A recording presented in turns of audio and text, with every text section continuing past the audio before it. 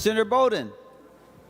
Mr. President, I move that further proceedings under the roll call be dispensed with and the Sergeant at Arms be instructed to bring in the absent members. Any discussion on that motion? All in favor say aye. All those opposed say no. The motion prevails. Senator Bowden. Mr. President, is there a privileged report at the desk? Yes, the Secretary will read the report. Senator Dietzick from the Subcommittee on Conference Committees recommends that the following senators be, and they hereby are, appointed as a conference committee on House File number 2497. Senators Kunish, Swazinski, Gustafson, May Quaid, and Duckworth. House File number 2335. Senators Port, Mohammed, and Housley. To that motion. Oh, excuse me. Senator Dietzick moves that the foregoing appointments be approved. To that motion, all in favor say aye. All those opposed say no. The motion prevails. Members, we will go back to the second order of business, the third order.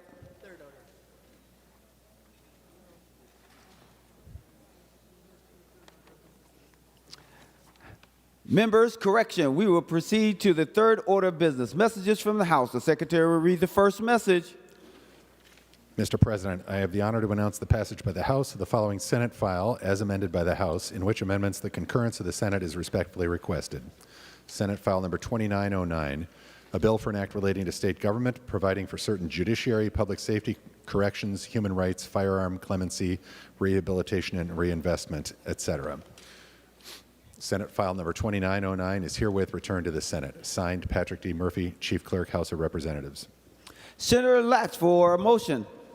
Mr. President, I move that the Senate do not concur in the amendments by the House to Senate File 2909, and that a conference committee of 5 members be appointed by the Subcommittee on Conference Committees on the part of the Senate to act with a like conference committee appointed on the part of the House. Members, Senator Latch moves that the Senate do not concur in the amendments by the House to Senate File number 2909, and that a conference committee of 5 members be appointed by the Subcommittee on Conference Committees on the part of the Senate to act with a like conference committee appointed on the part of the House. On that motion, all in favor say aye. All those opposed say no. The motion prevails. The Secretary will read the next message. Mr. President, I have the honor to announce the passage by the House of the following Senate file as amended by the House, in which amendments the concurrence of the Senate is respectfully requested. Senate file number 2995, a bill for an act relating to state government, modifying provisions governing child care, child safety, and permanency. Senate file number 2995 is herewith returned to the Senate. Signed, Patrick D. Murphy, Chief Clerk, House of Representatives. Senator Wiklund for a motion. Thank you, Mr. President. I move that the Senate do not concur in the amendments by the House to Senate File number 2995, and that a conference committee of 5 members be appointed by the Subcommittee on Conference Committees on the part of the Senate to act with a like conference committee appointed on the part of the House. Members, Senator Wiklund moved that the Senate do not concur in the amendments by the House to Senate File number 2995.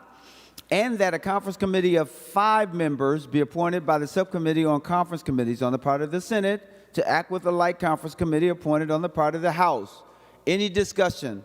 Seeing none, all in favor say aye. All opposed say no. The motion prevails. The Secretary will read the next message. Mr. President, I have the honor to announce that the House has acceded to the request of the Senate for the appointment of a conference committee consisting of 5 members of the House on the amendments adopted by the House to the following Senate file. Senate file number 3035, a bill for an act relating to state government, establishing the biennial budget for the Department of Employment and Economic Development. There has been appointed as such committee on the part of the House Hassan, Zhang, Nelson M., Berg, and Olson L. Senate file number 3035 is herewith returned to the Senate. Signed, Patrick D. Murphy, Chief Clerk, House of Representatives. Members, just as a point of note, there's no action is required. Members remaining under motions and resolutions, Senator Bowden to designate special orders. Mr. President, pursuant to Rule 26, I designate the following bills be made special orders for immediate consideration. Members, the list is on your desk. Members, as so eloquently articulated by Senator Bolden, special orders list is on your desk. We will begin today with General Orders number 153. That would be House File 2887, Senator Dibble's Omnibus Transportation Appropriations. With that being stated, Senator Dibble. Thank you, Mr. President. Thank you for the opportunity to present House File 2887. Members will be pleased to know we are not striking Rule 45. We are taking up the Senate language. I know senators feel strongly about that we do our work in the Senate. Members, I just wanted to give just a few framing comments on this bill and then try to dive in to some of the details. However, I'm not going to, the bill is 190 some pages long, I think. It's a long bill, so I'm not going to go into intensive detail unless members want, and then we can provide as much detail as you'd like, and I will be as responsive as I possibly can be. But first, let me just say thank you to the committee and everyone who has worked so hard. I'll do some more thanks by name when we conclude, but I just wanted to start off by saying we have, I think, one of the very best committees in the Senate, and I appreciate all of the hard work and the fact that our members bring their best selves to our debates and our conversations in the Minnesota Senate Committee. Members, this bill represents the reality that this this legislature has not meaningfully invested in Minnesota roads and transit for going on 30 years now. And it shows up, of course, in the very poor condition that we see our roads in. If that was abstract to some, it's very, very real to many in light of the really unique winter we've had with this incredible freeze-thaw cycle, which really showed the weaknesses and the glaring omissions and the problems we have in our roadway system, whether that's in our state-owned trunk highway system or the 80% of the road mileage that's owned by local units of government. The moisture got into all those cracks and all those rundown roads, and then froze and popped out literally hundreds of thousands, if not millions, of potholes. And so now, of course, our roadway system is even that much further behind and even that much worse shape. And of course, many, many, many, many people have suffered the consequence of bent rims and popped tires and damage to their vehicles, hitting those potholes unexpectedly, particularly in the dark when you can't quite see them. On more than one occasion, as I've driven around, I've hit a pothole pretty hard, been pretty worried about it, had to pull over and check to make sure that I hadn't popped a tire or bent a rim or done something to my axle. The transit system, members, is on the verge of collapse. That's not hyperbolic. That's not an overstatement. That's not an exaggeration. It saddens me to report that the experience of the last number of years in this legislature is that in the metro area, our transit system has received literally zero in the way of ongoing general fund based budget. They've gotten some one-time funds, and they've managed to rely on some of their revenue that they've had in excess and some of the federal funds that have come in, but the piper is about to get paid. And if we don't do something about supporting transit in the metro area, we will literally dismantle our regular route bus system, and people whose lives and livelihoods depend on that form of mobility will find that their ability to do what they need to do simply is not going to happen. So members, this bill represents a historic opportunity to arrest those trends and make a serious and critical investment in the systems that connect Minnesotans to each other, to their work, to healthcare, to everything that defines a successful and prosperous life. Additionally, the kinds of investments we make have a return on the dollar. Every economist you talk to will tell you that if you invest in transportation in a meaningful, intelligent, prospective way, you realize $3 back for every dollar you put in. Transit has an even greater return on investment. You receive $5 back for every dollar you put in. And those, of course, are very logical kinds of returns. It means that we're not chasing ever decrepit roadway repairs that become more and more exacerbated and more expensive. We run a more efficient system overall. The most meaningful way that we get that return on investment, of course, is the fact that we can grow a prosperous state. Think about those places that are successful, that are prosperous, that are thriving, that are vital and vibrant. And what picture comes into your mind? Really good roads, really good transit. People can get to where they need. Goods can get to market. Services can get to market. Those communities really function well. And of course, that's what we inherited as a state from those who went before us. Our fathers and mothers and grandfathers and grandmothers invested in what is the fourth, some say fifth largest roadway system in the country, as well as a very robust transit system that we had at one time in the metropolitan area. And they invested a higher proportion of the state's economy, a higher proportion of their family budgets than we do today by a long shot, and even more than we would be asking for in this bill. And so now is our opportunity to make those investments, to catch up and to keep up with the investments that have been lacking for so long. Members, the other feature of this bill that I'm really excited about is that for the first time in a long time, or the first time ever, we make a sustained and ongoing regular source of funding for those local roads, those local units of government. We actually create, for the first time ever, a larger cities account, because we have a sustained source of funding that will flow in and then flow out to those larger cities, as well as a smaller cities account, which already exists, but it now has a sustained source of funding, as well as some regular sources of funding in a more robust fashion for our township roads. That, of course, means that we're taking a lot of pressure off of our property taxes. Fully half of our roadway system is supported by property taxes, and they're just not keeping up. The money that we put in through the Highway User Tax Distribution Fund that flows out to cities and counties and towns. To towns is a very small proportion of what they need. And of course, to cities, it's only a certain number of cities that are population 5,000 and above, and it only goes to their arterial roads. Same is true for the county state aid highway system. It only goes to those major arterial county roads that are throughout our counties, some of which, of course, take the place of our trunk highway system in terms of the amount of volume that they carry in those particular communities and those counties. So members, the other final point I wanted to make in terms of framing up this bill is to invite you to take a look at one of the handouts that's on your desk. It's titled Minnesota Highway User Tax Revenue History of Annual Revenues. So we've had some fairly large bills in years past. Those have been one-time funds, one-off funds, reliant heavily on bonding and borrowing and the like. And they seemed like a big deal, but they were just one time, one shot. And of course, a highway and a highway system is a whole system that needs ongoing, sustained sort of investment. And that's the way that running a system with tens of thousands of miles works, as well as hundreds and hundreds of bridges. So if you look at what the reality is, despite some of those one-time, one-shot deals, the actual sustained funding that we put into our highway system, if you control for inflation, relative to inflation, has actually declined over time. We had a little bump in 2007, 2008.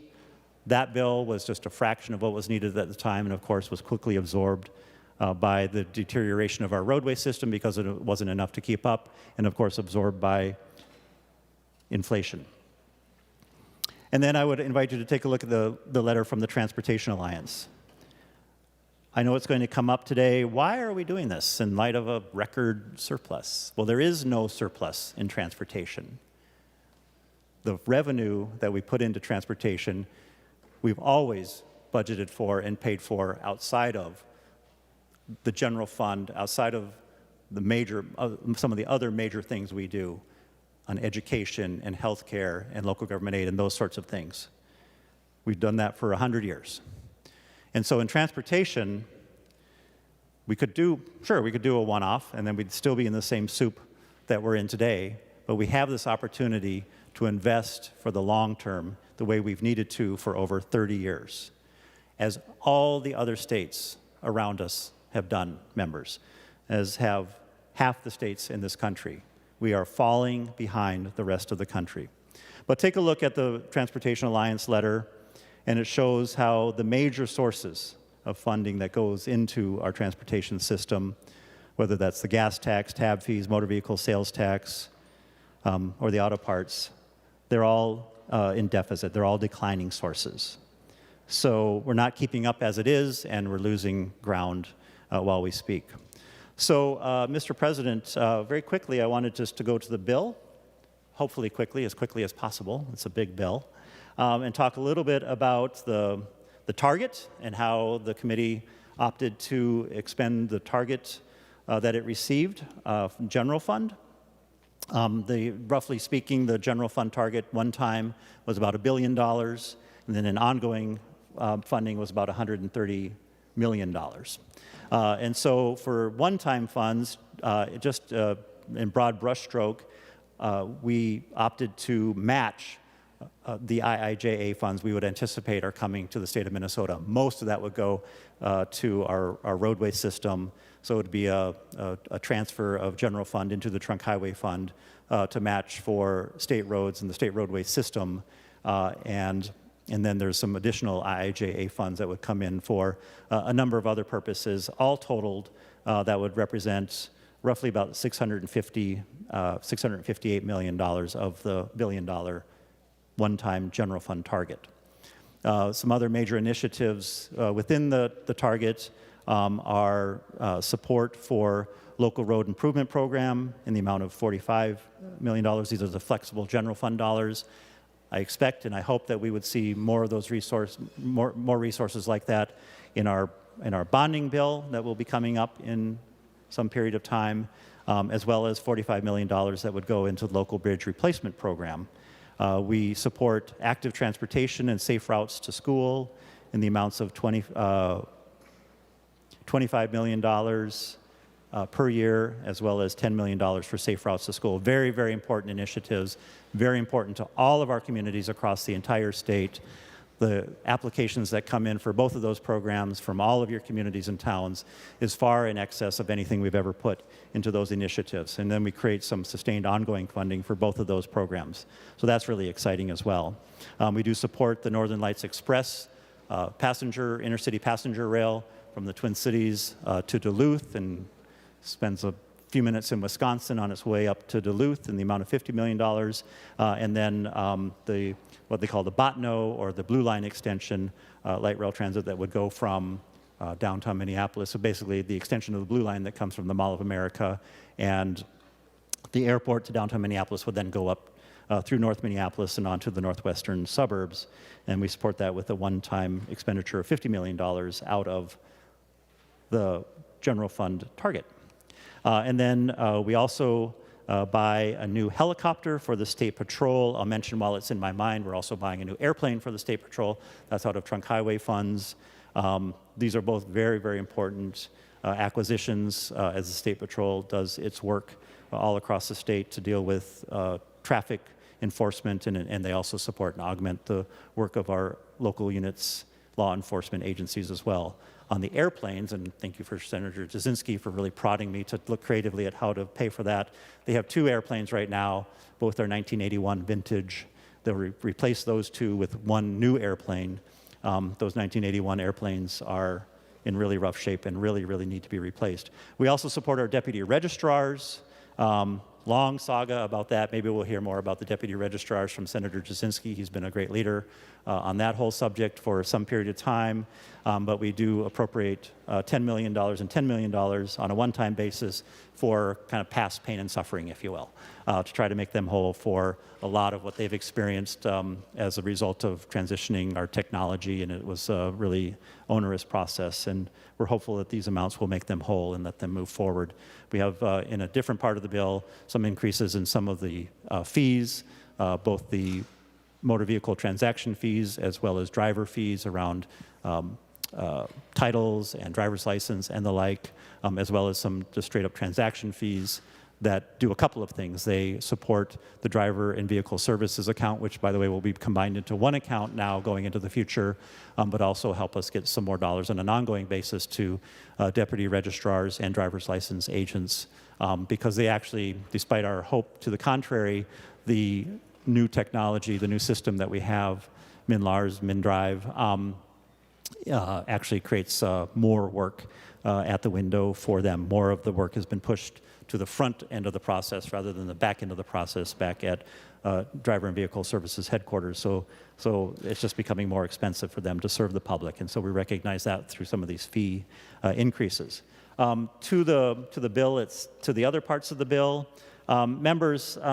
While I'm very proud of this bill, I do have to acknowledge that it doesn't actually fulfill the identified need as quantified. Much of these measures are very quantitative, some are qualitative, but as quantified by the Department of Transportation, our counties, our cities, our small cities, and our townships. I think we only get about a third of the way there, similar to what we did back in 2007, 2008. Nevertheless, it's a great bill, and it's still worth doing because it's been so long, and these are sort of resources that are going to be very, very well used. In this biennium, into the Highway User Tax Distribution Fund, we'll be getting about $323 million. And in the next biennium, that would grow to around $650 million. Into the county state aid highway system, that would be in addition to what flows naturally through the highway user tax distribution system through some of the other revenues that we have. We add an additional almost $14 million in this biennium and $31 million in the next. In the municipal state aid system, those are the arterials in our larger cities. We have about $5 million additional coming in addition to what would come out through the highway user tax distribution flow, and another $11 million in the next biennium. For the metro county roads, a source of much conversation, and we'll have a little bit more later. An additional $104 million would be coming in this biennium, and $132 million, almost $133 million in the next biennium. For small cities, on a sustained ongoing basis, $38.4 million would be coming in this biennium, and $42.7 in the next. And larger cities, same amount, and in towns, townships, again, they have a little bit that comes through the Highway User Tax Fund, but they would get an additional $36.4 million in this biennium, $38 in the next. For Metro Transit, we would raise through a half-cent sales tax that would be enacted in the 7-county metro area, almost $516 million in this biennium, $654.7 in the next. In Greater Minnesota Transit, through a mechanism by which we rejigger the proportion of the motor vehicle sales tax that would go into the transit account, and we would get more to Greater Minnesota Transit out of that source. In addition, that would come to about $17 million per year, or $35.5 million in this biennium, and growing to $19 million per year, or $37.7 in the next. And that would represent actually all of their identified needs. So I'm very, very proud of that piece of work. Additionally, we bring down for rural Minnesota, Greater Minnesota Transit, their obligation for local cost share. And then in terms of the sources, I'm sure everyone's curious about that. We raise some funds from the motor vehicle sales tax, or excuse me, the vehicle registration tax, the license tab fees, by increasing the rate of that tax just a little bit and slowing down the depreciation schedule, which occurs, of course, as members are aware, over a 10-year. But at the end of those 10 years, actually, we end up at a lower amount that folks would pay on an ongoing basis for the life of the car. And then we increase the auto parts sales tax. That, of course, is a source that previous to a few years ago was simply a general fund source. Auto parts sales tax went right into the general fund, and we started dedicating a set amount of that to the Highway User Tax Distribution Fund and some other purposes. Now we've changed that to a percentage, which increases the amount slightly. And so that raises about $20 million in this biennium, almost 40 in the next. And then after the fiscal year 26-27 biennium, we would actually phase in the entirety of the auto parts sales tax over the course of 10 years. I think there's going to be some effort to see if we could speed that up. We'll have that conversation in a little bit. Members, motor vehicle sales tax is at 6.5%, like sales tax used to be for everything, and then of course it was increased to 6.875 as a result of the legacy amendment, but cars were not a part of that. So we do increase the motor vehicle sales tax to 6.875%, but we don't send that 0.375 over to legacy funds. We put that into the Highway User Tax Distribution Fund, as well as the transit purposes to which the Constitution dictates. And then going back to tab fees, we do have a $7.50 surcharge on tab fees, and that's where we get that permanent ongoing source of funding for small cities, larger cities, and town roads. So that's a really, really important initiative. And then finally, I discussed the Metro Transit sales tax, and actually 17% of that would go into roads in the county roads in the metro area. Roughly half of that would go towards Hennepin and Ramsey County, and the other half would go to the 5 collar counties, and we'll have an amendment that would send more of those dollars to the collar counties. To some of the, I'll just highlight very quickly, Mr. President, some of the initiatives that are in the bill itself.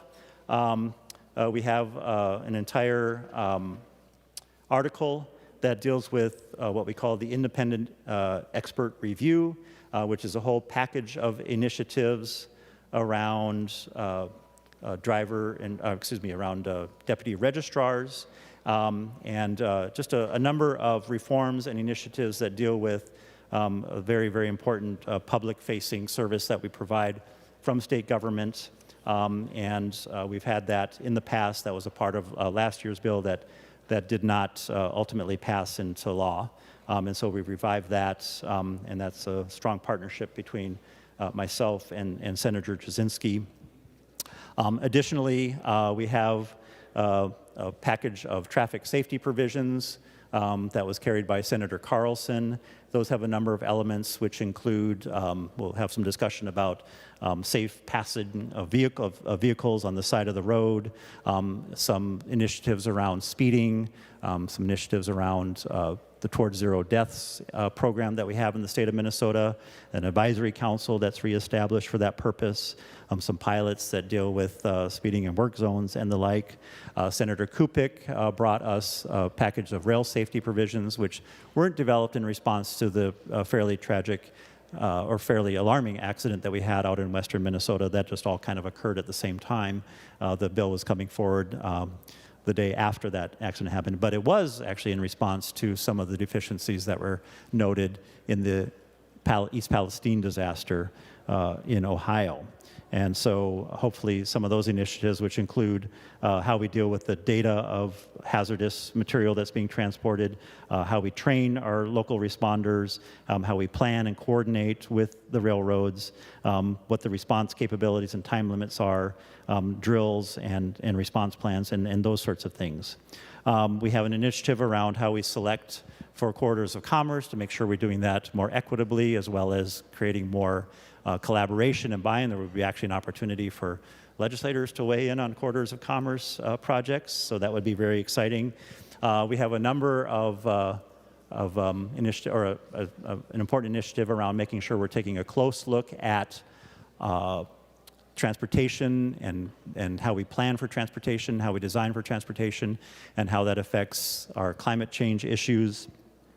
Transportation is, of course, the largest contributor to greenhouse gas emissions in Minnesota. It surpasses utilities because we've done so much work on electrical energy generation. And so now transportation is a place where we can really spend some time and focused energy to try to bring down greenhouse gas emissions, try to address our existential issues of climate change through transportation. So that's very, very important work that we're being very mindful of that. We have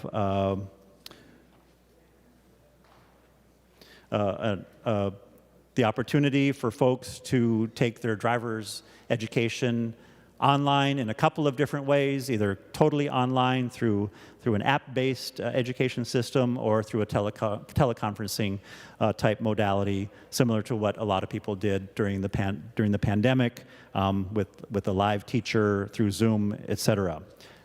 We have some opportunity for those who are reintegrating into society, coming out of incarceration, to gain access to a driver's license so that they can then do all the things that a driver's license allows them to do. That's more difficult now. We have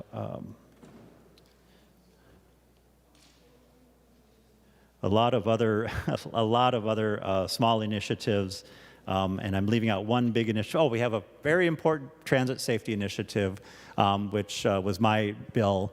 We all know of all the problems we've been hearing about. Senator Kroon has been active in that discussion, and that initiative would encompass a number of things, including making sure we have many more personnel on our trains.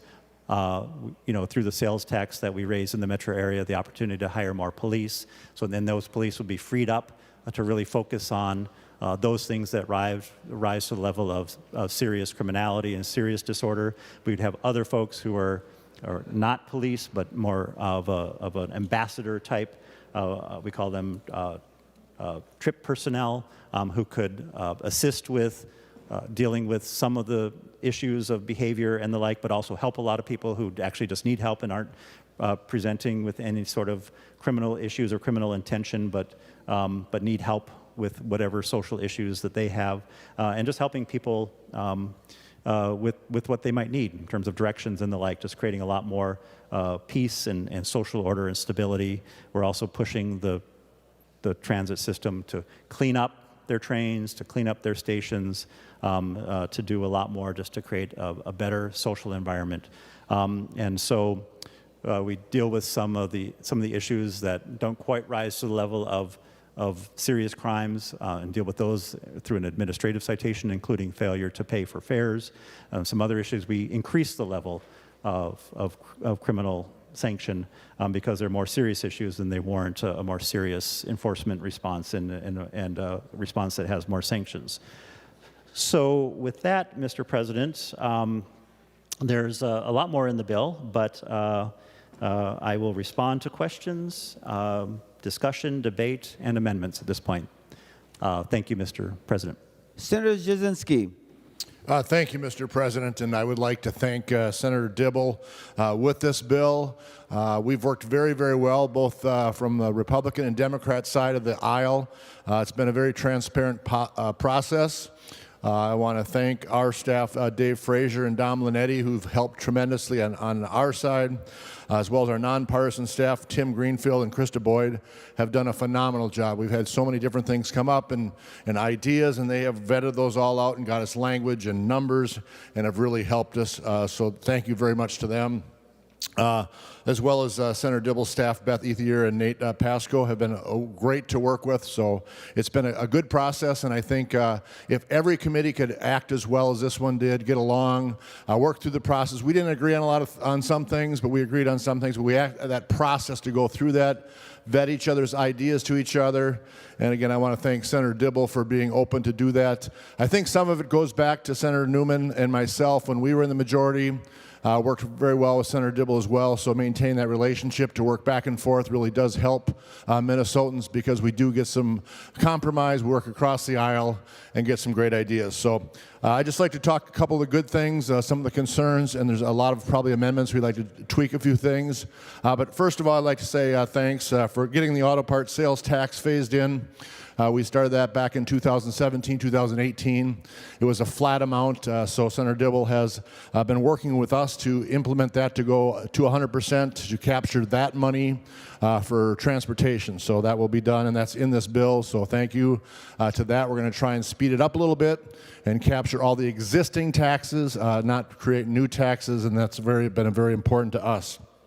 Also, as Senator Dibble mentioned, the IER report, thanks to Rick King and all the people involved with that, to work with our deputy registers across the state. I know many of you in this chamber have heard from your local deputy registers with the frustrations transferring from MnLARS to MnDrive. Deputy registers are doing a lot more work on the front end. Less work is being done on the back end in the office, and they can't raise their fees to compensate them for that. So we've worked on that. We're trying to do a fee sharing type thing or type process that will help them. We're giving them some one-time money for what has been gone wrong so far and that extra time that they've spent. So that's one thing I'm very happy that we'll get across the finish line in this bill. Corridors of commerce. Senator Dibble has been very open to some of our suggestions. I know he has never been a fan of what we call earmarks, and by increasing the money for corridors of commerce, more money, these road projects are vetted. They go through a process, and now with some selection process, we as legislators will be able to input on those. So that's a good process, and again, the more money we can get into that program, the better it will be for Minnesota. Those projects have proven to be across the state, have been really economic booms for lots of areas by increasing either 2-lane to 4-lane or improving the traffic flow. So those have been very important, and we'll have more discussion on corridors of commerce. Also, a big thanks to Senator Dibble for allowing my input on ongoing funding for small cities and townships. Up until this year, or actually until now, there's been no dedicated funding for small cities. And small cities are designated as cities below 5,000. And it's tough for those cities to plan to do road projects when they get money some years and don't get money the next year. So this will provide ongoing funding for small cities and townships, which is something I've been working on for a while. I want to thank Senator Howe as well on that. We've been working on that together on our side. And thanks again to Senator Dibble for opening up and allowing us to get that in the bill this time. A little concerned where it's coming from, but we'll talk about that later for that money. But we're very happy it is in there. Also, online driver's training education. Again, we've talked about with an instructor online and totally online. We think that's a great option for our families. A lot of people learn at different paces, so this will allow them. A lot of family schedules are busy where they can't be on certain times, so this complete online driver's education portion of the book version, not the behind the wheel or anything like that, will allow families to have some different options to make sure they get that done. We've all heard the struggle with trying to get into those programs and to get tested with some waiting lines. So we're very, very happy about that. So I want to thank you for that as well. I also want to thank Senator Rest and the Tax Committee. We were very concerned about a 75-cent delivery fee, and in taxes they understood the difficulties with that, what that would do on our Minnesotans, and that was eliminated here in the Tax Committee. So thank you, Senator Rest and your Tax Committee. That is very, very helpful. One of the big concerns we had in our caucus with that, so I want to thank them as well. Also, Senator Dibble said about the State Patrol aircraft, something I've been working on for several years. We got a new twin-engine helicopter that will really, really help the safety and traffic and emergency needs here in the metro as well as across Minnesota. And then also aircraft. We have replaced two much older 1980-style airplanes that had a high cost of maintenance. So we've replaced the two aircraft and reduced down to one new airplane, which will reduce our costs in maintenance and upkeep on those very much. So that's a very good thing. Some of the concerns, again, we have a $17.5 billion surplus, and we're going to increase taxes by $2.7 billion. And again, it does come down to priorities. Currently, there's about 0.5% of the general fund that goes towards transportation. That's a very small number. I mentioned the other day in state government has increased spending by 39.7%, which was a $445 million increase. So again, it's priorities. So there is money available out of the general fund we could be using for transportation, but in this bill, they've increased taxes to Minnesotans by $2.7 billion. Some of those concerns are tab fee increases. You're going to see an increase in tab fees. You're going to stretch out your depreciation of your car, so that's increased, I think, about 30% in your license tab fees. Also concerned about the increase from 6.5% sales tax to 6.875%. A little bit of a concern with our communities that have border cities across the border where it could be more beneficial to buy a vehicle across the border because our taxes are higher. So that's a concern. Surcharge on license tabs, $7.50 is an increase. Again, I'm happy where that's going, but I would rather see it come from another area in auto parts sales tax. The dedicated money we're seeing go to small cities. Also, the IAJA match, we're happy we're spending money, but we really have no legislative input on what those projects will be spent on, so a little bit of concern there, but we know that's money that will be used across the state for transportation, so we're happy to match that, just not so happy about not seeing our legislative input where that money is spent and vetting those projects. Transit safety, as Senator Dibble talked, is one of his initiatives. We would like to see more police officers instead of this, but that is just our desire, and we're not seeing that. But again, we think police officers are money much better spent in our transit. Also concerned about Northern Lights Express and the Blue Line for $100 million. Again, these are priorities that the majority has gotten. We're not so agreeable to them, but there's a lot of studies on ridership and things like that that we're concerned about. So putting the money in there is our concern. We'd rather see that money go towards roads and bridges. I was just out at break during lunch and went out on John Ireland Boulevard and measured the depth of a pothole in the road, and it was 9 inches deep, and I've hit it a couple times on my way to work. I don't know if you guys know where that is, but right by the food trucks there's one great big pothole, and it's about 9 inches deep. So we would like to see more money for roads and bridges. The greenhouse gas emissions portion of the bill has some concern to us, concern that may prevent some projects that really need some expansion projects here. So those are a few of the pros and cons that we see. We'll have a lot of discussion with amendments coming up. But again, I want to thank Senator Dibble and his staff for working with us across the aisle in a very respectful manner, even though we agree and disagree on some things. So thank you, Mr. President. Thank you. Now, any amendments to House File 2887. Senator Mitchell. Thank you, Mr. President. I rise to offer the A32 amendment. Senator Mitchell offers the A32 amendment. The Secretary will report the A32 amendment. Thank you, Mr. President. While that is getting put out and posted. Senator Mitchell, you have to wait one moment. The Secretary will report the amendment. Senator Mitchell moves to amend House File number 2887, the unofficial engrossment, as follows. Page 48, line 5, delete 50. This is the A32 amendment. Now to your A32 amendment, Senator Mitchell. Thank you, Mr. President. So the way that this is currently funded, this is allocated with the use of funds under the Department of Transportation that 50% will go based on population, and 50% will go based on need. And this would slightly change the formula so that 30% of the funding would go based on population and 70% would go based on need. And I'm requesting that today because, as we know, the more dense population is going to be in the immediate Twin Cities area, even though in the surrounding suburbs, even though the population might not be quite as dense, there is a lot of infrastructure in that area to cover, and a lot of people that do commute in and out of the Twin Cities, obviously, for work, activities, everything else. So we're just making sure that kind of those need projects in our collar counties do get properly addressed, and adjusting that percentage so that it is a little bit more going to some of the places that are in most need of these funds. Thank you, Mr. President. Senator Dibble to the A32 amendment.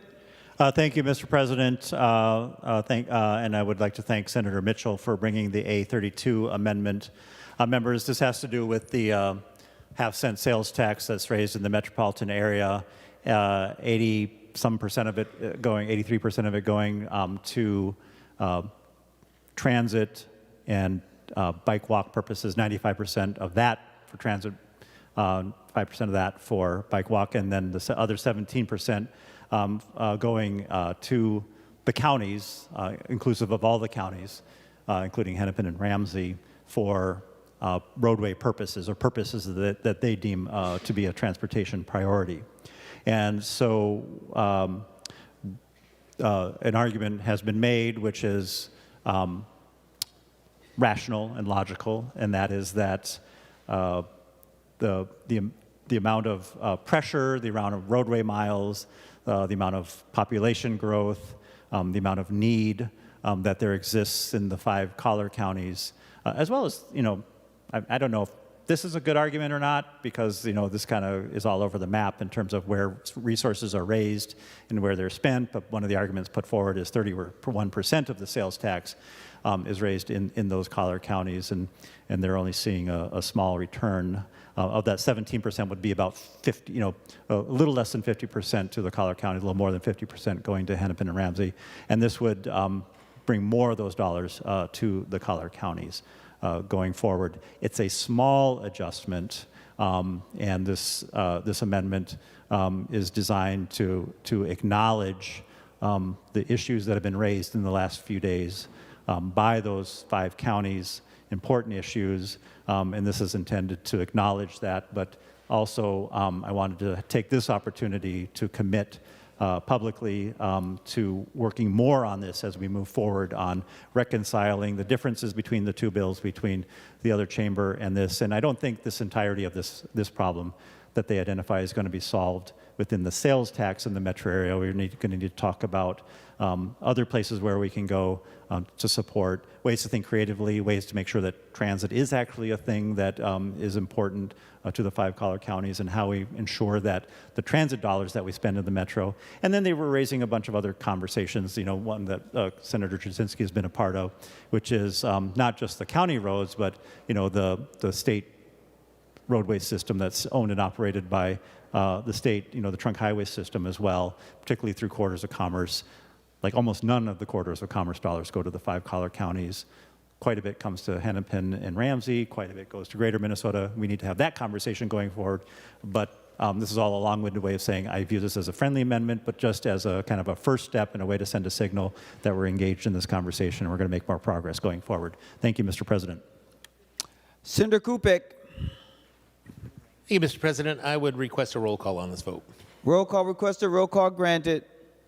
Any additional discussion before I go to the author of the amendment for the last words? Senator Barr. Thank you, Mr. President. I'd like to thank Senator Mitchell and Senator Dibble for recognizing that the collar counties kind of end up on the short end of the stick occasionally, and look forward to the conversations going forward and how we equalize the funding throughout the whole state. Thank you.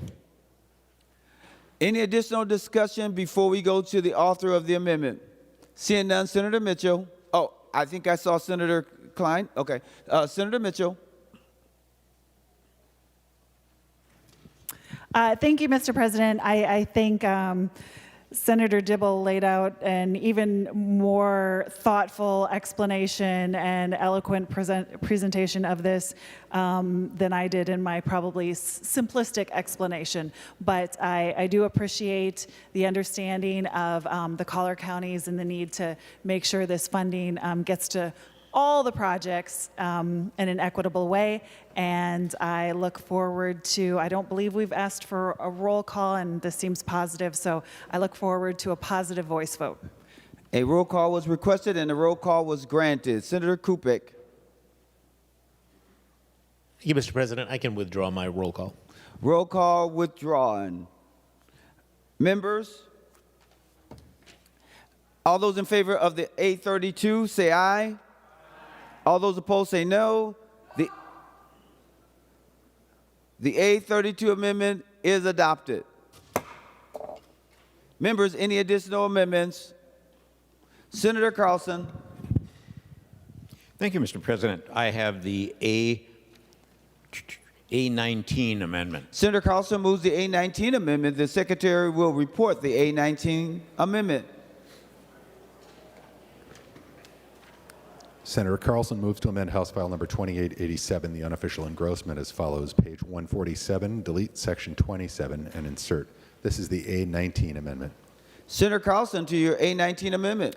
Thank you, Mr. President. The A19 amendment was an amendment brought to us by the State Patrol, and it describes something that a lot of us have already experienced on the roadways, and that is that if you stop and you have flashing lights, your four-way flashing lights, or if you're standing outside of your car, that you don't want people to come breezing by you with only inches to spare. And so we came up with a description of when there's probable cause to issue a citation. And what it does is it describes being stalled on a 2-lane road, a 4-lane road, and a single lane in one direction. And it requires the person to move over, or in the case of a single lane road, that they slow down to a reasonable speed. And let's see, I guess that pretty much covers it. What it does is it replaces the language that's already in the bill that doesn't specify that. And just so everyone knows, Mr. President, there is an extra S on line 1.22, and what I'm told by Senate Counsel is that they will correct that when it is being engrossed. So with that, I'm asking for a green vote on the A19 amendment. Any other discussions on the A19 amendment? Senator Dibble. Thank you, Mr. President. I thank Senator Carlson for bringing this amendment, which was offered in committee and then slowed us down quite significantly. It seemed like it made sense at first. You know how sometimes in committee a simple amendment then sparks a lot of conversation. So this one sparked a lot of conversation, and since that time has sparked a lot of work between the State Patrol, AAA, Senator Carlson, and others. Senator Carlson is our foremost leader on safety issues and safety initiatives, and so I appreciate his hard work. And the support and the hard work of others, and would encourage folks to support the A19. Thank you. Senator Howe. Thank you, Mr. President. And we have had a lot of discussion on this amendment. And what this amendment does is it deletes the Trooper Foss language that's currently in statute. And Trooper Foss was killed in the line of duty by someone that didn't move over. And so I have a hard time believing that this fixes anything. Having talked to Colonel Langer of the State Patrol, he does not want the Trooper Foss language eliminated, and he has issues with this language. I don't believe this language is ready. I believe it needs work. If you look at this, in order to have someone move over, you have to be visible and you have to have your flashers on. Now, I don't know about the rest of you, but I've not always been able to drive new vehicles, and sometimes in the worst possible time, your alternator goes out. And when your alternator goes off, you're on the side of the road and your flashers do not work. And in order to have someone move over, you need to both be present outside your vehicle and have your flashers on. I think this is dangerous. Colonel Langer agrees with me that this language isn't ready. So members, let's vote no on this. Let's send it back and have a discussion on this language. Thank you, Mr. Senator President. Gustafson. Thank you, Mr. President. I'd like to request a roll call. Roll call requested, roll call granted. Senator Jaskowski.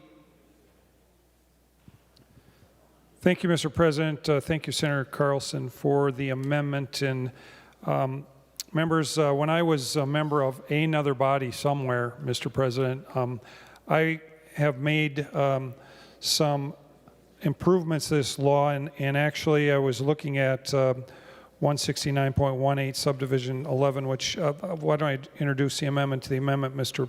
President, as the A37. I'm sorry? I'd like to move the A37 amendment. Sorry, Mr. President. Is A37 an amendment to the amendment? Correct. Senator Jaskowski moves the A37, which is an amendment to the amendment. The Secretary will report the A37 amendment to the amendment. Withdraw then? Senator Drazkowski moves to amend the A19 amendment to House File Number 2887 as follows. Page 1 after line 3, insert. This is the A37 amendment to the amendment. Senator Jaskowski, to your A37 amendment to the amendment. Thank you, Mr. President. I just talked with Senator Carlson. I'm going to withdraw the amendment to the amendment, Mr. President. The A37 amendment to the amendment is withdrawn. We are now still on the underlining A19. Senator Carlson, I want to make sure no one else wants to speak before you because you are the author of the amendment. Mr. President, I'm going to withdraw the amendment. Senator Carlson withdraws the A19 amendment. Any additional amendments at this time? Senator Morrison. Thank you, Mr. President. I'd like to offer the A2 amendment. Senator Morrison offers the A2 amendment. The Secretary will report the A2 amendment. Senator Morrison moves to amend House File Number 2887, the unofficial engrossment, as follows. Page 6, line 13, delete 11,579,000. This is the A2 amendment. Senator Morrison, to your A2 amendment. Thank you, Mr. President. This goes to the area of the bill that requires a climate action plan as part of Met Council's comprehensive plan. Content in this amendment adds clarifying languages in terms of where land use and climate action items are incorporated into Met Council's comprehensive plan process.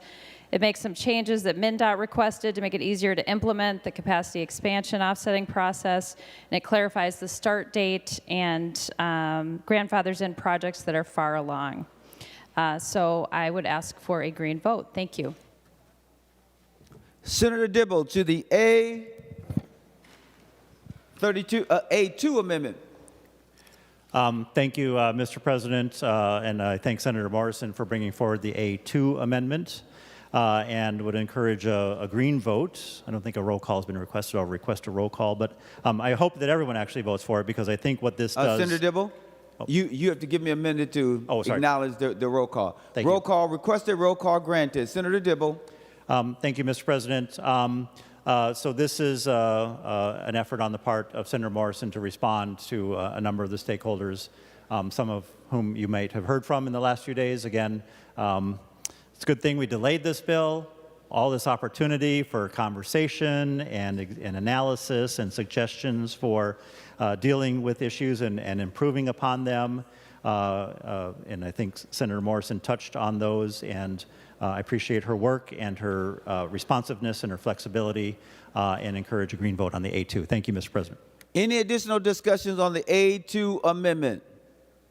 Seeing none, the Secretary will take the roll on the A2 amendment.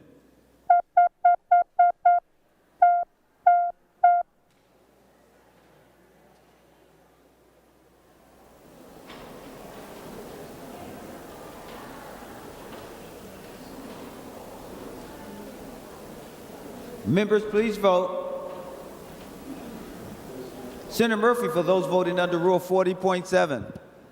Thank you, Mr. President. Senator Dietzig votes aye. Senator Dietzig votes aye. Senator Port votes aye.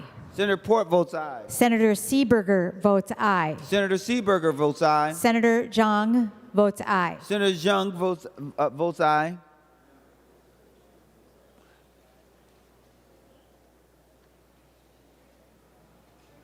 Members, please vote.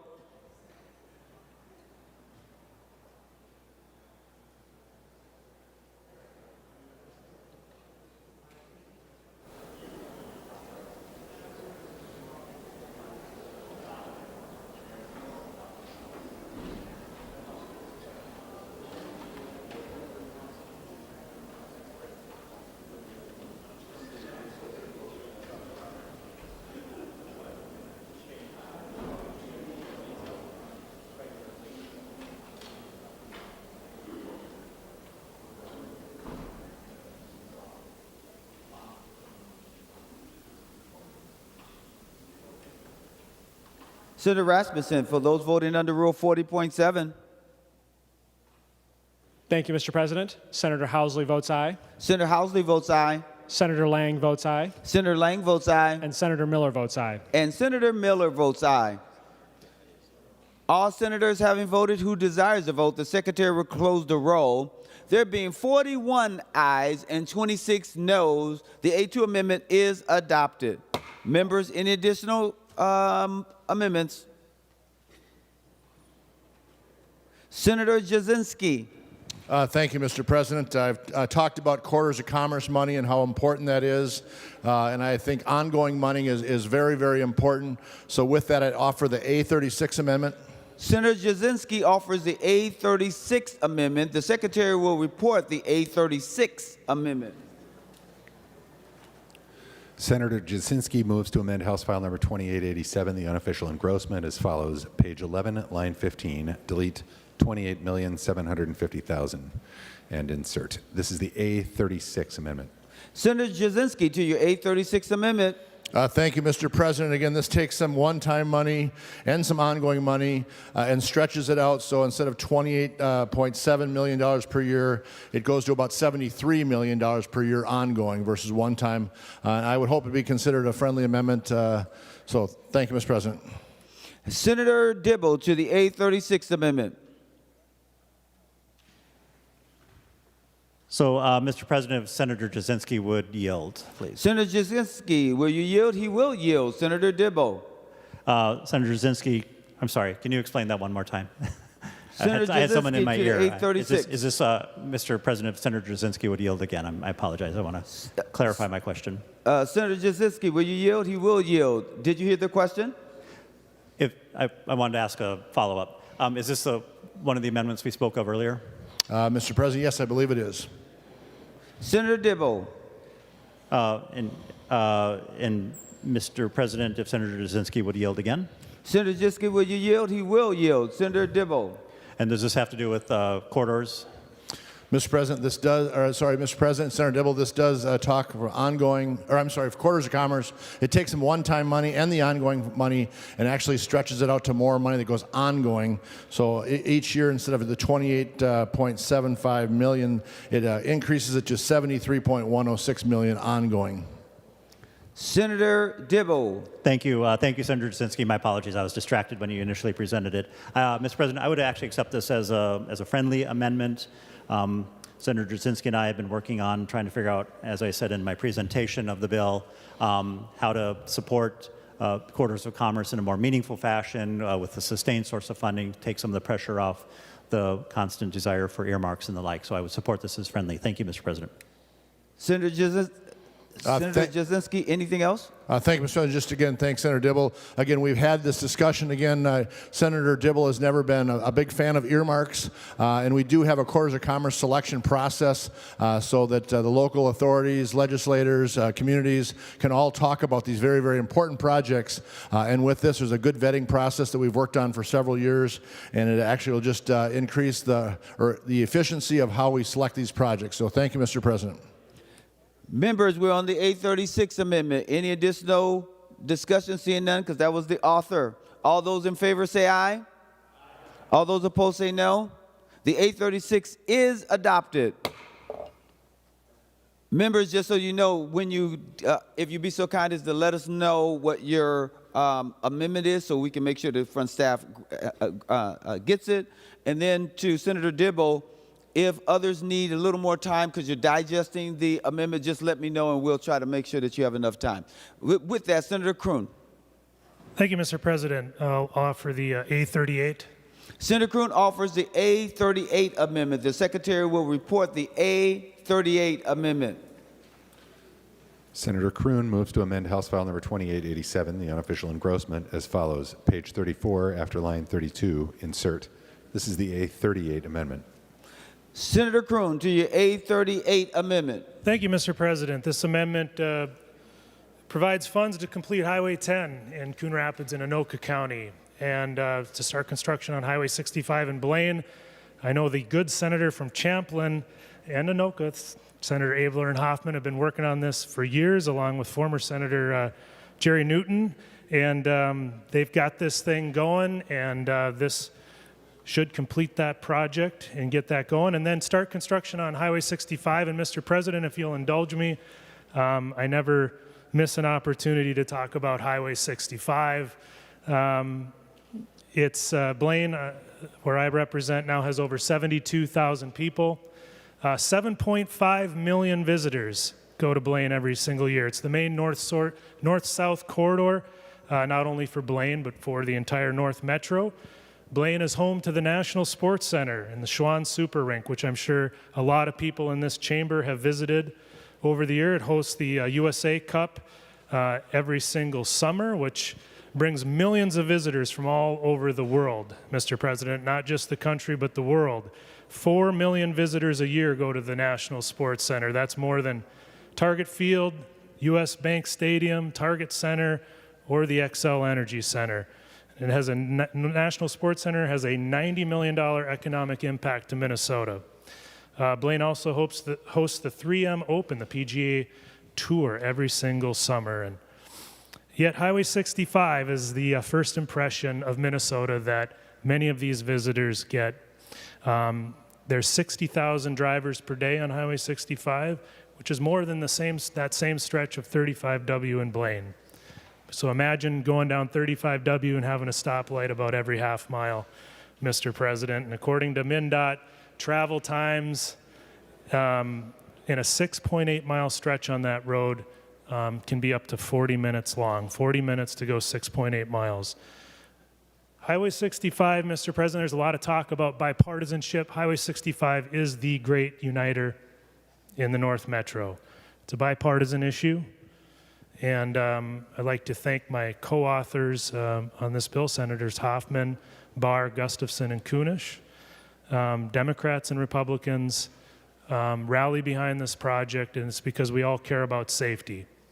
There's been 400 personal injury accidents just in the last 5 years in a 2.3 mile stretch, 1,900 incidences resulting in damages to vehicles. Crashes on this stretch are 8 times the state average. So, Mr. President, the Blaine Police Department averages 10 calls a day to Highway 65 in Blaine. 10 calls a day. There's no safe pedestrian crossing. It's very unfriendly to pedestrians. It's a concrete barrier right in the middle of Blaine. We have great amenities in Blaine on the east side of 65 that the people on west side of 65 can't access unless they get in their car and head over.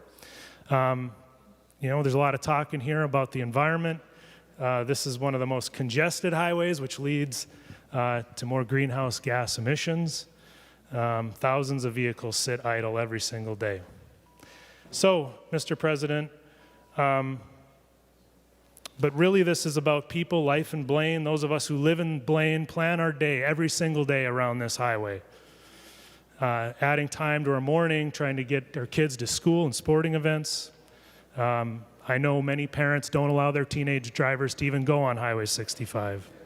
So, the neighborhoods around Highway 65 get congested with traffic from people trying to avoid Highway 65. And on weekends in the summer with all the soccer tournaments, you can barely get around. But Blaine is a great place to live, Mr. President. Other than Highway 65, it is a fantastic community. We're doing our part to provide housing that's affordable to people. People are flocking to Blaine. It's a growing and thriving community. It's now the 9th largest city in the state. And Highway 65, Mr. President, is the top legislative priority, not just for the city of Blaine, but for all of Anoka County. This is a state highway. It's the state's responsibility. It's very urgent, Mr. President. And now is the time for funding. So I'd like to thank Senator Dibble, too, for his recognition of this important project. And I think, Mr. President, the time is now to get this project started. And with that, Mr. President, I will stand for any questions. I've asked for a green vote on the A38 amendment. Thank you. Senator Dibble on the A38 amendment. Thank you, Mr. President. I'm well aware of the Highway 65 and Highway 10. I'm not necessarily going to comment on the worthiness of this particular project because I don't know that much about it other than, of course, we had a hearing, which people think I wasn't there. I was actually in the Zoom cloud listening to the entirety of that hearing. And I actually have experienced the pretty serious congestion on Highway 65. So I'm familiar with that, as well as knowing that there's a lot of discussion in the other chamber on this matter. But, Mr. President, I wanted to first say, with respect to this particular amendment as an earmark, my posture, and I'll talk about why in just a moment, would be typically to be opposed to earmarks, because once you let in an earmark, there's no end to it, and pretty soon you've got a bill that's really, really screwed up, and I'll talk about why. But in this instance, I will simply say I will not object to this particular amendment. I don't know if that's a thing or not. I'm not supporting it. I'm not objecting to it. But let me, Mr. President, if I could, for just a moment, talk about earmarks. A number of years ago, 2016 to be precise, is when we started this newfound love affair with earmarks or community requests. We never used to do that. In fact, it was such an alarming development in the bill that year that literally 11 past transportation chairs from both parties signed a very, very strong letter to legislative leadership as well as the governor that year to say, don't do this. You start down this path, there is no end to it. And the issues raised are the fact that so many of these projects that end up in these bills are just simply not ready for the prime time. They need additional planning. They need their engineering done. They need their design work done. They need their environmental work done. The local partner pieces are not in place. Sometimes the earmark does not represent the entirety of the cost. And so the money would just sit there unused. It's never been a part of the larger STIP, the Surface Transportation Improvement Program, and so it's just not getting any kind of the attention. So they're not ready for the prime time. They need additional planning. They fall in these lists and legislation completely outside any process that would represent any transparency or fairness in the selection or the funding. It vastly undermines efficiencies in planning and delivery of transportation infrastructure, and it really undercuts long-term stability and utilization of our Highway User Trust Fund distribution formula. And in fact, Mr. President, in recognition of the frustration that communities had, we initiated a number of initiatives. Corridors of Commerce is one, as well as a much, much more robust process of project selection, transparency, disclosure of the factors that led to these projects. But with that, I will stop talking and let members, of course, make the decision on the merits of the arguments that Senator Kroon made for this particular project. Thank you. Any additional discussion on the A38 amendment? Senator Latz. Mr. President, I don't think it's appropriate to earmark funds for any particular project of this nature. And while I don't have any quarrel with the merits that Senator Kroon is expressing, I don't know much about the project. I trust that it's an important project. This kind of a process not only opens the floodgates for all of us to try to earmark projects in our own districts, and you can only imagine what a mess that could turn out to be. But it ends up substituting raw political power and political dynamics for objective evaluation of which projects are higher or lower priority, greater need, looking at data relating to crash data, volume data, condition of the roadway data, all of that. And in effect, what it will do is it will cause these projects that have the particular political dynamics or the political power behind it to get on an earmarked list, to substitute or push further down on the list of funding with a limited source of funds. It will push down all the other projects in all of our own districts that might otherwise have been funded but for the money taken up by the earmarked project because of that political power dynamic. And I don't think that's fair to my constituents. I don't think that's fair to any of the other constituents of any of the other senators that are here who don't at a particular moment have the right number of legislators in the right districts with the right political party affiliation to be able to pass their earmarked project into law. So with all due respect to Senator Kroon, passing this into an earmark will disadvantage potentially projects in every other district represented by senators here in the state Senate. So I'm going to be voting no, and I will encourage people to vote no as well. Thank you. Any other discussion on the A38 amendment?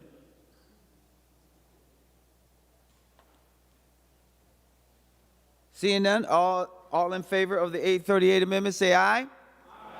All those opposed say no. The ayes have it. The A38 is adopted. Senator Jasinski. Thank you, Mr. President. I'd like to offer the A35 amendment. Senator Jasinski offers the A35 amendment. The Secretary will report the amendment. Senator Jasinski moves to amend House File Number 2887, the unofficial engrossment, as follows. Page 166, after line 21, insert. This is the A35 amendment. Senator Jasinski to your A35 amendment.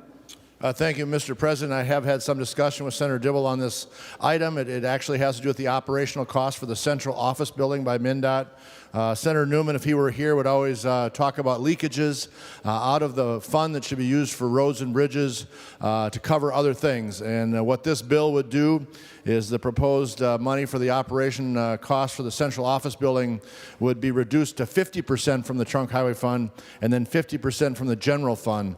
I have talked to Senator Dibble about it. There has been some discussion back and forth.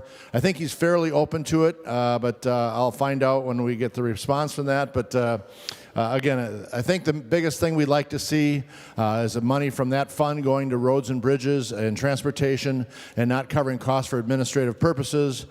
So again, this understands that half of that cost is probably used for something somewhat related to or is related to transportation purposes, but the other 50% is probably more just administrative purposes. So with that, I'd ask for a green vote.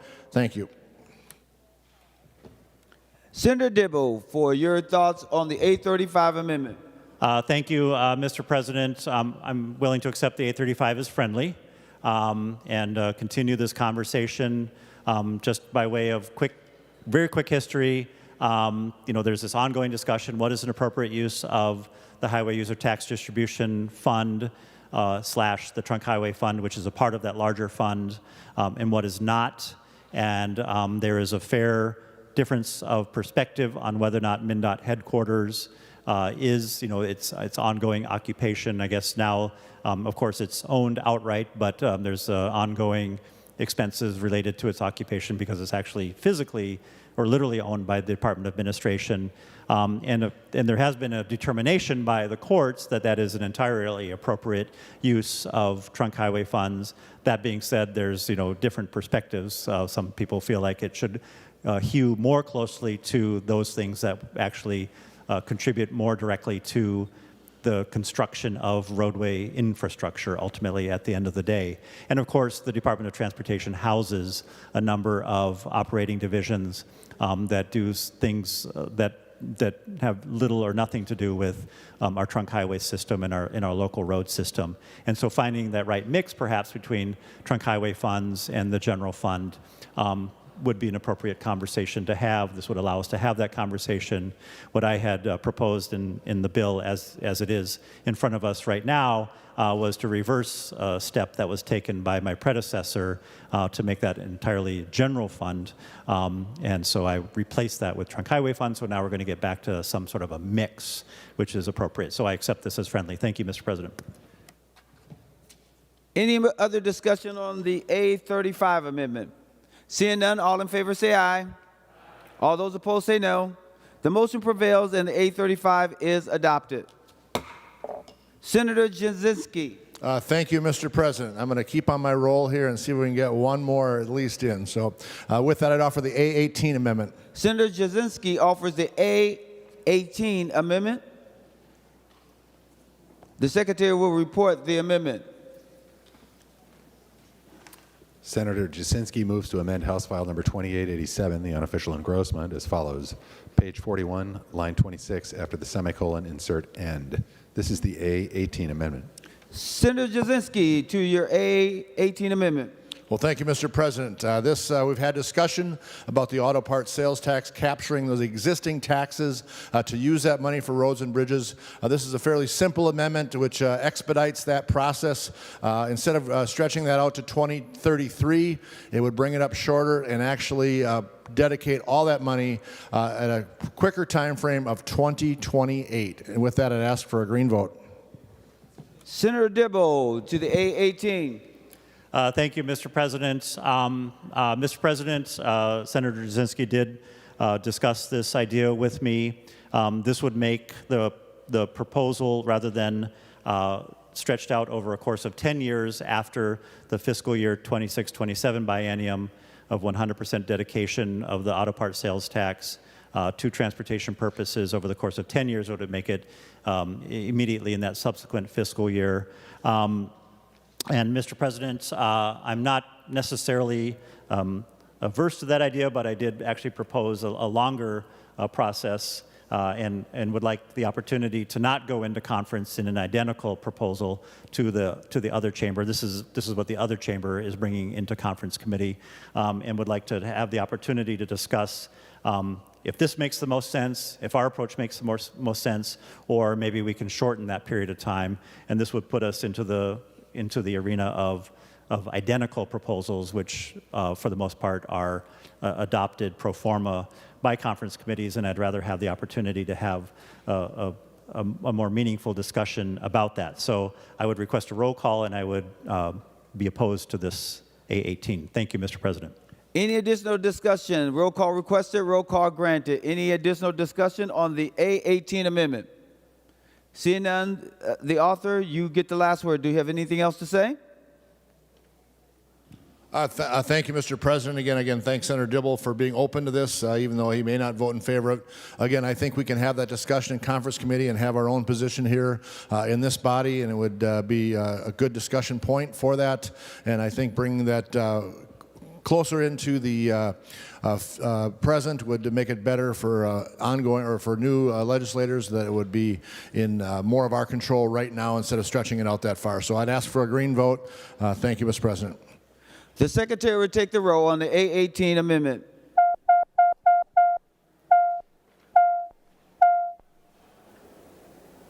Members, please vote.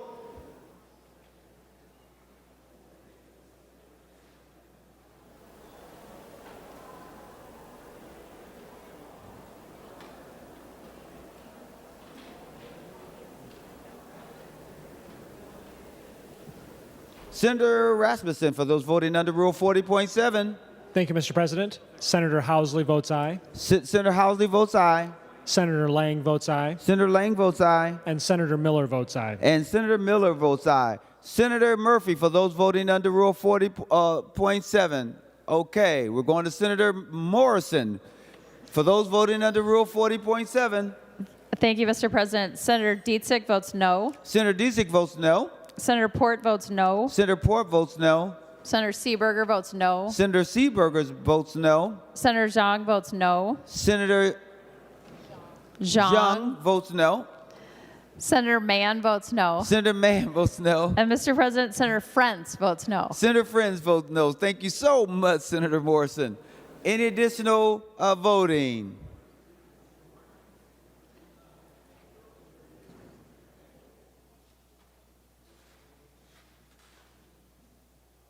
All senators having voted that desires to vote, the Secretary will close the roll. There being 32 ayes and 34 noes, the A18 amendment is not adopted. Any additional amendments?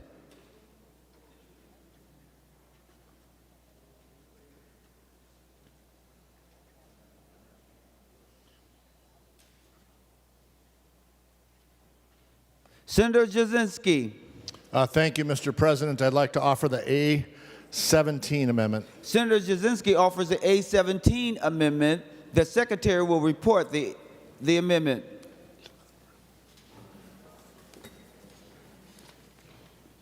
Senator Jasinski moves to amend House File Number 2887, the unofficial engrossment, as follows. Page 33, after line 4, insert. This is the A17 amendment. Senator Jasinski to your A17 amendment. Thank you, Mr. President. I'll keep it short and sweet. We have a $17.5 billion surplus.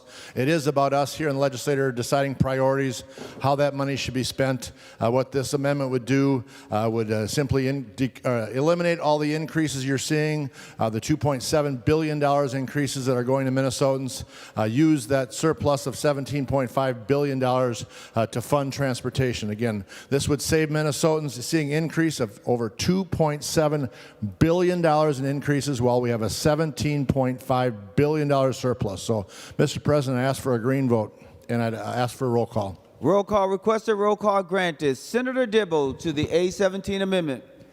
Thank you, Mr. President. I would request a no vote.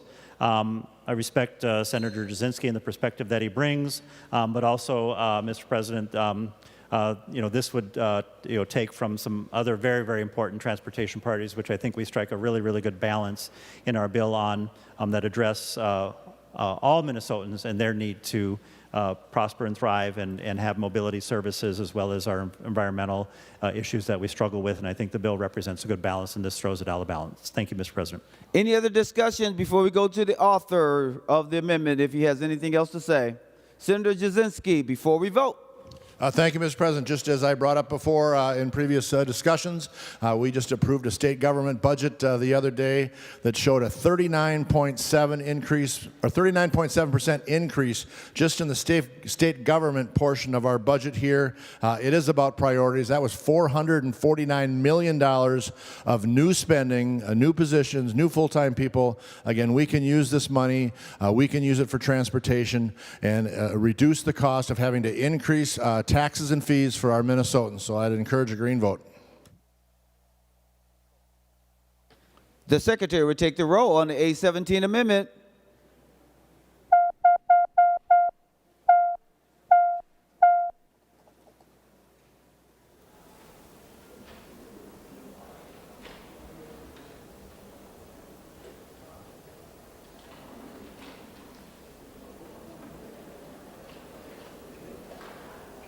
Senator Rasmussen, for those voting under Rule 40.7.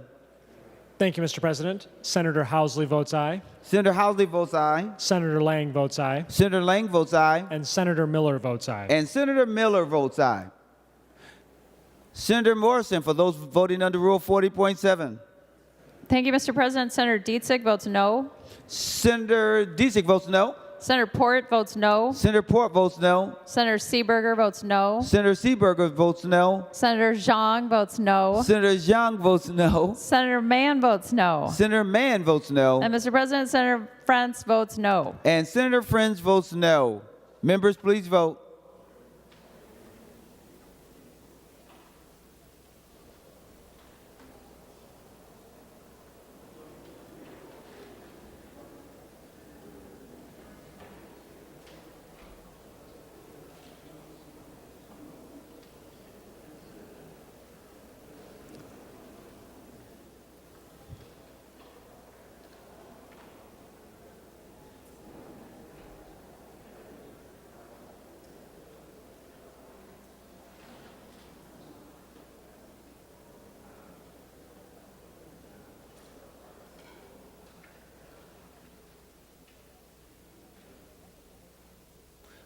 All senators having voted?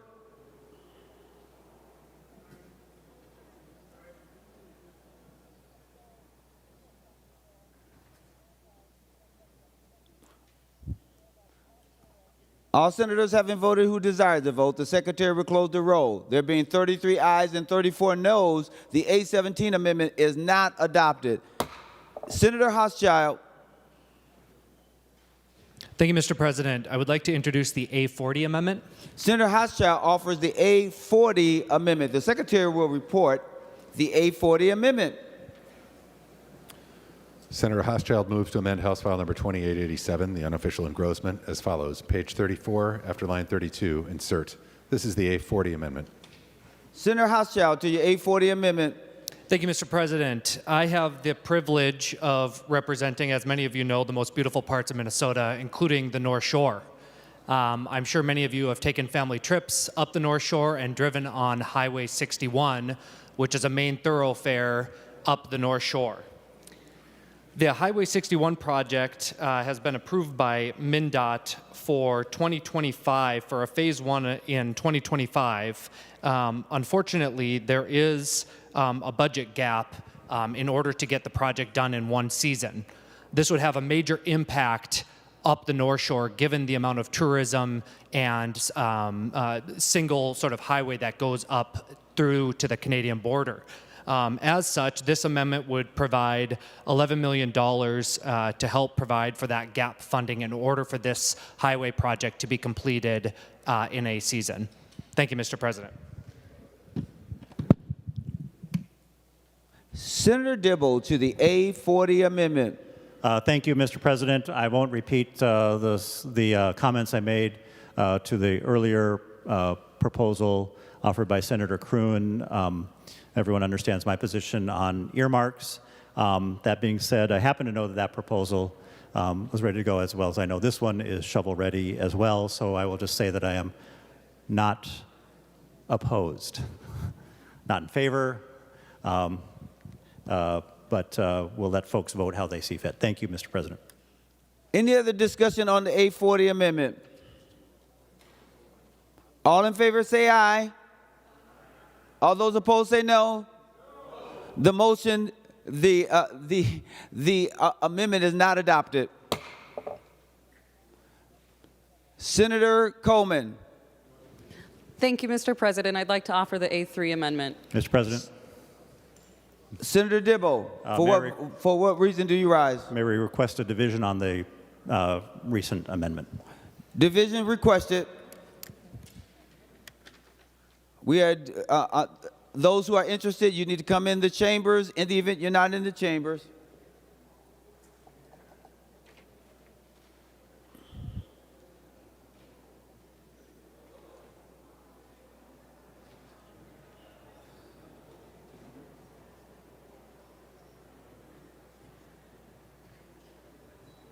Members, just so you're clear, if you want to be counted, you have to be at your desk.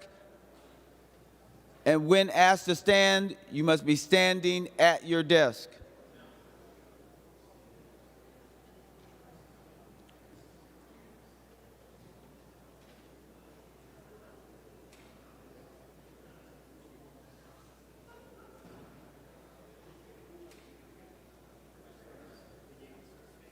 Hold on one second, I'm gonna give them a couple more, just a minute.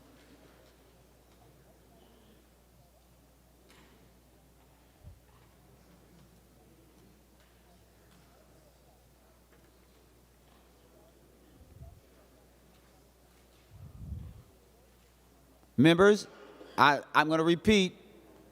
If you want to be counted, you must be at your desk and only standing when you are asked to state your position. Those who are in favor of the A40 amendment, please rise.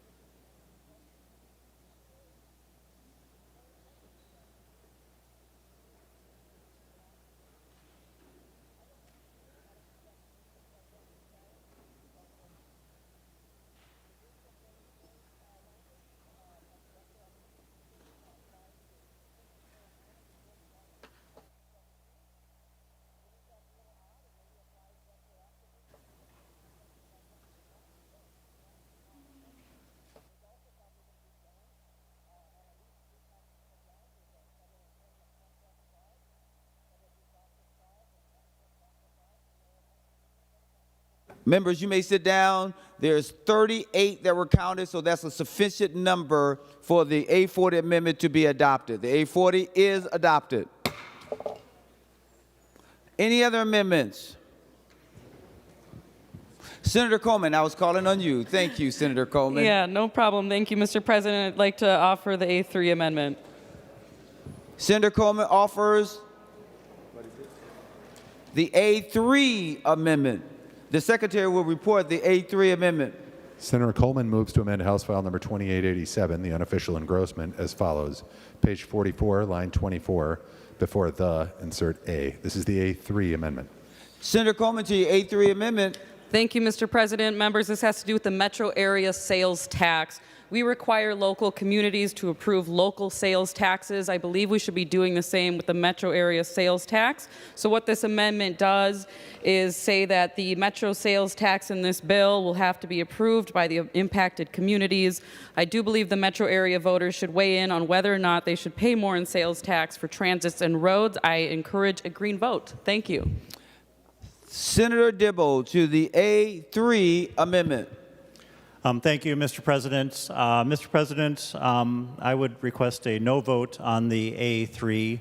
Mr. President, the simple fact of the matter is that sales tax in the metropolitan area is something that we are doing in lieu of general fund appropriation, which, frankly, members, I get no small amount of grief from my friends who live a little more close to me and who are on this side of the aisle, because frankly, transit is that thing that is very, very similar to the kinds of transportation that we support on a statewide basis all over the state. And so, frankly, a great deal of the dollars that I spend in taxes, as well as my community and my friends and neighbors, supports the state highways, supports the county state aid highway system, the local roads all over the state. And I'm really, really happy to do that. And the fact of the matter is we're bringing a sales tax proposal forward because we live in the real world, and we know that literally zero by way of taxes in terms of the general fund, but for some one-off, one-time dollars have gone in to support transit, which is vital to the mobility, to the access, the prosperity of folks. And we're not asking for a referenda on the other sources of revenue that a lot of my folks are going to be paying to support the vitality and vibrancy of the economic infrastructure throughout the state. Local option sales taxes are a completely different animal. They are requested by cities on a time-limited basis to support an identified initiative or program or project that has some utility in that community that has a slightly larger service area. So they're somewhat different. They're not equated at all. But if we're really going to try to compare apples to apples, we should do a referendum on the tab fees, the motor vehicle sales tax, all the other things that support the other kinds of transportation that are represented in this bill. So I would request a roll call, Mr. President, and encourage a red vote. Roll call requested, roll call granted. Any additional discussion? Mr. President, I impose a call of the Senate. Mr. President, for this amendment. Okay, so you all, will you let me get my statements out, and then you are more than welcome to say it. Any additional discussion on the A3? Sorry, Mr. President, I thought you called on me, but I'd impose a call of the Senate. The Senate is now under call for this amendment only.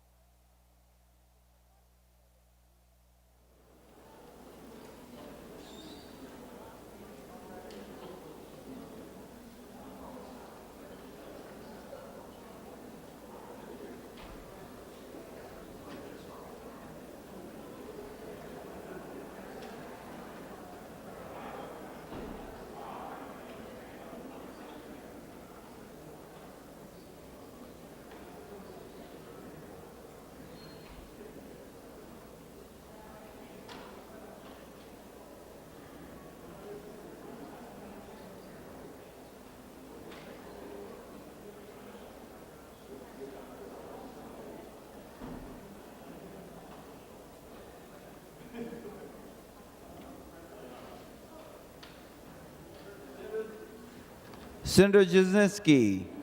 Mr. President, I propose the further proceedings under the roll call be dispensed with and the Sergeant at Arms be instructed to bring in our absent members. On that motion, all in favor say aye. All those opposed say no. The motion prevails. We are on the A3 amendment. Any other discussion on the A3? Senator West, I think, didn't he ask?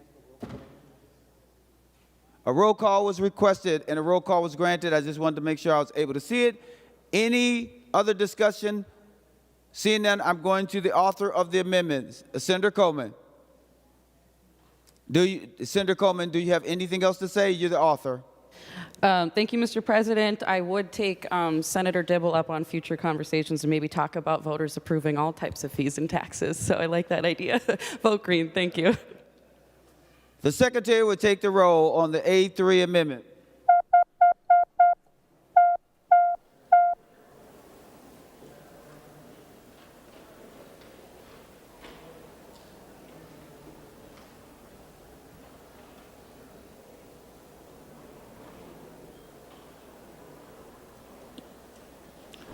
Senator Rasmussen, for those voting under Rule 40.7.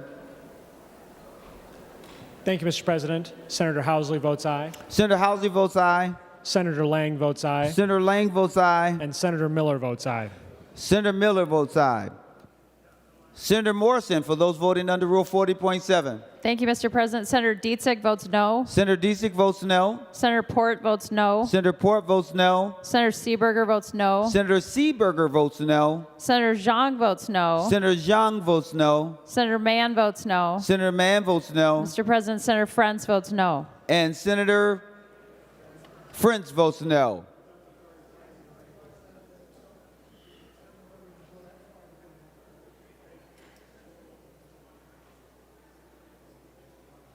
All senators voting who have a desire to vote, the secretary will close the roll. There being 32 ayes and 34 noes, the A3 amendment is not adopted. Any additional amendments? Senator Howell. Thank you, Mr. President. And members, we all know what a money pit the Southwest Light Rail line has been.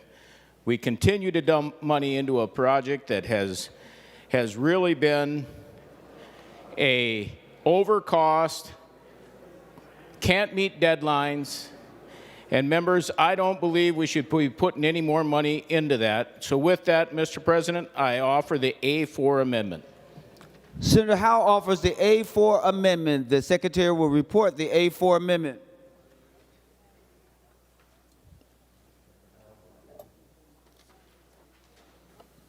Senator Howell moves to amend House File Number 2887, the unofficial engrossment, as follows. Page 47, after line 30, insert. This is the A4 amendment.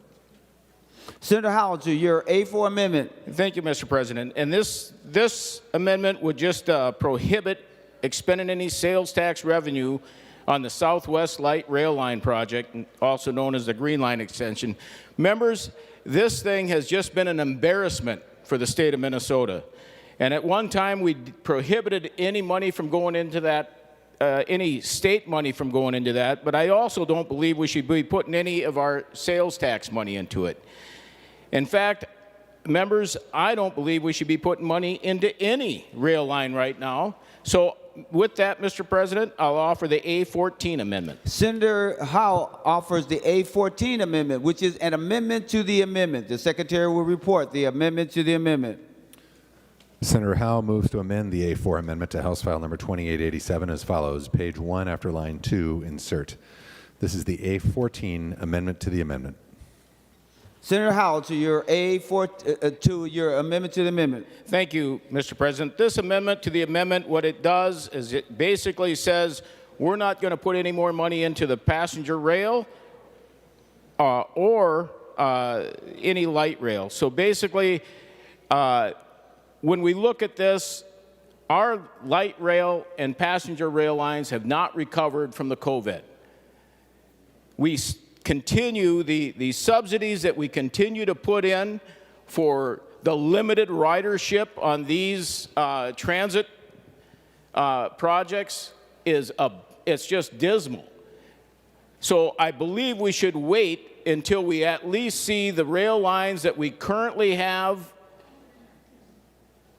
rebound to the post-pandemic process, and actually when they get their numbers back up, then we can look at putting money back into expanding our transit rail lines, and that's when we should do it, when we can actually put this money back into roads where it belongs. And once these rail lines and passenger rail lines rebound to the point where it looks like they're going to be sustainable again, then we can look at throwing some money at them. But right now, I don't think any of our money should be going into expanding our transit rail lines. Thank you, Mr. President. Senator Gustafson. Thank you, Mr. President. I'd like to request a roll call. Roll call on one of the amendments or both. Senator Gustafson.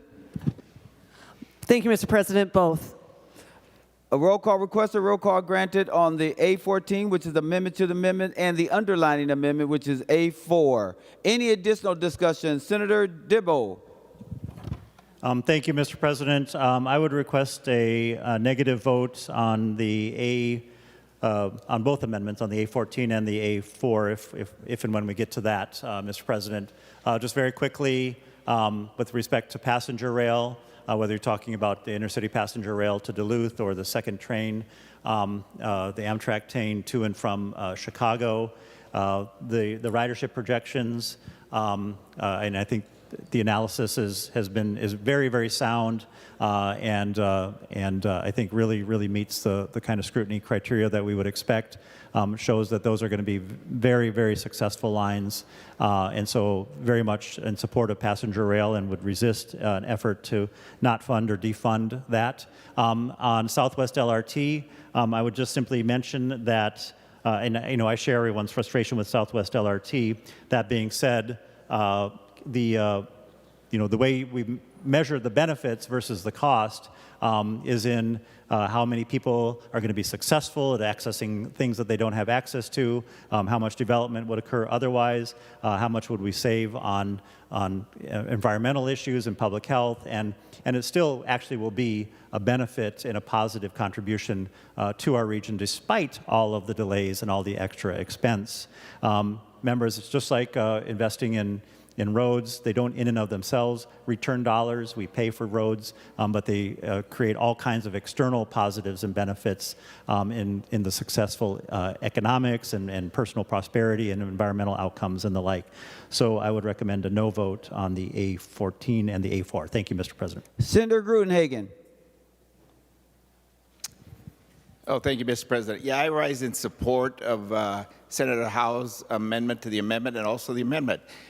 Members, last year in the other body, we had a fiscal staff analysis of the cost of the Southwest Light Rail. It came out to over $3,000 an inch, not a foot or a yard. We're at over $3,000 per inch. That's more than an ounce of gold, members. Think about that. And that's per inch. It's just hit one problem after the next, and that was before it was another $500 million short, okay? So it's been a boondoggle. The other thing about light rail, we live in a dynamic economy where things change. This is 19th century technology. You have to move everything to the light rail. Now, I'm all for buses, things that are flexible and you can change. Light rail is an outdated boondoggle, and we're sticking billions of dollars into it. Not only that, if it ever gets finished, and there are some doubts whether it will, you're going to spend multiple millions of dollars per year subsidizing it to keep it going. Members, this should be an easy green vote to put a stop to the money being poured down a black hole that's not going to be flexible in the future. It's not going to meet our economic needs in a dynamic economy. And members, one last thing. There were three of us that were opposing the Southwest Light Rail several years ago. Well, the chamber wanted to meet with us, the Minnesota Chamber. They had three people come to visit with us, and we happened to have a fiscal analysis with us. He looked at all the light rail projects across the United States, and here's what he found about the Southwest Light Rail. Most light rail projects across the United States look at a quarter mile on either side to decide how much ridership they're going to get. Well, guess what? The Minnesota analysis went a half mile on either side. The reason was to try to increase ridership projections so it looks better. Now, I know in government we never fudge the numbers, but it did seem like that particular study fudged the numbers. So there were a number of other things that were fudged in the study just to justify the additional money. So members, let's not go back to the 19th century in a dynamic economy. Buses are fine. Things that are flexible and we can change. This we can't. We have to move everything towards it. Again, we're already past $3,000 an inch. Let's not go to $4,000 an inch. Please vote green on the amendment to the amendment and also the amendment. Thank you, members. Senator Latz, before we go to the author, Senator Latz. Mr. President, members, I live along the Southwest Light Rail Transit corridor. I represent several communities that will benefit from Southwest LRT, and I carried the early legislation in the Senate to fund the initial studies for it before that state-level funding was blocked for years and years and years by the GOP then majority, causing substantial delays in the Southwest LRT, thereby increasing the costs of construction of Southwest LRT. And the fact is that any world-class city has a world-class rail transportation system. In fact, they've got a world-class multimodal transportation system that includes buses, it includes surface rail, most of them include underground subway systems. And you can argue that it's old technology, but the fact is it's still around because it still works. It still works. It's still the most efficient, the most environmentally friendly way to move large numbers of people from point A to point B. It's also the single most reliable form of transportation. You get a heavy snowfall, you're a lot less likely to have delays or trouble with a rail system than you are with a bus system, let alone with cars and on highways. You're not likely to have any potholes along the rail system either. The fact is, if memory serves me, there are about 60,000 jobs within the corridor of Southwest LRT alone before it connects up with the rest of the rail system that we should be building out. And the other fact is, when you talk about rail, you've got reliability for economic development. Yes, a bus system is more flexible in its routes. That also means that developers are a lot less likely to put hundreds of millions of dollars into building job-producing manufacturing facilities, office complexes, including world headquarters, and multifamily residential homes along the bus routes, because at the whim of any governing jurisdiction, those bus routes could be changed and hundreds of millions of dollars of investment can be lost in a flash because the political dynamics have shifted. Because one political party or another has come into power and has changed the dynamics relating to bus route decisions and bus funding, which is a huge issue within this transportation bill as it is, the underfunding of our bus system. Right now, because of Southwest LRT's promise and because of the confidence and reliability of the routes, there are literally hundreds of millions of dollars of development, new development, that are going in along that rail corridor.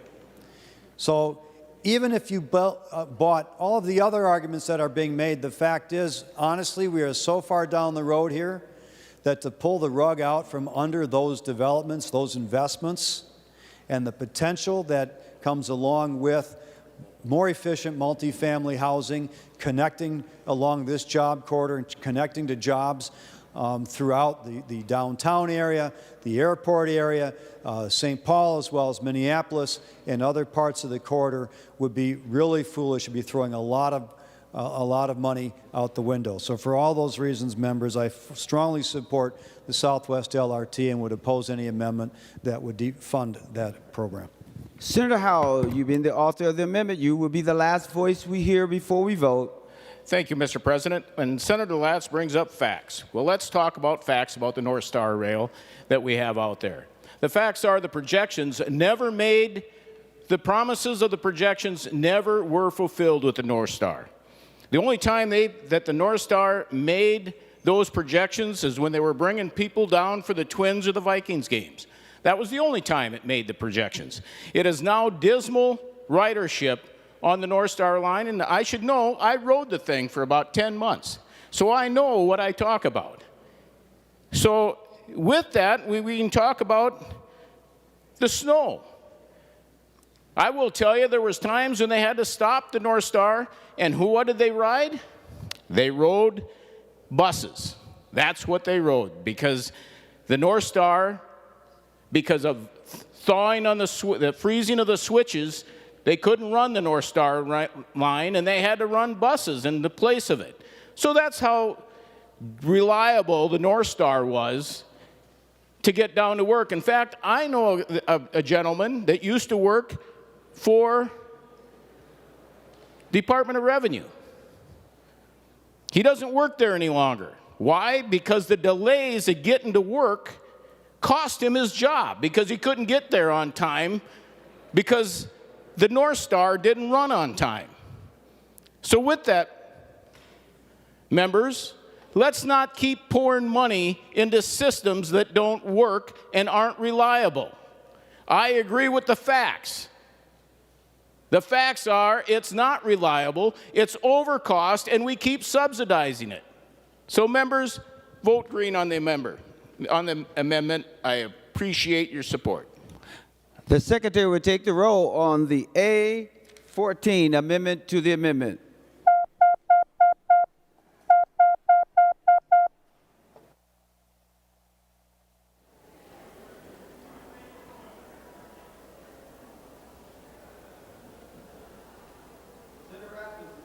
Senator Rasmussen, those voting under Rule 40.7. Thank you, Mr. President. Senator Housley votes aye. Senator Housley votes aye. Senator Lang votes aye. Senator Lang votes aye. And Senator Miller votes aye. Senator Miller votes aye. Senator Morrison, for those voting under Rule 40.7. Thank you, Mr. President. Senator Dietzig votes no. Senator Dietzig votes no. Senator Port votes no. Senator Port votes no. Senator Seeberger votes no. Senator Seeberger votes no. Senator Zhang votes no. Senator Zhang votes no. Senator Mann votes no. Senator Mann votes no. Senator Friends votes no. And Senator Frentz votes no. Members, please vote.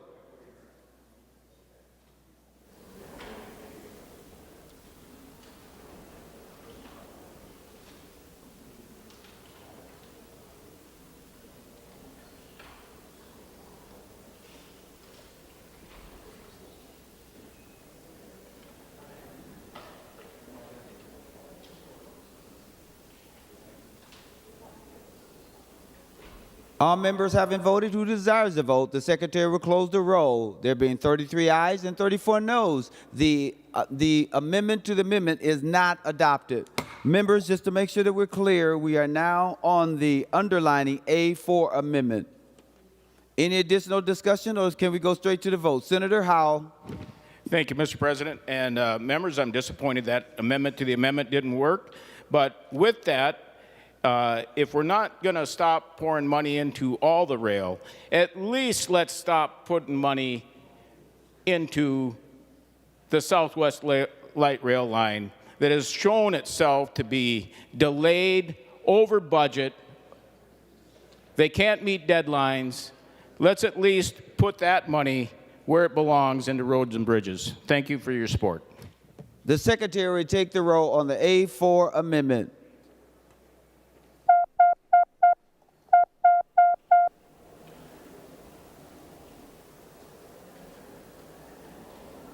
Members, please vote.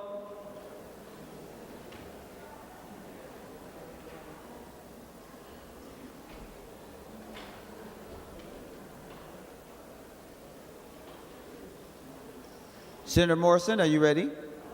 Senator Morrison, those voting under Rule 40.7. Thank you, Mr. President. Senator Dietzig votes no. Senator Dietzig votes no. Senator Port votes no. Senator Port votes no. Senator Seeberger votes no. Senator Seeberger votes no. Mr. President, Senator Zhang votes no. Senator Zhang votes no. Senator Mann votes no. Senator Mann votes no. And Mr. President, Senator Frentz votes no. And Senator Frentz votes no. I always get that I hear Prince instead of Friends, so I'm sorry about that. Senator Rasmussen, for those voting under Rule 40.7. Thank you, Mr. President. Senator Housley votes aye. Senator Housley votes aye. Senator Lang votes aye. Senator Lang votes aye. And Senator Miller votes aye. And Senator Miller votes aye.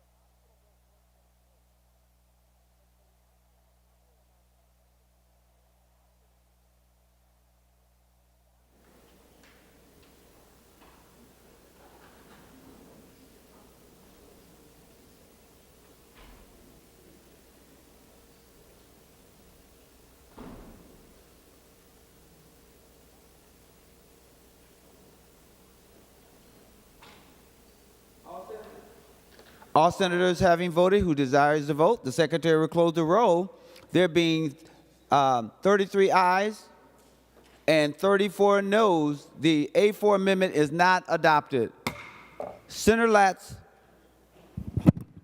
Mr. President, I just wanted to thank the body for rejecting the amendment that would have defunded North Star as well as defunded Southwest LRT. One of the reasons North Star has had problematic ridership numbers is because when it was built, it was artificially truncated at Big Lake for political reasons rather than concluding in St. Cloud, the major population center that would have provided a tremendous amount of additional ridership to connect St. Cloud to the metro area. Any further amendments? We're on amendments. Any further amendments? Senator Coleman.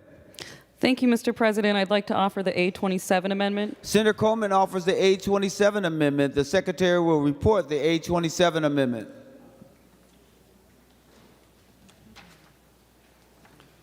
Senator Coleman moves to amend House File Number 2887, the unofficial engrossment, as follows. Page 149, after line 14, insert.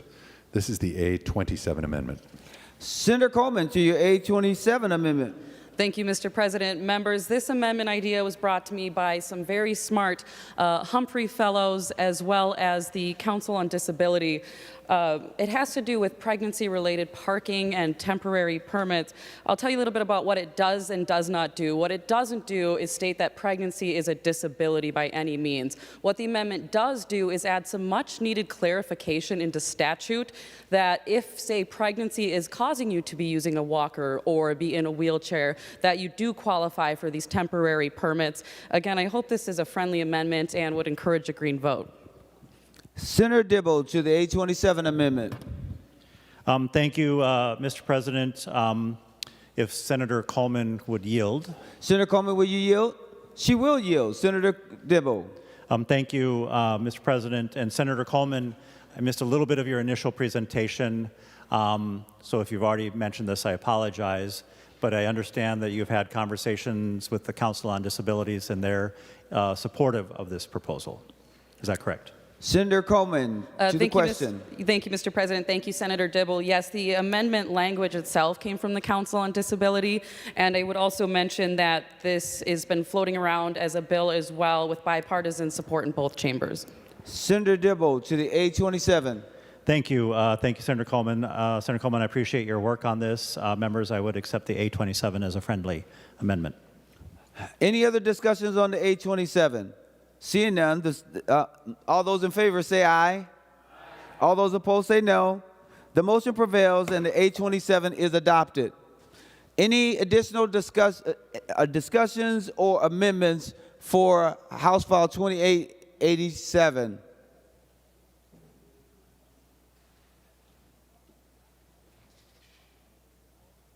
Senator Westrom.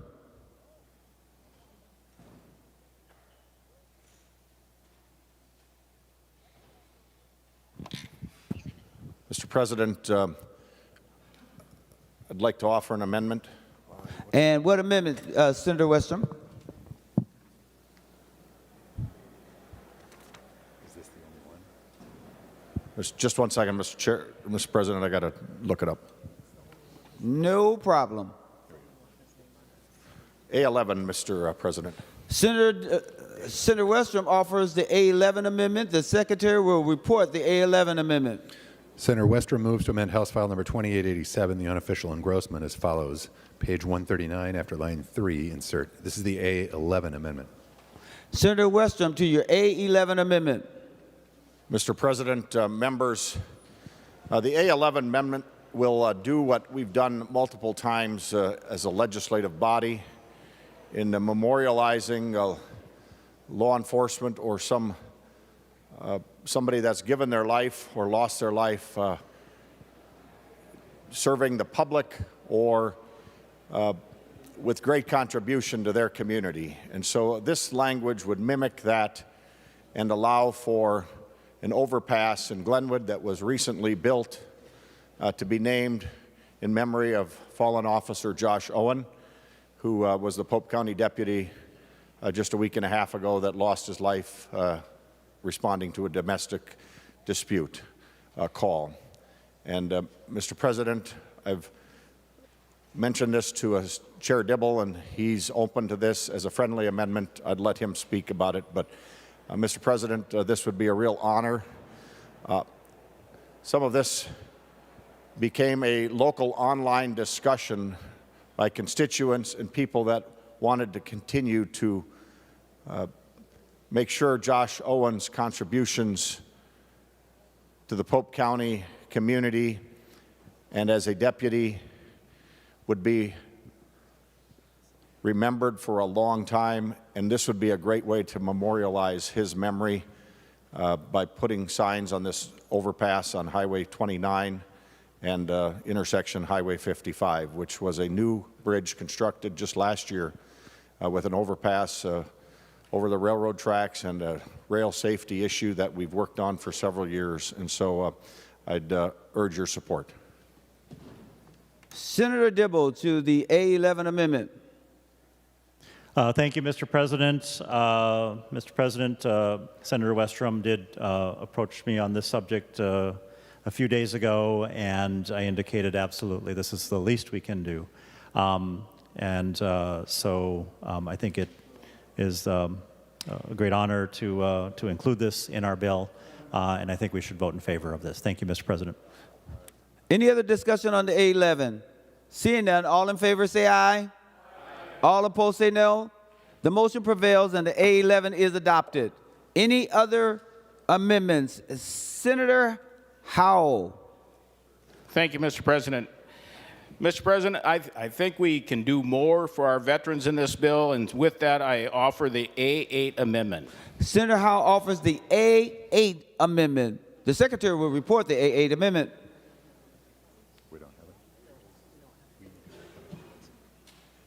Senator Howell, we do not have an A8, so will you allow us to see if someone else can go, and we'll check it out?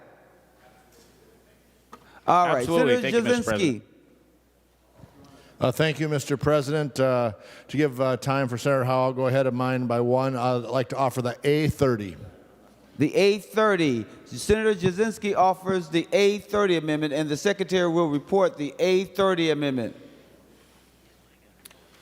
Senator Jasinski moves to amend House File Number 2887, the unofficial engrossment, as follows. Page 5, line 22, delete $52,455,000. This is the A30 amendment. Senator Jasinski to your A30 amendment. Thank you, Mr. President. We've had some discussion on this, and this is nothing personal. This is just what I see as important across the state. You know, people in my district have never ridden a shiny train, much less a bus. We're in rural Minnesota. We had a terrible year for frost. We have frost boils across our roads in rural Minnesota. So what this amendment would do would transfer the $100 million, both $50 million from the Northern Links and from $50 million from the Blue Line. It would give money designated to our small cities and townships across the state. Again, in rural Minnesota, our roads are deteriorating very fast. Our small cities have no dedicated funding as of yet. These roads are in desperate need of repair, and we need this money to try and keep what's going on. Even here in St. Paul, as I mentioned before, I was down at lunch and measured a pothole that was 8 inches deep right in front of the food trucks there. I've hit it a couple times. I don't know if anybody else has, but this is just only one example of the road money that we need across the state, both in cities, townships, small cities, you name it. Our small areas desperately in need of money, so I'd ask for a green vote and request a roll call. Roll call requested, roll call granted. Senator Dibble. Thank you, Mr. President. Rest assured, Senator Jasinski, I don't take it personally. But, Mr. President, I need to point out just a few important facts. One is within the one-time general fund spending target, fully 650 of that is dedicated to roads straight up, with another 90 million that's going to the local road improvement and local bridges. Very, very small amount is going to the kinds of transportation that other kinds of people need who either can't drive a car or don't have some of those options available to them. Additionally, within the rest of the bill, in which we create ongoing, dedicated, sustainable source of funding, the vast majority, $1 billion or more per biennium, goes to roadways, with a relatively smaller proportion for transit and other modes. So, Mr. President, this would put the bill not out of technical balance, but out of, I think, practical balance, and would do a huge disservice to many, many Minnesotans who really do need alternative forms of transportation other than just an automobile. Thank you, Mr. President. Any other discussion before we go to the author? Seeing none, Senator Jasinski. Thank you, Mr. President. Thank you, Senator Dibble, for the discussion. Again, I just think the money is much better spent on buses, roads, bridges. You know, a lot of the discussion has been about light rail and trains, and looking at Minnesota and some demographics. And I know going to Duluth, you see campers and boats and snowmobiles and all those things. And so the ridership on a train that's spending this amount of money has concern to me. And again, just the flexibility of buses. I'd much rather see money go towards buses, because those routes can be altered depending on what comes up in each community, what the attraction is. So I think our money is better spent on buses and roads and bridges. So thank you, Mr. President. I ask for a green vote. The Secretary would take the roll on the 830 amendment.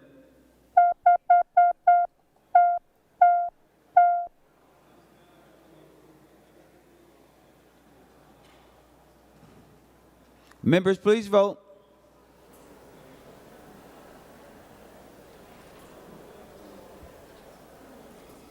Senator Rasmussen, those voting under Rule 40.7.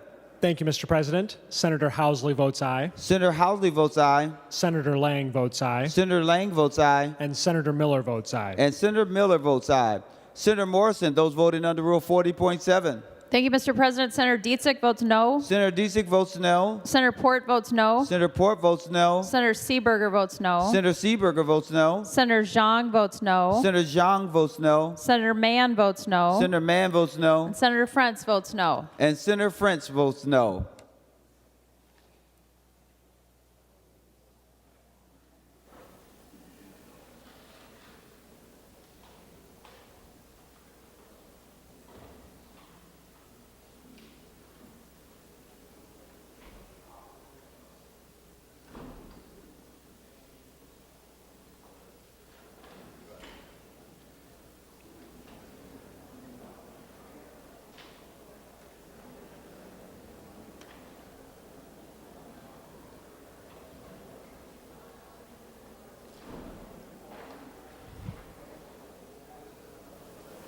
All senators having voted who desires to vote, the Secretary will close the roll. There being 33 ayes and 34 noes, the 830 is not adopted. Senator Kroon. Thank you, Mr. President. I will offer the A15. Senator Kroon offers the A15 amendment, and the Secretary will report the A15 amendment. Senator Kroon moves to amend House File Number 2887, the unofficial engrossment, as follows. Page 19, line 4, delete $139,630,000. This is the A15 amendment. Senator Kroon, to your amendment. Thank you, Mr. President. The A15 gives additional money to the Metro Transit Police, $7 million in one-time funds. But, Mr. President, I'd also like to offer the A20 amendment to the amendment. Senator Kroon offers the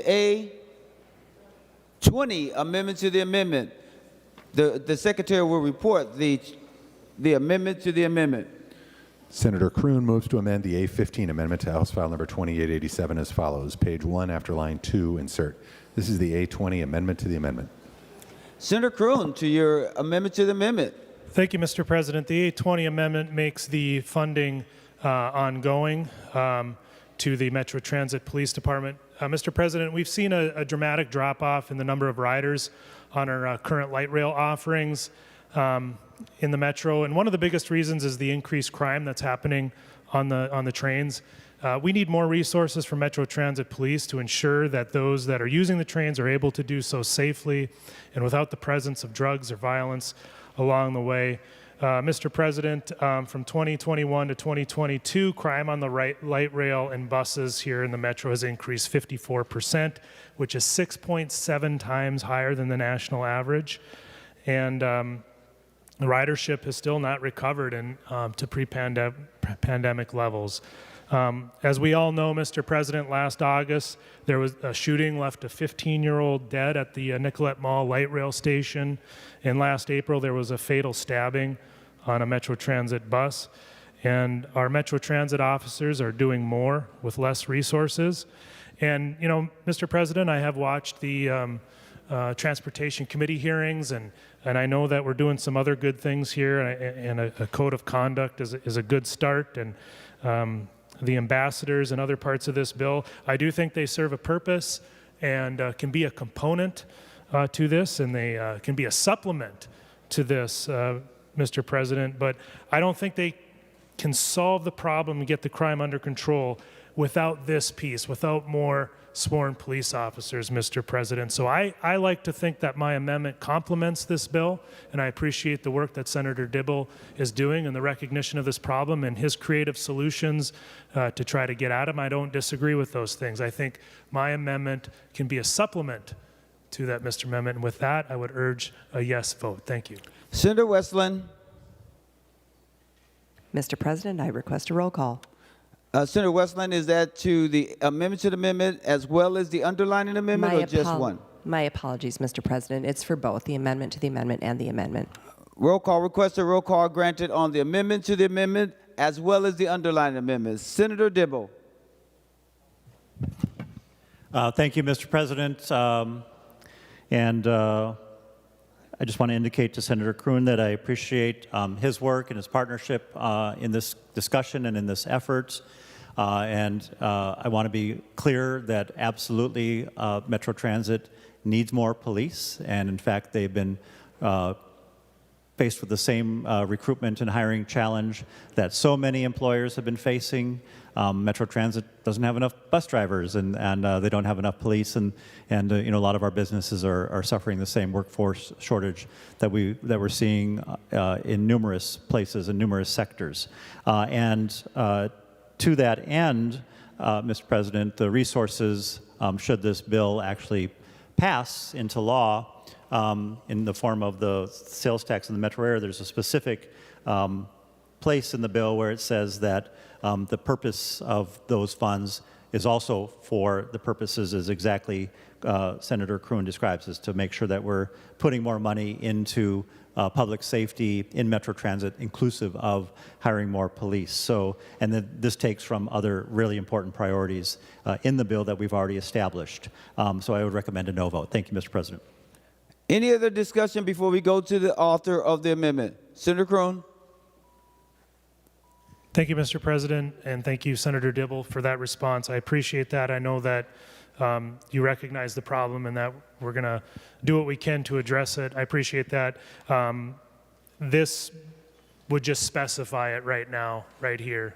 We could get more resources to the Metro Transit Police, and we can do it now. And I understand that the money where it's coming from to balance this out, they are priority projects. I understand that. But in my view, we shouldn't be expanding the blue line right now unless we can get the crime under control and get the ridership back up. So I do think that, like I said, this complements other portions of the bill, and I would urge a yes vote. Thank you, Mr. President. The Secretary will take the roll on the amendment to the amendment, which is the A20.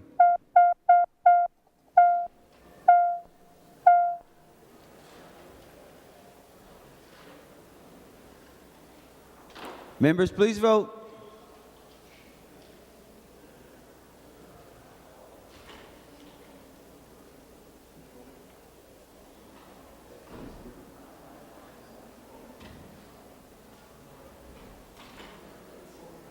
Senator Morrison, for those voting under Rule 40.7. Thank you, Mr. President. Senator Dietzig votes no. Senator Dietzig votes no. Senator Port votes no. Senator Port votes no. Senator Seeberger votes no. Senator Seeberger votes no. Senator Zhang votes no. Senator Zhang votes no. Senator Mann votes no. Senator Mann votes no. And Mr. President, Senator Frentz votes no. And Senator Frentz votes no.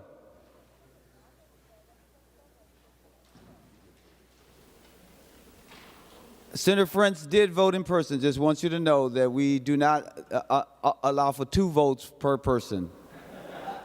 Senator Rasmussen, for those voting under Rule 40.7. Thank you, Mr. President. Senator Housley votes aye. Senator Housley votes aye. Senator Lang votes aye.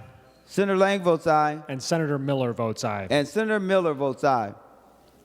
All senators having voted who desires to vote, the secretary will close the roll. There being 33 ayes and 34 noes, the amendment to the amendment is not adopted. Members, just to make sure that we're all on the same page, we are on the underlining amendment, the A15. Senator Kroon. Thank you, Mr. President, and I appreciate the discussion with the body and for the body's consideration in here, and perhaps ongoing support is not palatable to the body here, but perhaps one-time funding just to get this most recent crime spike under control would be more palatable to the body. And so this base amendment just is one-time funding, $7 million to the Metro Transit Police to get the current crime spike under control, and I request a green vote from the body. Thanks. The secretary will take the roll on the A15 amendment.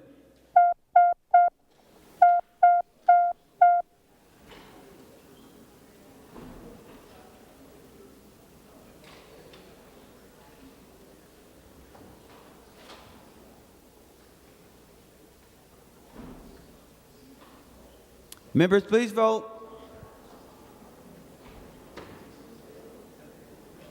Senator Morrison, for those voting under Rule 40.7.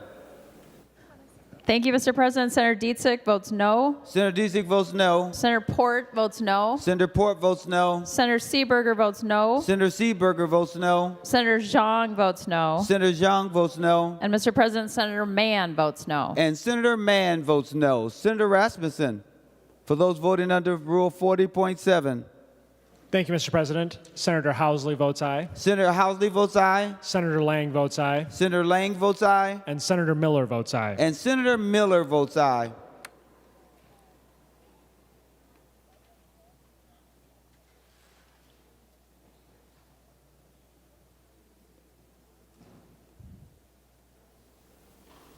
All senators having voted who...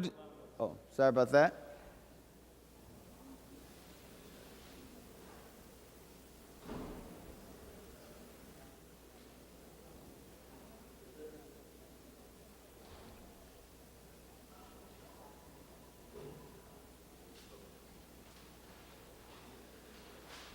All senators having voted who desires to vote, the secretary will close the roll. There being 33 ayes and 34 noes, the A15 amendment is not adopted. Senator Howe. Thank you, Mr. President. And first of all, before we leave the topic of light rail and the North Star, I have to correct something that was not correct that Senator Latz said. Is the reason that the North Star line didn't go to St. Cloud originally was because it was a single track from Big Lake to Clearwater. So they had to build another track and make it a two-lane track before it was even feasible to bring the North Star to St. Cloud. Now, after they actually put in that second rail, I would agree with Senator Latz. Then after that, it was probably money and political pressures that prevented that from going. But originally, the reason it didn't go there was because there wasn't two tracks, and they couldn't make the deal with BNSF. But with that, Mr. President, I'd like to go back to the A8 amendment that deals with our veterans. Thank you. Senator Howe offers the A8 amendment, and the secretary will report the A8 amendment. Senator Howe moves to amend House File Number 2887, the unofficial engrossment, as follows. Page 37, after line 9, insert.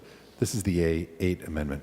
Senator Howe to your A8 amendment. Thank you, Mr. President. And members, there's just over 14,000 veterans who are permanently 100%, they're 100% disabled permanently. And I believe that we in this state, with a $17.5 billion surplus, should be able to exempt them from the transportation fees. So what this would do would basically give them exemptions, these 14,000 plus veterans, from having to pay their registration fees, having to pay for special plates, having to pay for all of those things. It's the least we can do for those that gave so much. So, Mr. President, I ask you to support these 100% disabled veterans and show them our gratitude for what they've given to this country and this state. Thank you, Mr. President. I'm sorry. Senator Dibble. Thank you, Mr. President. Mr. President, while I'm not necessarily opposed to the A8, I am aware that it is being brought forward, and it'll be a product of some conversation when we reconcile the differences between the other chamber and ours. Unfortunately, Mr. President, I would have to ask you to find the A8 out of order under Rule 7.4 because it reduces net revenue to a fund for a fiscal biennium without corresponding reduction in net appropriations compared to the bill as it was reported to the floor of the Senate. Any other discussion? I'm going to meet with fiscal. Do you have a... Thank you, Mr. President.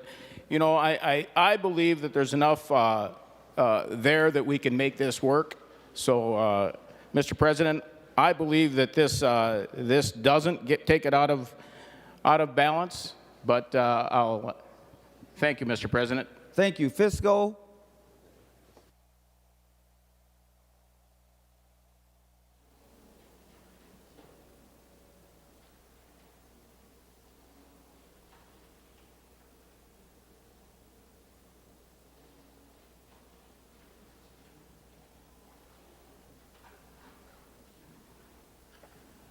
The issue raised by Senator Dibble, the point of order under Rule 7.2, I find it...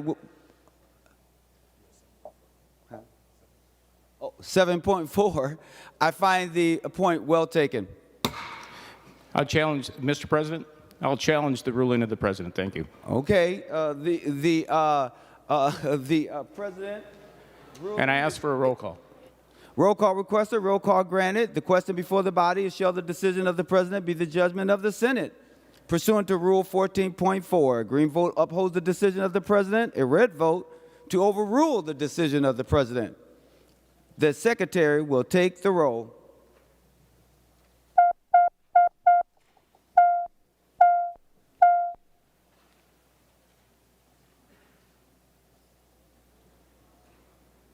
Members, please vote.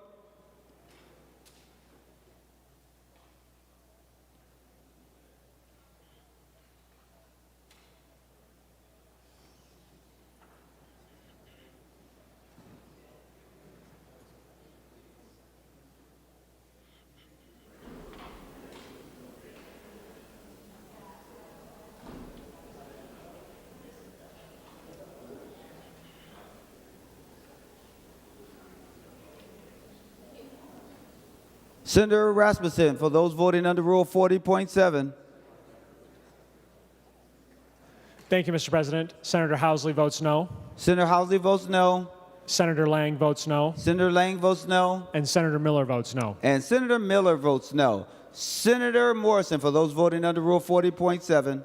Thank you, Mr. President. Senator Dietzig votes aye. Senator Dietzig votes aye. Senator McEwen votes aye. Senator McEwen votes aye. Senator Port votes aye. Senator Port votes aye. Senator Seeberger votes aye. Senator Seeberger votes aye. Mr. President, Senator Zhang votes aye. Senator Zhang votes aye.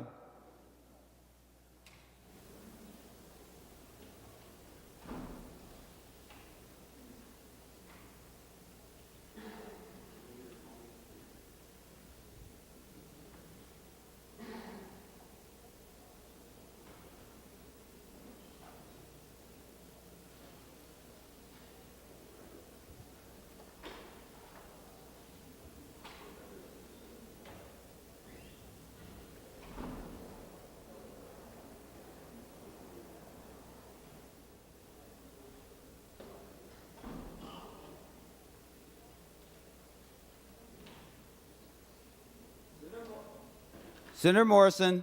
Thank you, Mr. President. I forgot that Senator Mann votes aye. Senator Mann votes aye. All senators having voted who desires to vote, the secretary will close the roll. There being 34 ayes and 33 noes, the decision of the president is upheld. Senator Howell. Thank you, Mr. President. And with that, I just got contacted this morning by a trucking firm in my district that has informed me that they're looking at land in South Dakota because of not only the provisions that are being looked at in this legislature, but also the increased fees. Most truckers, whether they be a small trucking firm or independents, like to keep their trucks new because of the reliability. So they turn them over relatively quickly. With that, we've got this increase in the excise tax for buying vehicles. What I've got, Mr. President, is an effort to keep these folks here in Minnesota and to keep them from these increased taxes what we can, is I'll offer the A41 amendment.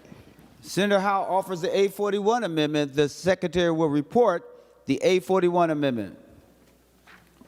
Senator Howell moves to amend House File Number 2887, the unofficial engrossment, as follows. Page 46, line 4, after the period, insert.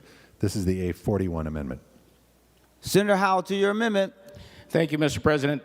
This does not eliminate the tax. It just eliminates the increase of the tax on commercial vehicles with a gross vehicle weight over 10,000 pounds. And so, Mr. President, we're just trying to keep these independent truckers from paying an additional fee when we could possibly push more of these across the border into our neighboring states. And this would be showing that we actually support them. And let's just minimize the tax on this very vital role of bringing our goods and services to our state. Thank you, Mr. President.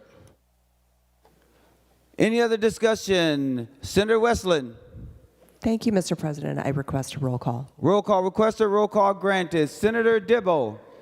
Thank you, Mr. President. I just want to make one quick substantive point, and that is that we have not appreciably increased the revenues that support transportation and our roadway infrastructure for many, many years.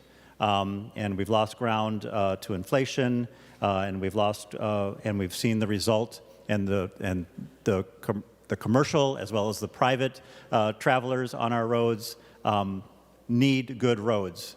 They need good roads to conduct business, and we all need to support those roads. And it's kind of a sweet deal in Minnesota right now because we haven't asked anyone to really make an increase in supporting those, despite, like I said earlier, Mr. President, previous generations going to even greater effort, and we inherit that amazing system that we built. That being said, Mr. President, I would ask you to take a look at the A41 in light of Rule 7.4 because the bill reduces net revenue to a fund for a fiscal biennium without corresponding reduction in net appropriations compared to the bill as was reported to the floor of the Senate, making it out of order. Thank you, Mr. President. Senator Howell. Mr. President, I would ask you to find that this does not take it out of order because there is no idea how much money this is going to bring in. We have no idea who is going to register, who is going to buy the vehicles in this state. They have no idea what that revenue is, and it is impossible to identify what that would be. Thank you. Thank you. I'm going to get advice from fiscal.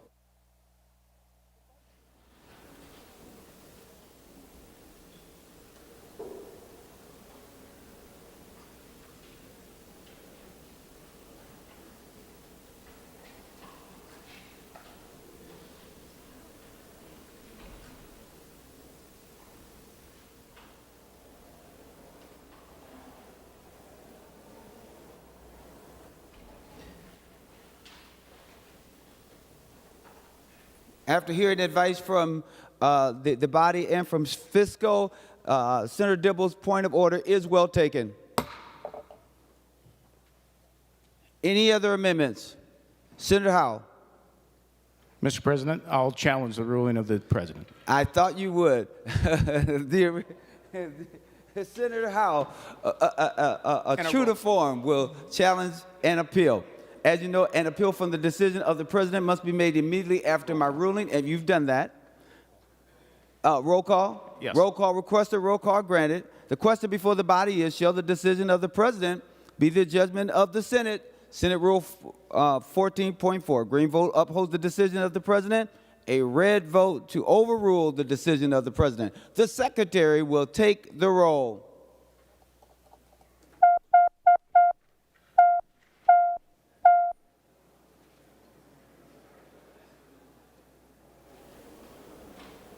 Members, please vote.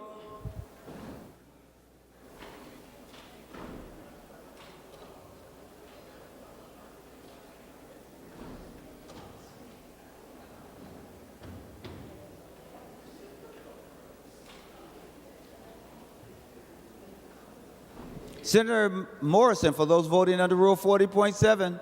Thank you, Mr. President. Senator Dietzig votes aye. Senator Dietzig votes aye. Senator McEwen votes aye. Senator McEwen votes aye. Senator Port votes aye. Senator Port votes aye. Senator Seeberger votes aye. Senator Seeberger votes aye. Senator Zhang votes aye. Senator Zhang votes aye. And Mr. President, Senator Mann votes aye. And Senator Mann votes aye. Senator Rasmussen, for those voting under Rule 40.7. Thank you, Mr. President. Senator Housley votes no. Senator Housley votes no. Senator Lang votes no. And Senator Lang votes no. And Senator Miller votes no. And Senator Miller votes no. All senators having voted who desires to vote, the secretary will close the roll. There being 34 ayes and 33 noes, the decision of the president is upheld. Any additional amendments? Senator Coleman. Thank you, Mr. President. I'd like to offer the A9 amendment. The A9? Senator Coleman offers the A9 amendment. The secretary will report the A9 amendment. Senator Coleman moves to amend House File Number 2887, the unofficial engrossment, as follows. Page 147, after line 10, insert. This is the A9 amendment. Senator Coleman, to your amendment. Thank you, Mr. President. I know why you're chuckling up there. Members, picture this. It's a late night in St. Paul. You've been working hard for the people, and you finally get done around 10, 11, 12, 1, and you just want to go home, and maybe there's a small glass of wine waiting for you or a baby you got to snuggle. You race up to your office, you grab your keys, you get out of the parking garage, you get on 35E, and your soul just crushes because the speed limit is 45 miles per hour. Members, Senator Dave Senjum is a man I greatly respect who had many brilliant ideas, but none more that I agree with and want to take up the valiant fight for than raising the speed limit on 35E from 45 miles per hour to 55, and I would greatly appreciate a green vote. Thank you. Senator Westland. Thank you, Mr. President. I request a roll call. Roll call, requested roll call granted. Senator Pappas. Thank you, Mr. President. I should probably turn this over to Senator Murphy because she represents this area now after Senator Cohen fought it for many years. Just a little reminder of the history, and I'll dig it out somewhere in more detail if members really want me to talk a long time. But it was a negotiated agreement when the freeway was built that it would be a parkway. And I used to tell Senator Senjum, relax and smell the roses. It's only a mile. 2 miles. You'll be able to go to 55 pretty soon. But there are people who live in that area. The noise increases the faster you go. We don't allow trucks there as well. And there's hospitals with, patients who are trying to recover. And there's a neighborhood there. So, like I said, the court made a decision that this was an agreement. If the legislature were to do that, we'd be back in court again. I'm sure there's still some people around that remember this agreement. So, members, please vote no. Any other comments before we go back to the author of the amendment? Senator Coleman. Thank you, Mr. President. Members, there is no more important legislation than what we'll be voting on here, so I would greatly appreciate a green vote. Thank you. The secretary will take the roll on the A9 amendment.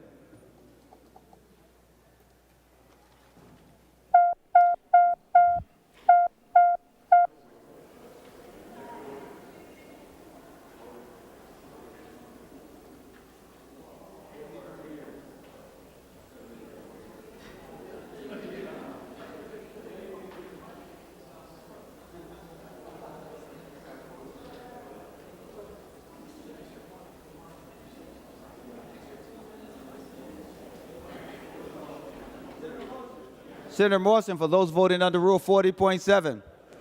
Thank you, Mr. President. Senator Dietzig votes no. Senator Dietzig votes no. Senator McEwen votes no. Senator McEwen votes no. Senator Port votes no. Senator Port votes no. Senator Seeberger votes no. Senator Seeberger votes no. Senator Zhang votes no. Senator Zhang votes no. And Mr. President, Senator Mann votes no. And Senator Mann votes no. Senator Kunis, are you planning to vote? Senator Rasmussen, for those voting under Rule 40.7. Thank you, Mr. President. Senator Housley votes aye. Senator Housley votes aye. Senator Lang votes aye. Senator Lang votes aye. And Senator Miller votes aye. And Senator Miller votes aye. Any other votes? All senators having voted who desires to vote, the secretary will close the roll. There being 31 ayes and 36 noes, the A9 wonderful amendment by Senator Coleman is not adopted. Any other amendments? Senator Lucero. I just thought I'd mess with you a little bit, Senator Coleman. Senator Lucero. Thank you, Mr. President. I will offer the A23, and I will also offer the A29, which is the amendment to the amendment. Senator Lucero offers the A23, and the secretary will report the A23. Senator Lucero moves to amend House File Number 2887, the unofficial engrossment, as follows. Page 53, line 14, delete $7 million. This is the A23 amendment. And Senator Lucero also offers the A29 as the amendment to the amendment. And the secretary will report the A29 amendment to the amendment. Senator Lucero moves to amend the A23 amendment to House File Number 2887 as follows. Page 1, delete lines 3 to 11 and insert. This is the A29 amendment to the amendment. Senator Lucero, to your A29 amendment, which is an amendment to the amendment. Thank you, Mr. President, and I would also ask for a roll call on both. On both? Roll call requested, roll call granted on both the amendment to the amendment as well as the underlining amendment. Senator Lucero. Thank you, Mr. President. As a member who has the privilege of representing one township, I value the hardship that townships have and the importance of maintenance that they need. And in the bill before us, there is a provision that gives earmarks, I should say, money to a particular township. What this amendment does, the amendment to the amendment, is to pull the money from earmarking to a particular township and distribute it to all the townships. So, Mr. President, I'd encourage a green vote. Thank you. Senator Dibble, Senator Dibble, to the A29 amendment to the amendment. Thank you, Mr. President. I'm not sure if I would request a roll call. Roll call has been requested and the roll call has been granted. Senator Lucero asked for one already. Oh, thank you. Thank you, Mr. President.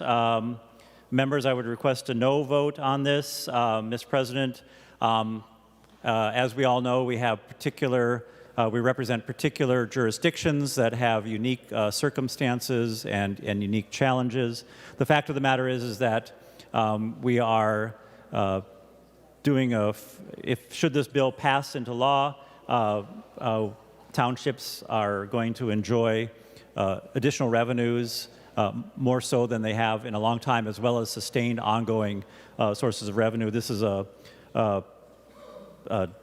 dedicated little bit of money on a one-time basis that would recognize the unique circumstances of a community in the metro area that is basically gone into the red in an effort to keep up with all the pressure that they're experiencing on their roadway, their local road system, and their efforts to keep up with all the repairs there. And I think it's, and they of course don't qualify for small cities, they don't qualify for large cities, don't qualify for MSA, don't qualify for LGA, et cetera. And so, like we often do, we're trying to just solve problems, and that's what this does. Thank you, Mr. President. Senator Gustafson. Thank you, Mr. President, and thank you for the opportunity to talk about my favorite township in the state of Minnesota, White Bear Township. White Bear Township is unique, which is why this was a necessary township. I love all townships, but mine is particularly an interesting story. It is a non-congruent township, meaning it's not connected. So even if given the chance to incorporate into a city and qualify for some of those funding, they cannot do it, nor do they want to incorporate operate, and they like their form of government, but they're just not able to because of being a non-congruent township. But it brings its problems, right? It is 11,000 people living there. Wonderful people. Please come visit. But the problem is that they are connected within larger suburbs. So you're talking about White Bear Lake, Vadnais Heights. It connects up to like Lino Lakes area. And so very popular roads that are being used all the time. They do not get the funding, as Senator Dibble mentioned. And so they are really stuck over and over and over again trying to depend on property taxes and wealth from the, or resources from those funds. And it's not working. So we are committed to finding a more long-term solution, but nobody has been fighting for White Bear Township in over a decade. They have struggled. They have appealed to the legislators years and years. And this is the first time they're ever getting any real help. So I think when you look at townships, I hear the argument. For in this case, it does not apply. This is 11,000 people, which is bigger than most people's cities in a lot of our districts, especially if you live in a suburban or rural area that I'm in. So that's the story behind it. It is a very unique situation. And thank you again for letting me speak about my favorite township, White Bear Township. All right, I want to see if anyone else wants to have something to say before I go to the author, who I think indicated he doesn't want to say anything else because he feels like he's done everything. The secretary will take the roll.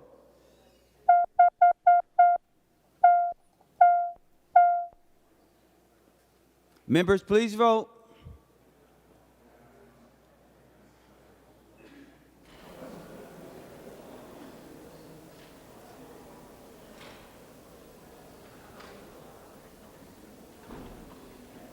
Senator Morrison, for those voting under Rule 40.7. Thank you, Mr. President. Senator Dietzig votes no. Senator Dietzig votes no. Senator McEwen votes no. Senator McEwen votes no. Senator Port votes no. Senator Port votes no. Senator Seeberger votes no. Senator Seeberger votes no. Senator Zhang votes no. Senator Zhang votes no. And Senator Mann votes no. And Senator Mann votes no. Senator Rasmussen, for those voting under Rule 40.7. Thank you, Mr. President. Senator Housley votes aye. Senator Housley votes aye. Senator Lang votes aye. Senator Lang votes aye. And Senator Miller votes aye. And Senator Miller votes aye.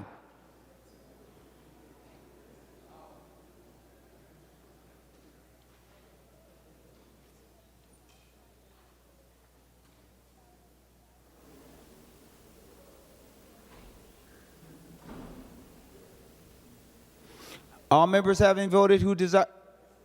Am I okay? All members having voted who desires to vote, the secretary will close the roll. There being 31 ayes and 36 noes, the amendment to the amendment is not adopted. Members, we're now on the underlining amendment, which is the A23. Senator Lucero. Thank you, Mr. President. A roll call already having been requested, I would just ask for a green vote. The difference between the one we just voted on, the amendment to the amendment, is it would have allocated $7 million. This one will allocate $4 million. So same circumstances, lesser dollar amount. Encourage a green vote. Thank you.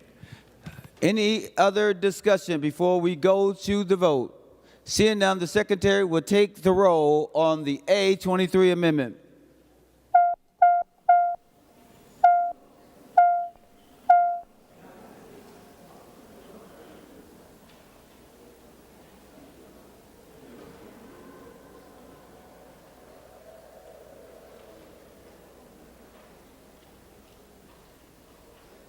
Members, please vote.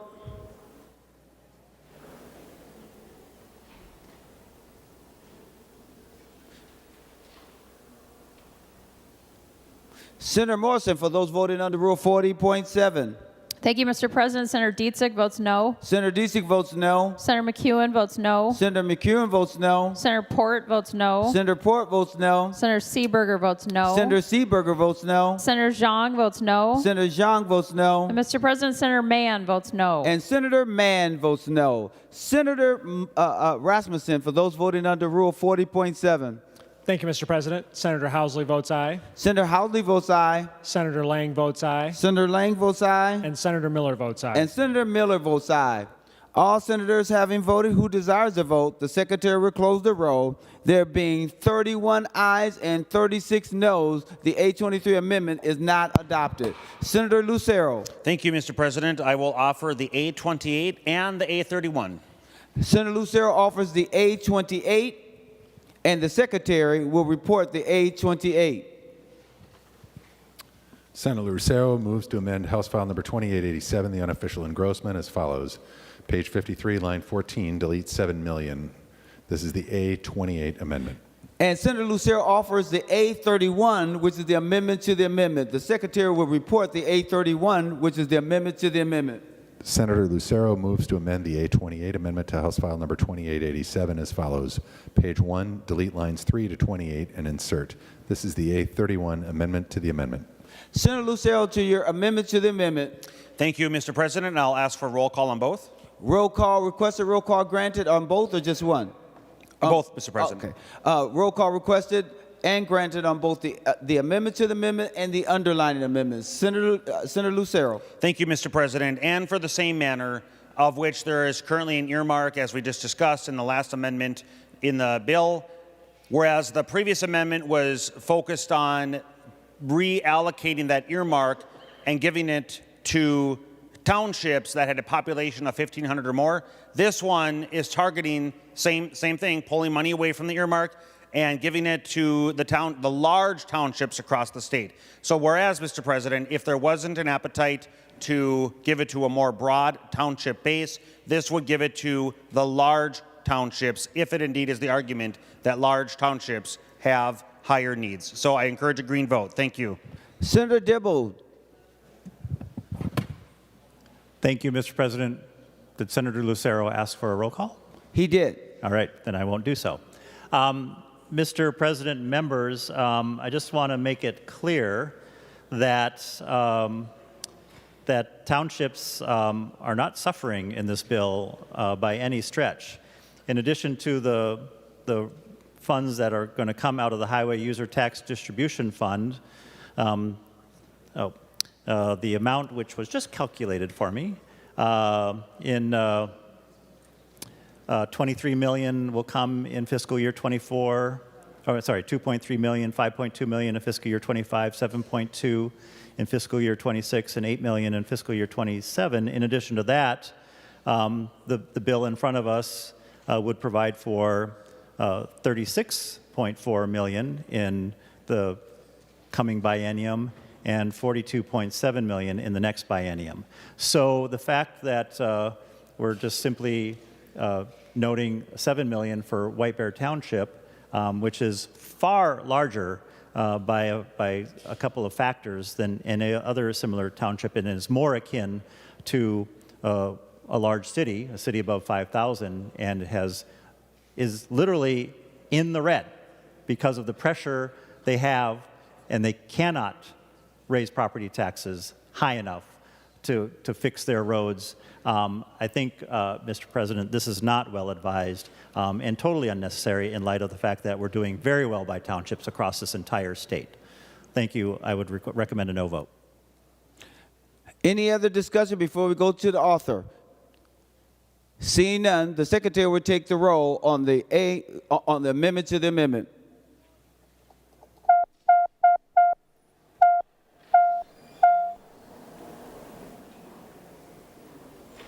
Members, please vote.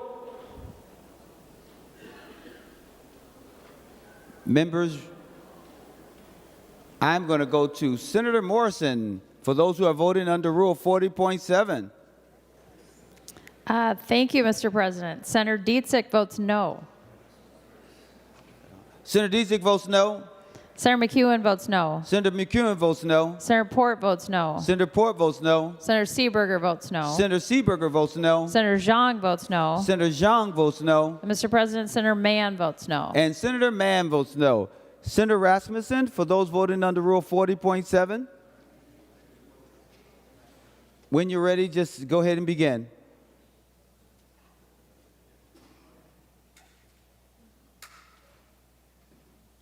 Senator Rasmussen.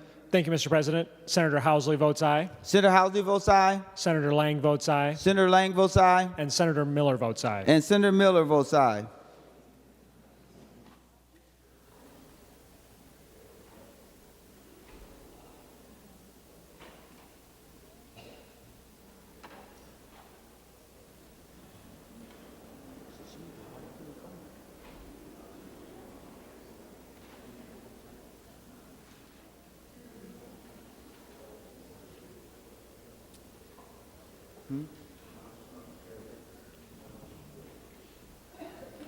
All senators having voted who desires to vote, the secretary will close the roll. There being 31 ayes and 35 noes, the amendment to the amendment is not adopted.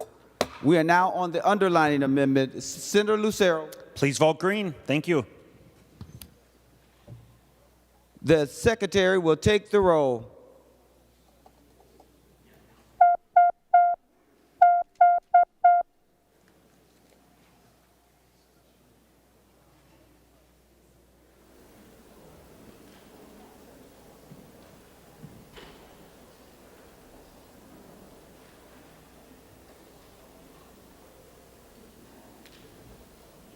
Senator Morrison, for those voting under Rule 40.7. Thank you, Mr. President. Senator Dietzig votes no. Senator Dietzig votes no. Senator McEwen votes no. Senator McEwen votes no. Senator Port votes no. Senator Port votes no. Senator Seeberger votes no. Senator Seeberger votes no. Senator Zhang votes no. Senator Zhang votes no. Mr. President, Senator Mann votes no. And Senator Mann votes no. Senator Rasmussen, those voting under Rule 40.7. Thank you, Mr. President. Senator Housley votes aye. Senator Housley votes aye. Senator Lang votes aye. Senator Lang votes aye. And Senator Miller votes aye. And Senator Miller votes aye.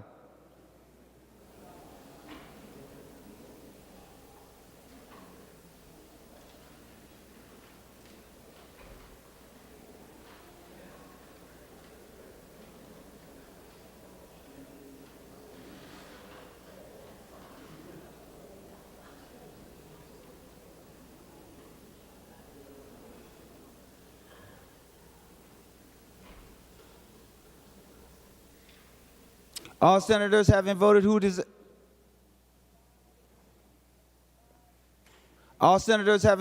desire to vote, the secretary will close the roll. There being 32 ayes and 35 noes, the A28 is not adopted. Senator Lucero. Thank you, Mr. President. I would draw members' attention to page 84, subdivision 5, where there is a provision in the bill that reads, the climate action chapter must include policies that describe how metropolitan system plans meet greenhouse gas emission reduction goals established by the state. Well, I know that it is important to the majority to make themselves feel better by advancing these greenhouse emission standards and plan, but that is not the totality of what should be taken into consideration. And for that, Mr. President, I will offer the A5 amendment. Senator Lucero offers the A5 amendment, and the secretary will report the A5 amendment.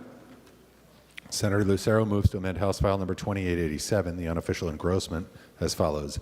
Page 84, line 13, after the period, insert. This is the A5 amendment. Senator Lucero, to your A5 amendment. And I would ask for a roll call, Mr. President. Roll call requested, roll call granted. Thank you, Mr. President. So, one of the things that I'm a big believer in is truth. And I believe that we should look at the totality of the circumstances. And one of the things that has clearly been the agenda of the majority is to push this policy in regards to greenhouse gas emissions and trying to limit how much is put into the environment. And in doing so, they're advancing policies. But one of the things that they're putting a blindfold on is what's happening in other parts of the world where these minerals and sources are coming from that are manufactured and put into the batteries, the solar power, or the solar arrays. And we need to take that into consideration. So what this amendment does is it adds the verbiage, the climate action chapter must also include policies that describe how activities related to meeting greenhouse gas emission reduction goals may interact with labor conditions in countries other than the United States where critical materials are mined for the use of renewable energy and electric vehicle products.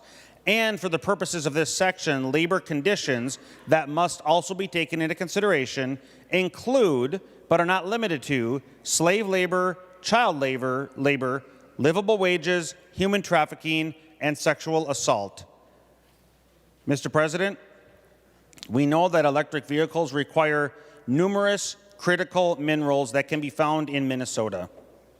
But there's been policies that have been pushed by the Democrat majority to not have these minerals that create great paying jobs with safe labor conditions be mined here in Minnesota. And so instead, these minerals are frequently mined in unsafe conditions without care for the environment or where workers are doing their mining. We should be incorporating the impact of these mines into the climate action plans in Minnesota. And for that reason, I would encourage a green vote. Thank you, Mr. President. Senator Dibble to the A5 amendment.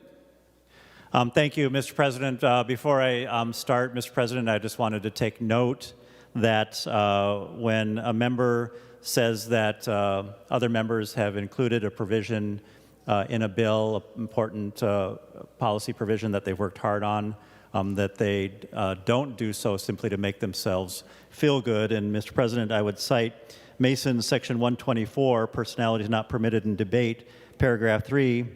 It is not the member, but the proposal that is the subject of the debate is not allowable to impugn the motives of a member. And Mr. President, I would argue that Senator Lucero impugned the motives of Senator Morrison in advocating for this provision in the debate. I'm not going to ask you to rule on it. I just want to note that so that we can be mindful of impugning motives as we proceed with other important conversations on this and other bills. And may Mr. I say President, something, Senator Dibble? I will not rule on it. That's true. Just a gentle reminder, members, that it is not the member but the proposal that is the subject of debate. It is not allowable to impugn the motives of a member, but the nature or consequences of a proposal may be condemned in strong terms. So let's just be gentle in thinking about that. And I'm not ruling on it. That's not to suggest that anyone has done anything other than take heed to my reminder. Senator Dibble. So, Mr. President, this has to do with a number of subjects that are outside the scope of the bill. It has to do with mining, et cetera, conditions in other countries. That being said, Mr. President, it does amend language that has been removed by a previous amendment offered by Senator Morrison. So I'm not sure if what I'm asking, if I'm asking you to, find the amendment out of order because it amends language that's no longer in the bill because the language no longer exists in the bill. Let me double check. I have a thought, but let me talk to the secretary.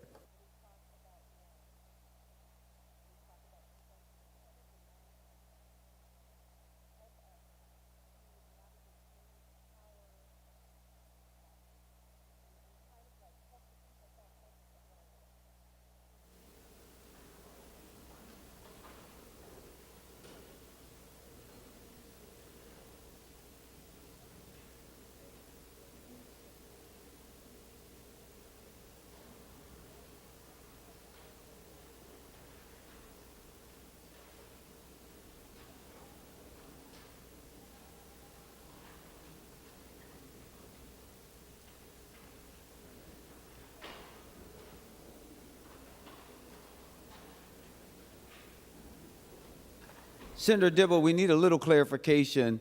Are you suggesting that the proposal before the body, the A5, is not germane because underlining language was already removed and therefore is not engrossable because this language, even if adopted, there's nothing for it to attach to, for lack of a better word? Yes.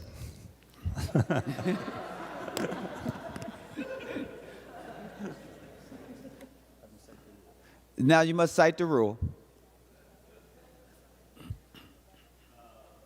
Mr. President, so I would ask that you rule that this amendment is not germane and rule it out of order because it relates to a substantially different subject and accomplishes a substantially different purpose. Advice, Senator Rarick.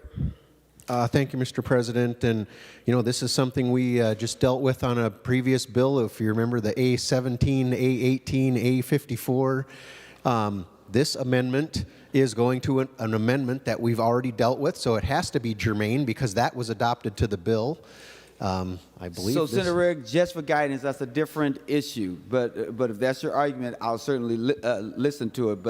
But I think what he's raising, and I'm not making a ruling yet, I just want to make sure that we're all clear. What he's saying is that there was a previous amendment that took out the language that this seeks to amend that's no longer there. That is what he's saying. Am I stating that correctly, Senator Dibble? Yes, Mr. President. In so doing, it accomplishes a substantially different purpose. So, Mr. President, to further advice, because we have not engrossed the bill, the language would technically still be something that is there that we should be able to deal with. I would be my opinion. Thank you, Mr. President. Okay. Thank you, Senator Rarick. Senator Howell, then I'll certainly go to you, Senator Lucero. Senator Howell. Mr. President, point of parliamentary inquiry. What point of order or what was the ruling? What was the rule that he believes? I didn't hear him state the rule, I guess. He did state the rule. Senator Dibble, will you state the rule again so that the body can hear it again? So, Mr. President, I would direct our members to the temporary rules of the Senate, the document labeled 2023-2024, Rule 35, having to do with germaneness, which is on page 23. I believe that the Lucero amendment is out of order because it relates to a substantially different subject, accomplishes a substantially different purpose. Senator Lucero. Thank you, Mr. President. So in the earlier conversation that Senator Rarick just referenced, in that time, in that circumstance, you had suggested that we do not engross in real time, and therefore the language still existed. So if the argument being made is that in a previous amendment that it stripped the language from the underlying bill that my amendment is attempting to amend, that would not make any sense because we haven't engrossed that into the bill yet. And so therefore, for purposes of this amendment, the language still exists and therefore certainly is germane because I'm talking about the very climate action chapter that has not yet been engrossed in the bill. So for that reason, Mr. President, I would encourage you to rule the Dibble motion not well taken. Members, I just want to make sure because there seems to be a disconnect, and I'm going to go back and have some additional conversation. But I think this is a very important notion for us to think about. When there's been an amendment, and let's say, and there's been an amendment to an amendment, if that amendment has been adopted, as well as the underlying amendment has been adopted, it's as if it's in the bill, because we don't do live engrossments, live from the vantage point that usually when you're in a committee and amendments have been made, by the time it gets to the next committee, it's engrossed and it's a part of the actual language of one bill. So the issue that's before us is only whether the language that you have here, even considering it as any way that you want, whether it changes language that's already been stripped out, is no longer there. That's the issue. Senator Rarick. Point of parliamentary inquiry then, if this amendment had been adopted or written to the previous amendment, would that then make this germane? No, that's not the issue, because it's appropriate. It's appropriately before the body. That's not the issue. The issue is whether what you're doing here or what he's doing here changes the bill, because the bill no longer has the language that he's attempting to modify, because it's gone. So my question then, Mr. President, would be, it was the previous amendment that took that language out, so that if this were drafted to that amendment as the A54 was the other day to the A18, would that then be in order?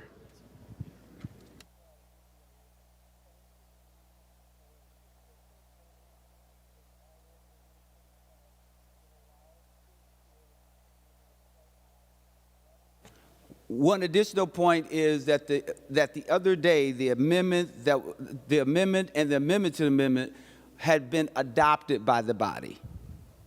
Number one, what is attempting to happen here is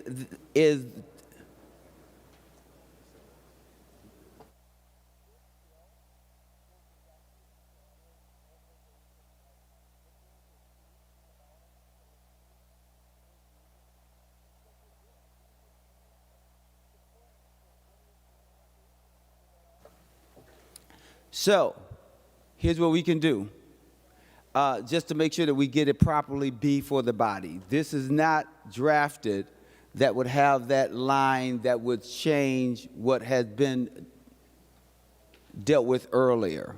So I'm going to give you a minute by which to do that, and council can help you do that just so we can get it appropriately before the body. Okay? So you should withdraw the A5. And even if we go to other amendments, I won't move until I won't close up anything until you at least get a chance to have this done correctly, okay? Senator Lucero? Thank you, Mr. President. And I assure you, I am not trying to test whether it be the earlier to this. No, in tongue-in-cheek, to take a deep dive into testing the waters of amendments and amendment to the amendment. So I appreciate the latitude, and I will withdraw this amendment. The A5 has been withdrawn, but I'm not certain that you really wasn't trying to try me, though. I'm telling you that right now. Especially with Pratt back there, and you got Rarick up here. I'm not quite sure of that, but we will certainly come back to it. Here you go. Senator Jasinski. Thank you, Mr. President. While we're trying to straighten that out, I'll offer the A34 amendment. Senator Jasinski offers the A34 amendment. The Secretary will report the A34. Senator Jasinski moves to amend House File Number 2887, the unofficial engrossment, as follows. Page 5, line 22, delete 52,455,000. This is the A34 amendment. Senator Jasinski to your A34. Thank you, Mr. President. We've had some discussion about this already, and this will be my last one on this topic. What this does is remove the $50 million from the Northern Links and $50 million from the Blue Line extension in hopes we can find a better use for this money in some of our roads and bridges across the state. Thank you, Mr. President.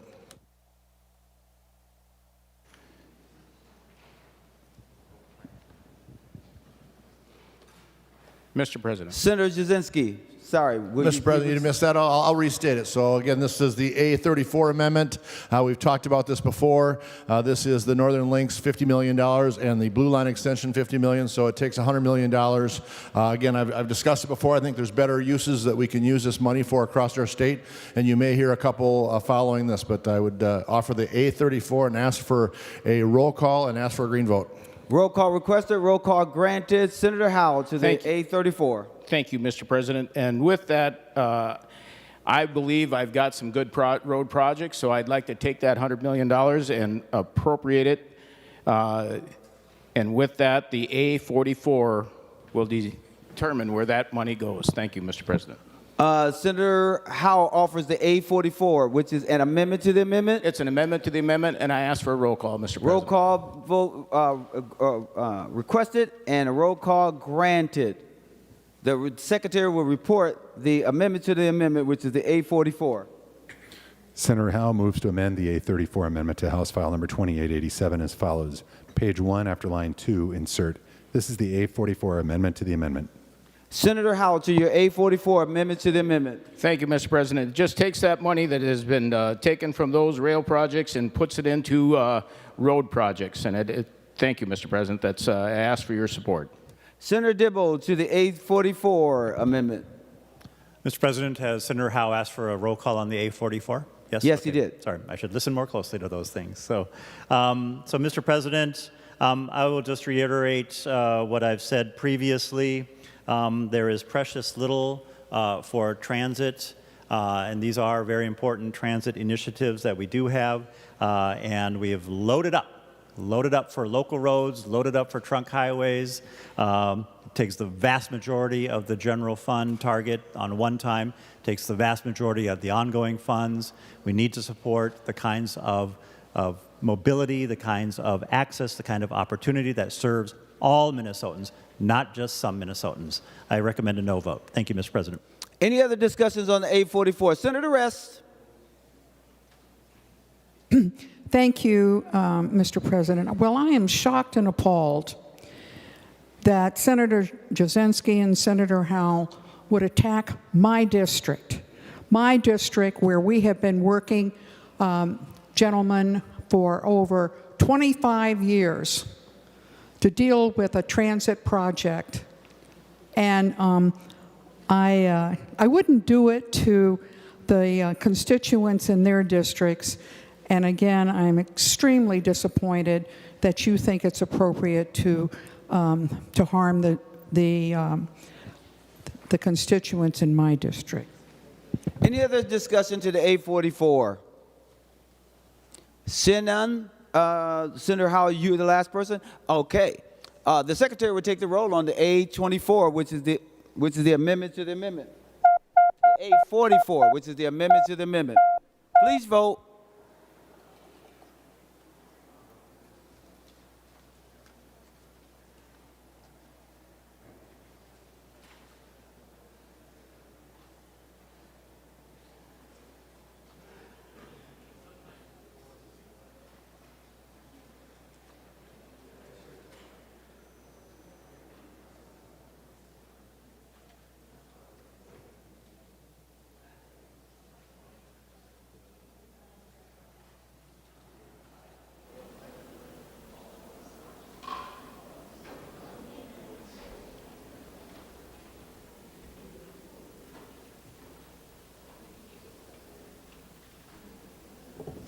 Senator Morrison, for those voting under Rule 40.7.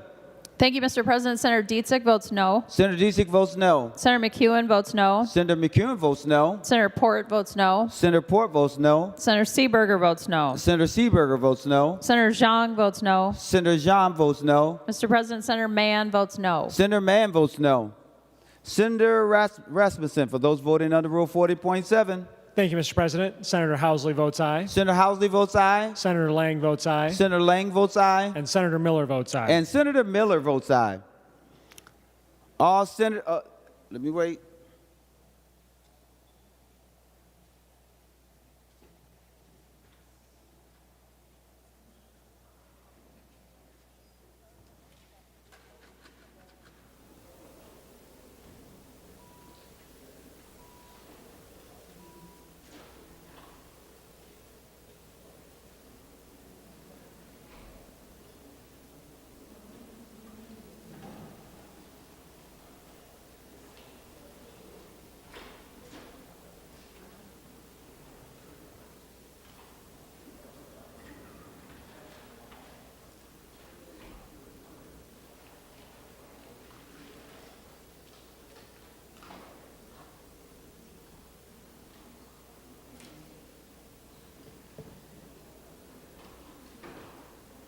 All senators having voted who desires to vote, the Secretary will close the roll. There have been 30 ayes and 36 noes. The amendment to the amendment is not adopted. Members, we are now on the underlying amendment, which is the A34. Senator Nelson. Thank you, Mr. President. I have the A46 amendment. Senator Nelson offers the A46 amendment, which is an amendment to the amendment. The Secretary will report the amendment to the amendment. Senator Nelson moves to amend the A34 amendment to House File Number 2887 as follows. Page 1 after line 2, insert. This is the A46 amendment to the amendment. Senator Nelson, to your A46 amendment, which is an amendment to the amendment. Thank you, Mr. President. This amendment appropriates funding for 4 roads, highways in Minnesota. I'm going to tell you about one of them, one that many of you have been to. This is Trunk Highway 14 and County Road, or now CASA 44. It's a regional corridor that goes through the southern part of our state, all across the state. It has nice bipartisan support. These bills for this particular interchange are authored by myself, Senators Bolden, Senators Frentz, and Senator Jasinski. And I just want to mention that many of you, I believe, have been at this intersection where there's this kind of cattywampus skewed intersection between what used to be a county road, but it's become so busy now, it's a county state aid highway, and Highway 14. And there have been it's a dangerous intersection, and this project will remove 2 at-grade intersections and 64 conflict points. As I said, the senators, many of you have been there before. It's been on the bonding tour twice, and in fact, it has received planning money. The planning money, the intersection has been planned, and now we have the unfunded needs to actually complete the intersection. I want you to know it is shovel ready. And Olmsted County has already set aside $12.9 million for its share of the intersection. This is ready, needed, not only for safety, but in addition, traffic. It is so dangerous, members, that MnDOT has closed off the full intersection with J-turns now, prohibiting turns, which is causing traffic to spool and cause problems on other roadways. So members, this is an incredibly important use of these funds. This is one of those projects. Another one is Trunk Highway 73 in Cromwell, rail grade separations in Moorhead, and Anoka County Rice Creek North Regional Trail. Members, I encourage a green vote for these projects, appropriating the money from the amendment to these projects, which will save lives and are greatly needed. And I encourage a yes vote, and I ask for a roll call. Roll call requested, roll call granted. Senator Dibble. Thank you, Mr. President. For reasons that were more well stated by Senator Ress than myself, this does active harm to some people in Minnesota. These are really disappointing amendments, I just have to tell you, because the bill in front of us, I think, is the product of a lot of good work and a lot of collaboration across party and across geographic representation in the Transportation Committee to strike real balance and to serve and to help all parts and all people of Minnesota. And this is just a grab for our towns and hurts and harms people who are served in this bill as well. And so I would recommend a no vote. Mr. President, we have funds. If these projects are ready to go, they're going to get built. There's no reason to put these in and inhibit the ability of Senator Rest's constituents and other members' constituents to get what they need so that they can have successful lives. Thank you, Mr. President. Any other discussion before we go to the author of the A46? Senator Nelson, before we vote. Thank you, Mr. President and members. I will just note that we have adopted other amendments earlier today to specifically call out these projects that are so important. My hope is that we can address these few projects for safety reasons, and I do encourage a green vote. Thank you. The Mr. Secretary President, I have to respond. Those previous amendments didn't simply grab dollars and hurt other communities. That's the key difference. Thank you, Mr. President. Members, if we might, I think this is a good time for me to enter a reminder.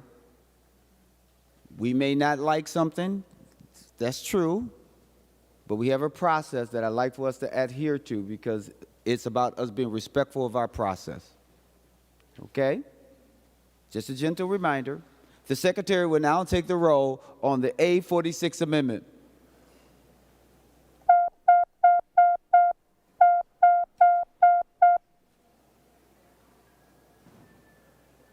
Members, please vote.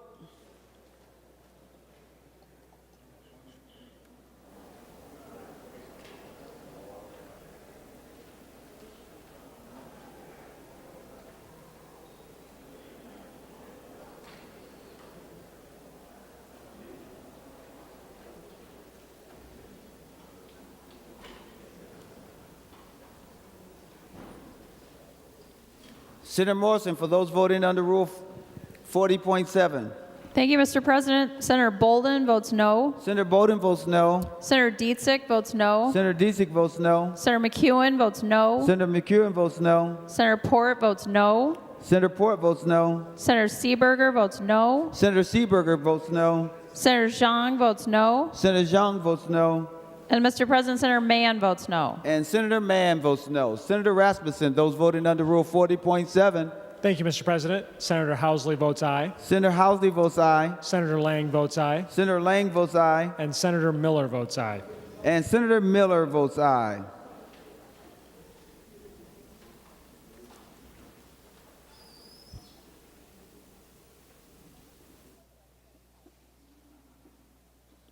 Senator Barr, are you going to vote?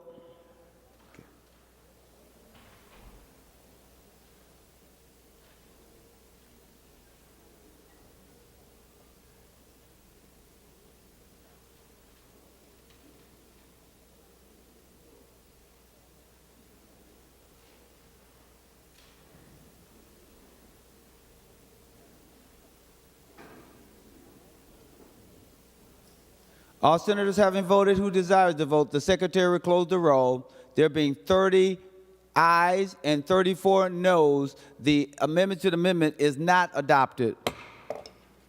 Members, we are now on the underlining amendment. Senator Jasinski. Mr. President, members, again in the minority, the best thing we can do is voice our wants for some of our projects, and so we've done that here today, and maybe MnDOT is listening to some of our important needs across the state, and I have the utmost respect for Senator Rest and Senator Dibble, so with that, I will withdraw my amendment. The A34 amendment is withdrawn. Senator Lucero. Thank you, Mr. President. I would like to offer the A50 amendment. The A50 amendment is offered, and the secretary will report the A50 amendment.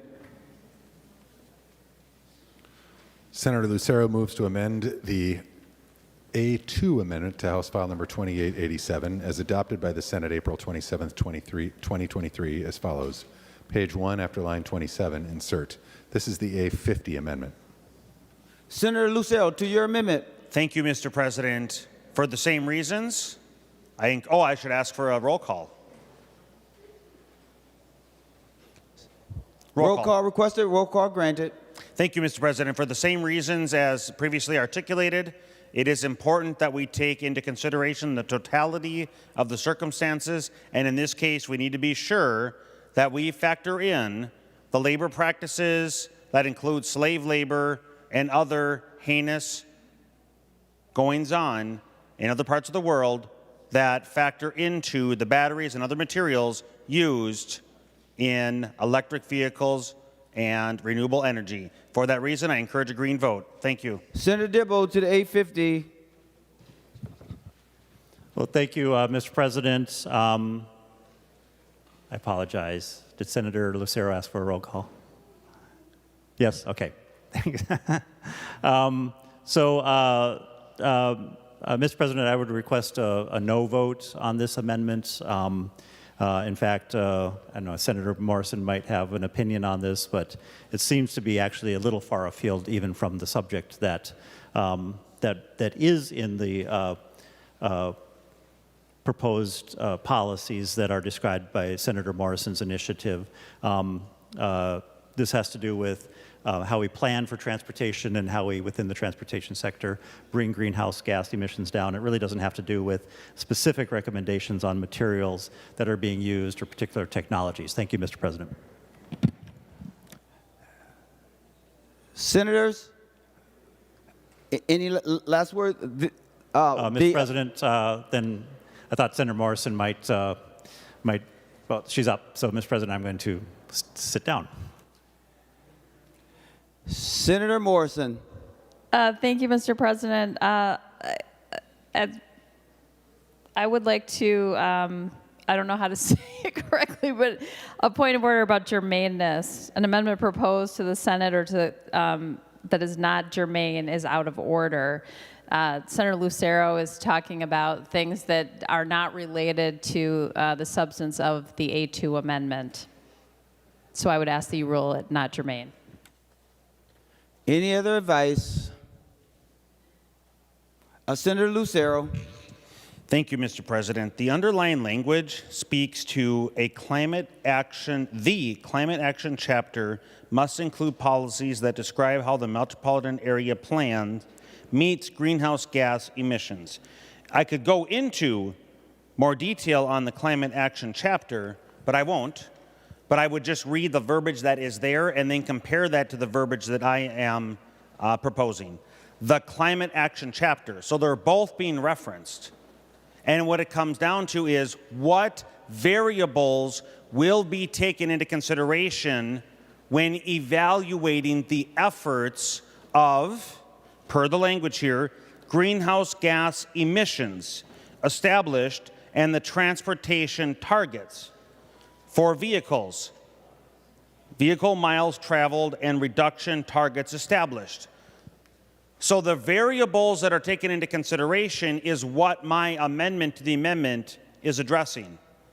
And so to take additional variables into consideration is absolutely germane. Absolutely germane. Thank you, Mr. President. Give me a moment. Thank you.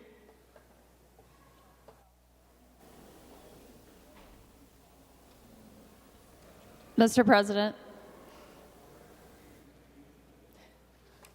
Senator Morrison, we were caucusing. Do you have further advice? Mr. President, I withdraw my point of order. Okay. Point of order withdrawn. The Secretary will take the roll on the A50 amendment.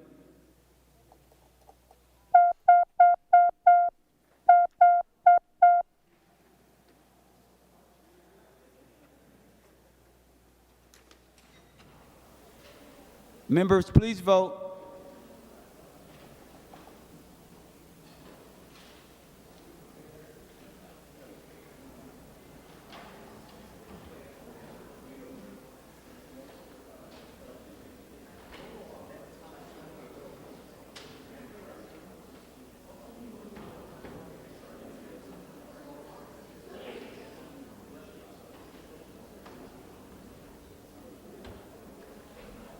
Senator Morrison, those voting under Rule 40.7. Thank you, Mr. President. Senator Bolden votes no. Senator Bolden votes no. Senator Dietzig votes no. Senator Dietzig votes no. Senator McEwen votes no. Senator McEwen votes no. Senator Port votes no. Senator Port votes no. Senator Seeberger votes no. Senator Seeberger votes no. Senator Zhang votes no. Senator Zhang votes no. And Mr. President, Senator Mann votes no. And Senator Mann votes no. Senator Rasmussen, those voting under Rule 40.7. Thank you, Mr. President. Senator Housley votes aye. Senator Housley votes aye. Senator Lang votes aye. Senator Lang votes aye. And Senator Miller votes aye. And Senator Miller votes aye.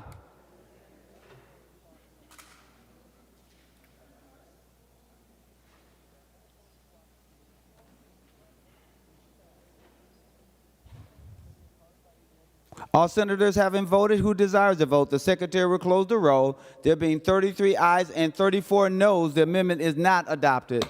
Senator Jasinski. Well, thank you, members. We've had some great discussion today on transportation, and what I've heard from many members, including both sides, is how important transportation is to our districts across the state of Minnesota. We are all fighting for money for our projects that are so important to our residents. So I want to end on a fun note, hopefully, with the last amendment of the day from us is the A12 amendment. Senator Jasinski offers the A12 amendment. The Secretary will report the A12 amendment. Senator Jasinski moves to amend House File Number 2887, the unofficial engrossment, as follows. Page 188, after line 11, insert. This is the A12 amendment. Senator Jasinski to your A12 amendment. Well, thank you, Mr. President and members. So I've been here for 7 years.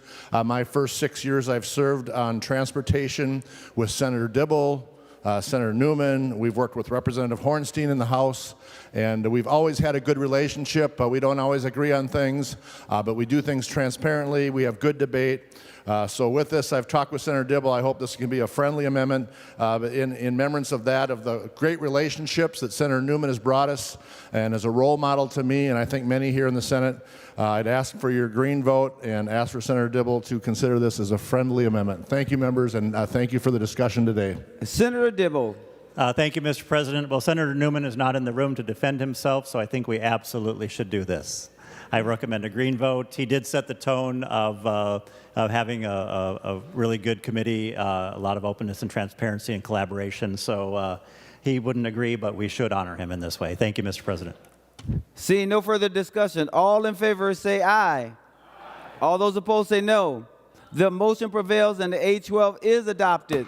The Secretary will give the bill its third reading. House File 2887, a bill for an act relating to transportation, establishing a budget for transportation. Third reading.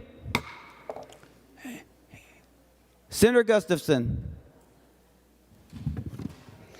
Thank you, Mr. President. I just wanted to have one more quick opportunity to say thank you to Senator Dibble this session. And I had the opportunity earlier to talk about White Bear Township and why it's such a big deal, but it does have a unique story. I'll go through the story briefly again. Largest township in Minnesota, non-congruent township. It's 4 different sections of my district, so they are unable to incorporate. They also don't qualify for LGA. Their roads are widely used in a large suburban area, and they lack funding. But because of the unique situation, they have a unique budget problem. And since I was elected, I've been advocating for White Bear Township. Senator Dibble was generous enough to actually make the trip, go visit with the council. He joined them in hearing their concerns. And upon seeing the transportation budget, it's a huge relief. Nobody has paid attention or listened to them in over a decade. Not until I was elected and met with them and heard their concerns had anybody given them any time to a very specific and unique problem in our metro area. So thank you. It's a wonderful transportation bill, and I urge you to vote green. Any other discussions before I go to the ranking member? Any other discussion before I go to the ranking member? Senator Barb. Thank you, Mr. President. We didn't get a chance to vote on the tax on commercial vehicles, the excise tax. The excise tax on commercial vehicles. So I just take an opportunity here on third reading to weigh in on that a little bit. Well, the tax rate doesn't necessarily have to change to generate more money. In the last 3 years, the price of a brand new commercial vehicle for a typical long-haul, over-the-road commercial vehicle has gone up over $80,000. We're still collecting the extra tax. Whatever the rate is, there's going to be more taxes collected on that. So there's just one more burden on top of that. When you increase the rate, it's not only the price of the truck, it's the increased rate. So this was a huge burden on individual small truck owners. Thank you, Mr. President. Senator Jasinski, ranking member. Thank you, Mr. President. And thank you, Senator Dibble, for bringing this bill forward, working with us across the aisle to get many really good things in this bill. Again, there's still some concerns that I have. I won't reiterate them all. We've had a long discussion. I think you know our points. Again, my main point is it's a huge increase, $2.7 billion to our taxpayers. We have a $17.5 billion surplus right now. It is really priorities. And we could give our priorities to transportation in the general fund, and we're not doing that here today. We're doing that by increasing fees.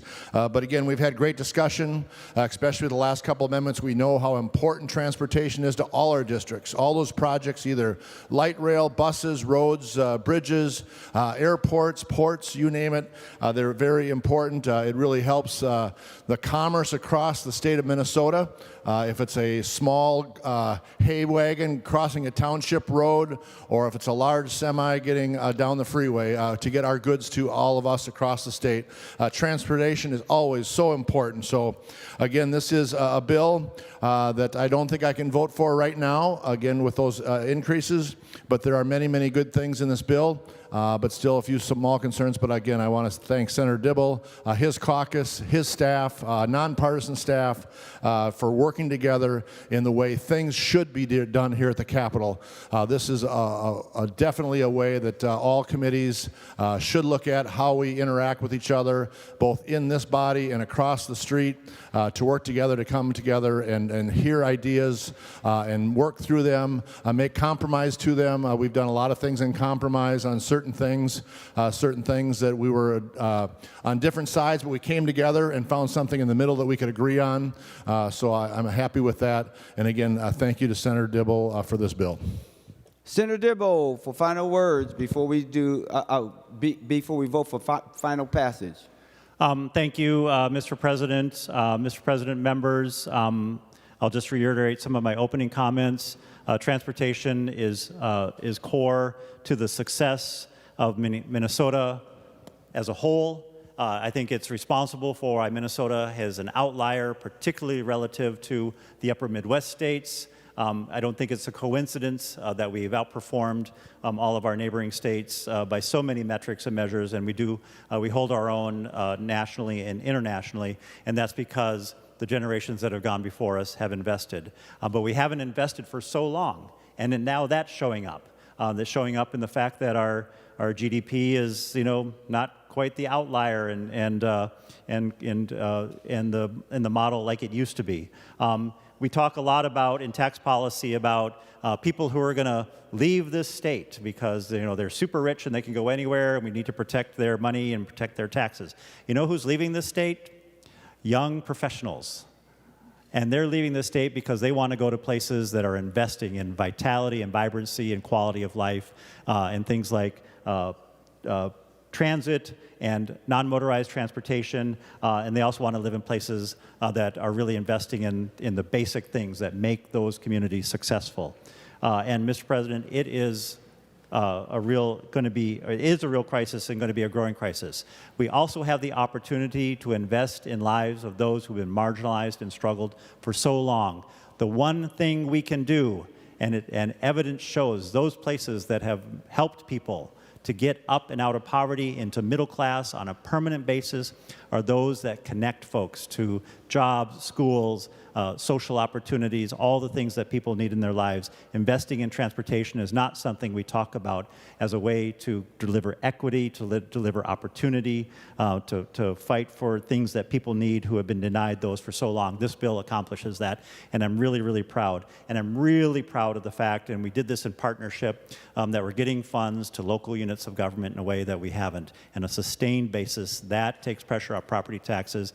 Every single road, every single trip, every single day begins and ends on a local road. We spend a lot of time in this body talking about the trunk highway system, and that takes 90% of the vehicle miles traveled, but it's only 10% of the mileage.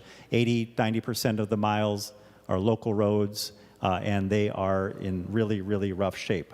And so this is an opportunity, Mr. President. Like I said, we talk about the surplus, but there is no surplus in transportation. There is a deficit, a lack of investment for all these years, and those revenues are in decline. So we have this opportunity and improve our environment at the same time.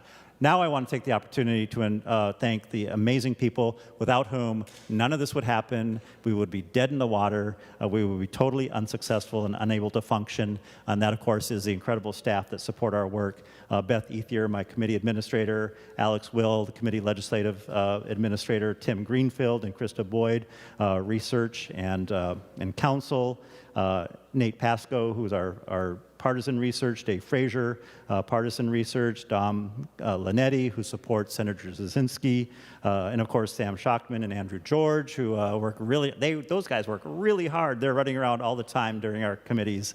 And of course my amazing committee members, Senator Coleman, Senator Lang, Senator Jasinski, Senator Howe, Senator McEwen, Senator Carlson, Port, Morris, Herr. You all do great work, and I'm proud of this bill and proud to vote yes. Thank you, Mr. President.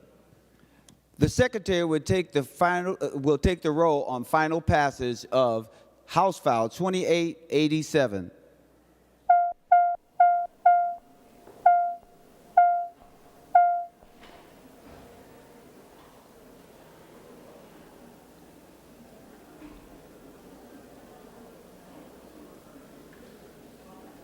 Members, please vote. Senator Morrison, for those voting under Rule 40.7. Thank you, Mr. President. Senator Bolden votes aye. Senator Bolden votes aye. Senator Dietzick votes aye. Senator Dietzick votes aye. Senator McEwen votes aye. Senator McEwen votes aye. Senator Port votes aye. Senator Port votes aye. Senator Seeberger votes aye. Senator Seeberger votes aye. Senator Zhang votes aye. Senator Zhang votes aye. And Mr. President, Senator Mann votes aye. And Senator Mann. Mann votes aye. Thank you so much, Senator Morrison. Senator Rasmussen, for those voting under Rule 40.7. Thank you, Mr. President. Senator Housley votes no. Senator Housley votes no. Senator Lang votes no. Senator Lang votes no. And Senator Miller votes no. And Senator Miller votes no. Members, please vote.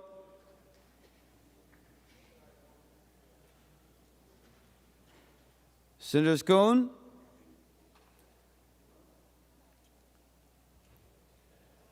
All senators having voted who desires to vote, the secretary will close the roll. There being 36 ayes and 31 noes, the bill is passed and its title agreed to.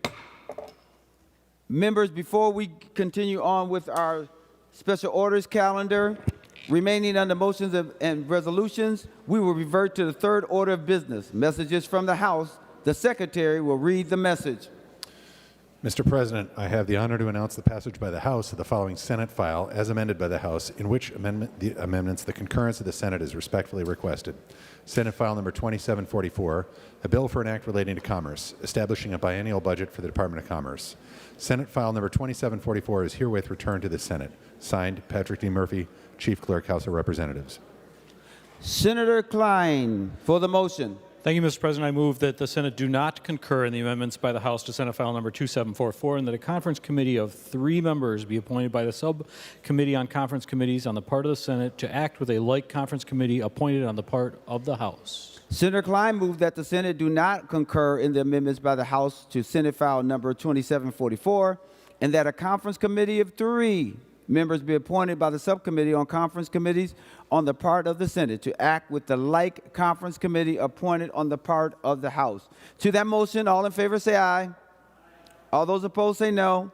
The motion prevails. Senator Morrison. Mr. President, I move for a brief recess for the purpose of appointing conference committees. On that motion, all say aye. Aye. All in favor say aye. Those opposed say no. The motion prevails. The Senate is now in recess for the purpose of identifying those conference committees.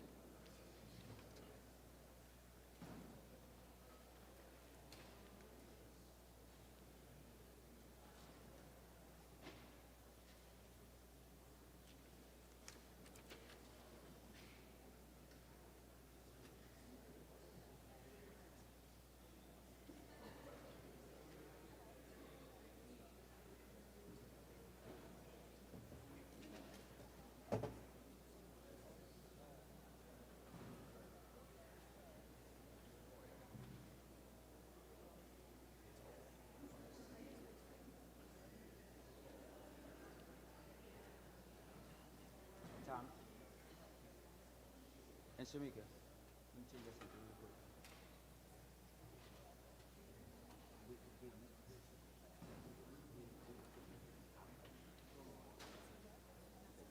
Thank you.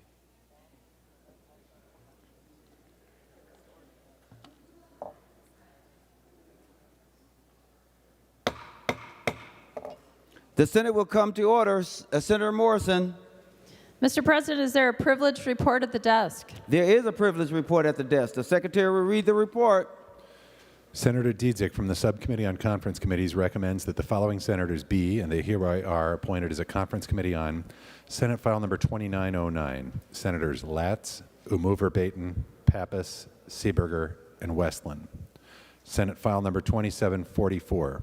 Senators Klein, Seeberger, and Rasmussen.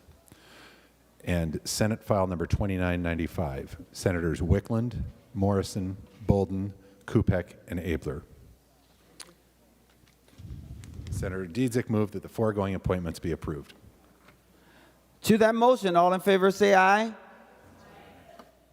All those opposed say no. The motion prevails.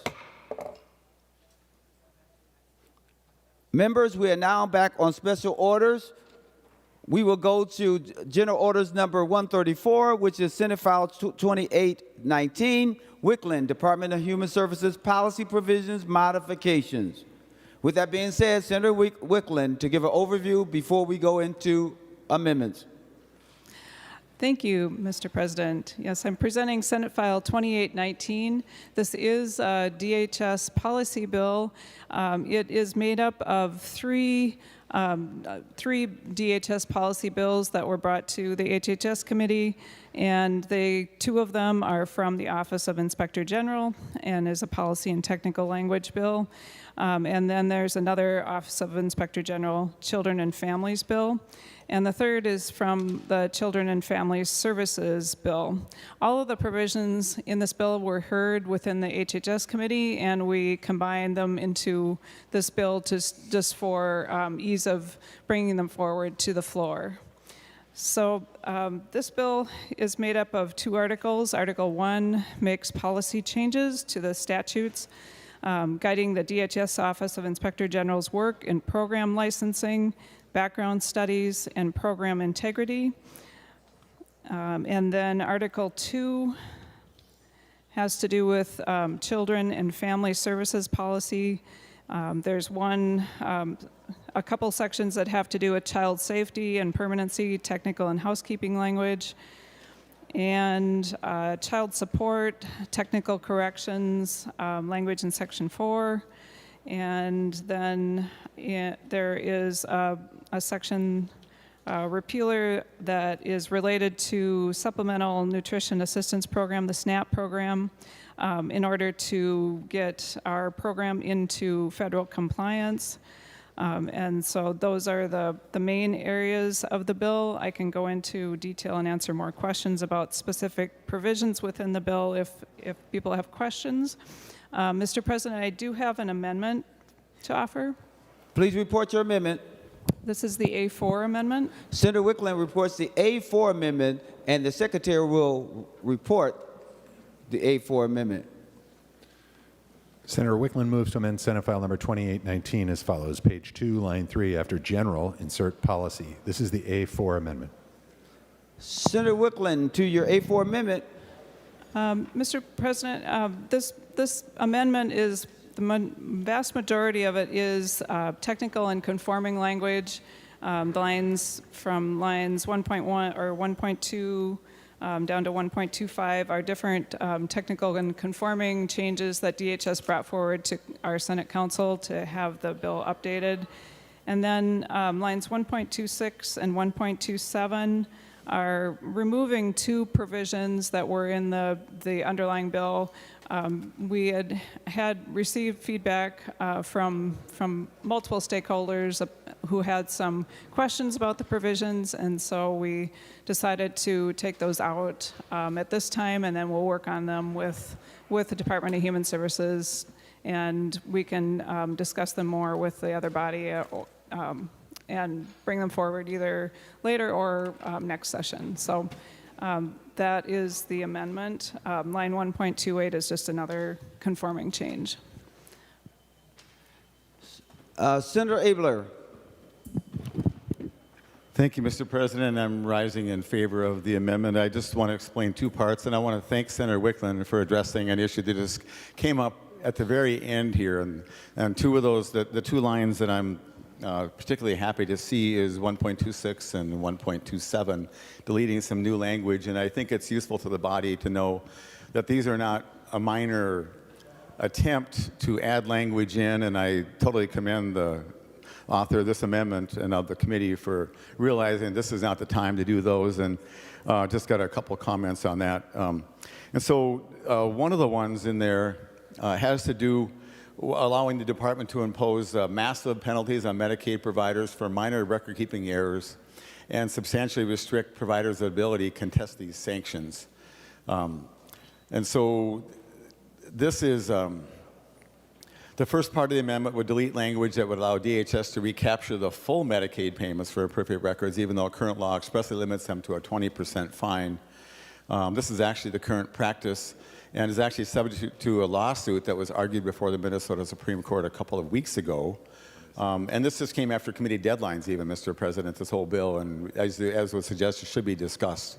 The second part, line 1.27, I think it is, would delete language that prohibits providers from offering evidence in their defense as part of a contested case appeal, which is amazing to put this kind of information from Chapter 14 into a Medicaid policy bill, and it's not the least bit non-controversial. And so what is or what is not admissible in an administrative proceeding should be outlined in the Administrative Procedures Act and discussed further in the State Local Government Committee and maybe even in Judiciary. Mr. President, and just to comment, this is the third time this year that DHS has attempted to circumvent the court process by putting language in bills. One is a 24-hour rule, where they brought forward language which would totally, there are cases pending about that. And then in these two matters, and I just wanted to help them understand this is not the way to do business. We have current law that exists, and there's a court procedure, and if it's not going your way, it is totally wrong to try to pass a law, to change the law, so that you'll win in court or that it will show legislative intent. So clearly the people who are appealing these matters in court would lose. So I am so pleased to vote for this yes, and I encourage all the members to vote yes as well. Thank you very much. See no further discussion. All those in favor of the A4 amendment say aye. All those opposed say no. The motion prevails and the A4 amendment is adopted. Any additional amendments for Senate File 2819? Senator Uckey.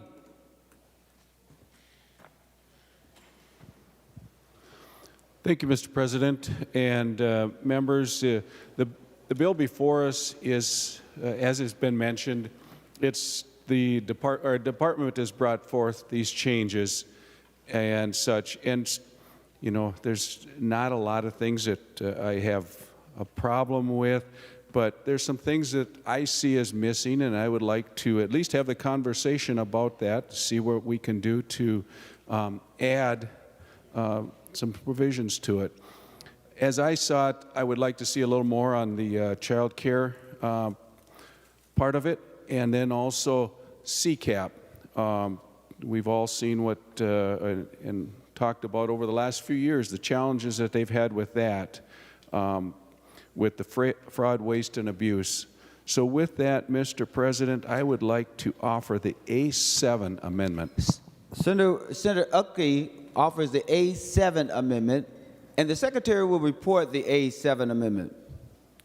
Senator Utke moves to amend Senate File number 2819 as follows, page 76 after line 15, insert. This is the A7 amendment. Senator Uckey, to your amendment. Thank you, Mr. President. Members, there's 3 sections to this amendment. Section 1 provides that any records not produced immediately to the commissioner by the provider, unless the delay is agreed to, are not valid for the purposes of establishing a child's attendance and results in an overpayment. This is just going into the fact that detailing the communication between the commissioner and the provider to make sure that we are paying for those children who are attending, and if we've got a place that's sitting there vacant, so to speak, that we're not paying for seats and bodies that aren't there and participating. Section 2 requires the commissioner to conduct periodic audits rather than the current permissive language. This says that they must audit every calendar year. And then Section 3 changes the disqualifications for CCAP families and providers to the following. Permanent disqualifications from CCAP if such disqualifications is based on the findings or action by a federal or state court. And then there's a first disqualification based on an administrative hearing, consent agreement, or court-ordered stay is 2 years, and the second offense is permanent disqualification. What this is doing is just putting a little stronger language in so that if there are people that are abusing this and found to be cheating the system, that they won't just be told to take a year off or 2 years and then come back and try it again. There are permanent disqualifications to be put in place. So with that, Mr. President, I would ask members for your support. Senator Wiklund. Thank you, Mr. President. Looking the amendment over, I would say that I would see this as an amendment I would oppose adding this to the bill. I guess for one thing, it's extensive, and there is language that I believe would need to go through multiple committees to be sure that we understand the ramifications of adding this language. And then just to the provision that's on page 2, where it's 2.1 to 2.3 about records that are not produced immediately unless shall not be valid, is basically, it's very similar to the language that I removed from the bill with the amendment. And there were concerns about that being too, that was not related to childcare, it was related to other providers. But I think that what my understanding is that that's a pretty drastic and could be difficult for providers to respond immediately and provide records, and to disqualify them if they're not produced immediately seems drastic. So I would say that I oppose the amendment. I think if these are changes that Senator Etke would like to see us move forward with, I'd like to see them introduced as a bill, and then we can take them through the appropriate committees and work with the department to see where they best fit. Senator Wiklund, Westland. Thank you, Mr. President. I request a roll call. Roll call requested, roll call granted. Any other discussion before I go to the author? Senator Etke, before we vote. Thank you, Mr. President. And thank you, Senator Wiklund, for taking a look at this, and hopefully we will have a vote, and if it doesn't prevail, that we can have further discussions as this moves forward. And we just all know the challenges that we've all seen the last number of years, and we've been contacted many times over with concerns over CCAP. And we just want to make sure that we're paying for those services that we actually receive. So we'll continue this conversation as it goes on, but for right now, I would sure appreciate a green vote. The Secretary will take the roll on the A7 amendment.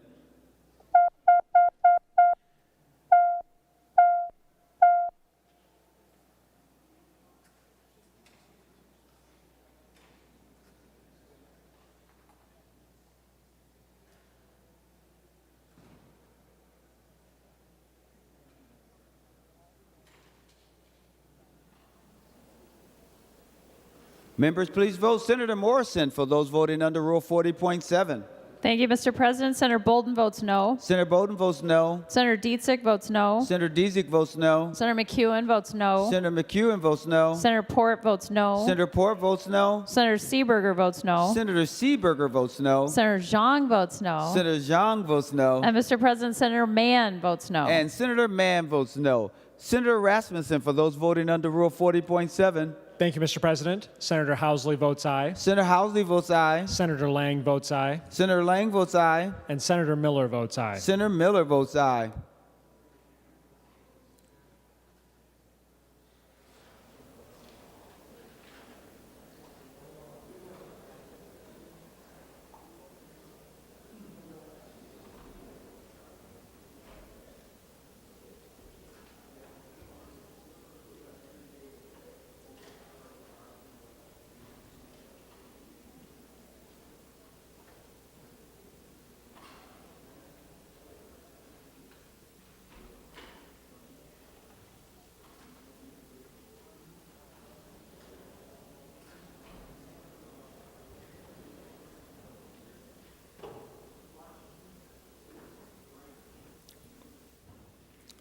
All senators having voted who desire to vote, the Secretary will close the roll. There being 34 ayes and 33 noes, the amendment is adopted.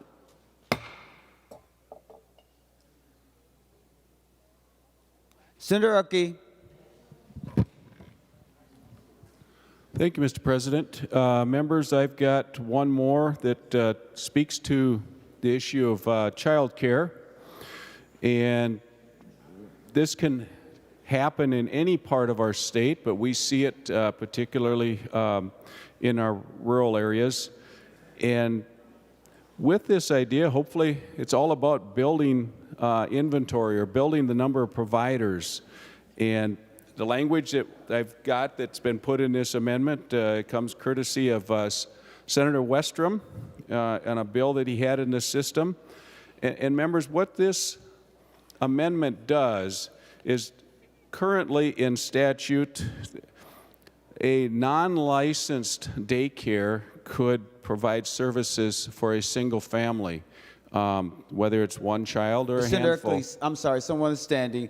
Senator Hurd, for what purpose do you rise? Mr. President. Senator Hurd, for what purpose do you rise? Sorry, I motion to reconsider. Having voted on the prevailing side, I'd like to move that the vote hereby on 8. Senator Hurd, I'm sorry, that's not appropriate at this moment. You will be able to do that, but there's something else already before us. Okay, my apology. I'll wait till Senator Upke is done. Senator Upke. Thank you, Mr. President. And Senator Hurd, I saw that vote, and I just thought you liked that amendment so well you jumped on board, so I was appreciative. But we will follow up with that here in a few minutes. But anyhow, back to the amendment that I've got before us. We're taking the language that's currently in statute, which says a non-licensed person could provide services for a single family for one child or a number of children, and just changing that around to say that they can provide services for a number of families, up to a total of 10 children overall, 6 children under school age, and then it's got 2 infants, or a combined total of 3 infants and toddlers in complete. But these are providers that are not licensed. They are not participating in any state services. They are just what we have all grown up with. They are in our neighborhood. They're taking care of children. It's the type of people we went to when my girls were young. As parents, it's up to us to talk to these people, make sure we're comfortable with the services they provide. They typically are all women who have raised their families or are raising their current families and are willing to take on some of this additional work and provide the services for those of us that, or those that need it currently, need the daycare services. So with that, Mr. President, I would hope that members could see that this is a good deal for all of us across the state, and I think that Senator Westrom would like to weigh in on this, being that this originally came from him. Senator Upke, I know that you've been talking about something, but you did not offer an amendment. Do you have an amendment to offer? Mr. President, I sure do. How about the A6? Senator Upke offers the A6 amendment. The Secretary will report the A6 amendment. Senator Rutke moves to amend Senate File Number 2819 as follows. Page 76, after line 15, insert. This is the A6 amendment. Senator Upke, I think it's all those wonderful things that you said already that pertains to your A6. So now we go to Senator Westrom. Senator Westrom. Mr. President, members, I urge your support of this amendment. This would be the fastest way we can help the hemorrhaging that's going on across this state with getting more people back into the child care options that parents of children would have. This legislation is similar to language that I signed and authored in the past with Senator Eaton, and others of you have signed on to this in the past years. But members, this really would just be common sense. Go back to the way most of us grew up in the 80s and 90s, when you had somebody down the street or across town that had maybe some of their own children at home, or had recently had their children leave home and they liked taking care of children, but they don't want to get into the paperwork and all the burden of regulations and inspections in their home. They just want to watch kids and help parents of children out. Currently, our law allows this to go on, but only allows those people to watch children from one other family. And when I brought this up to various people, they've often said, "What? That doesn't make sense." I dare say we all can recall many different babysitters or daycares or however your parents or your friends have handled it in the past when we all grew up, and some are still trying to handle it this way today.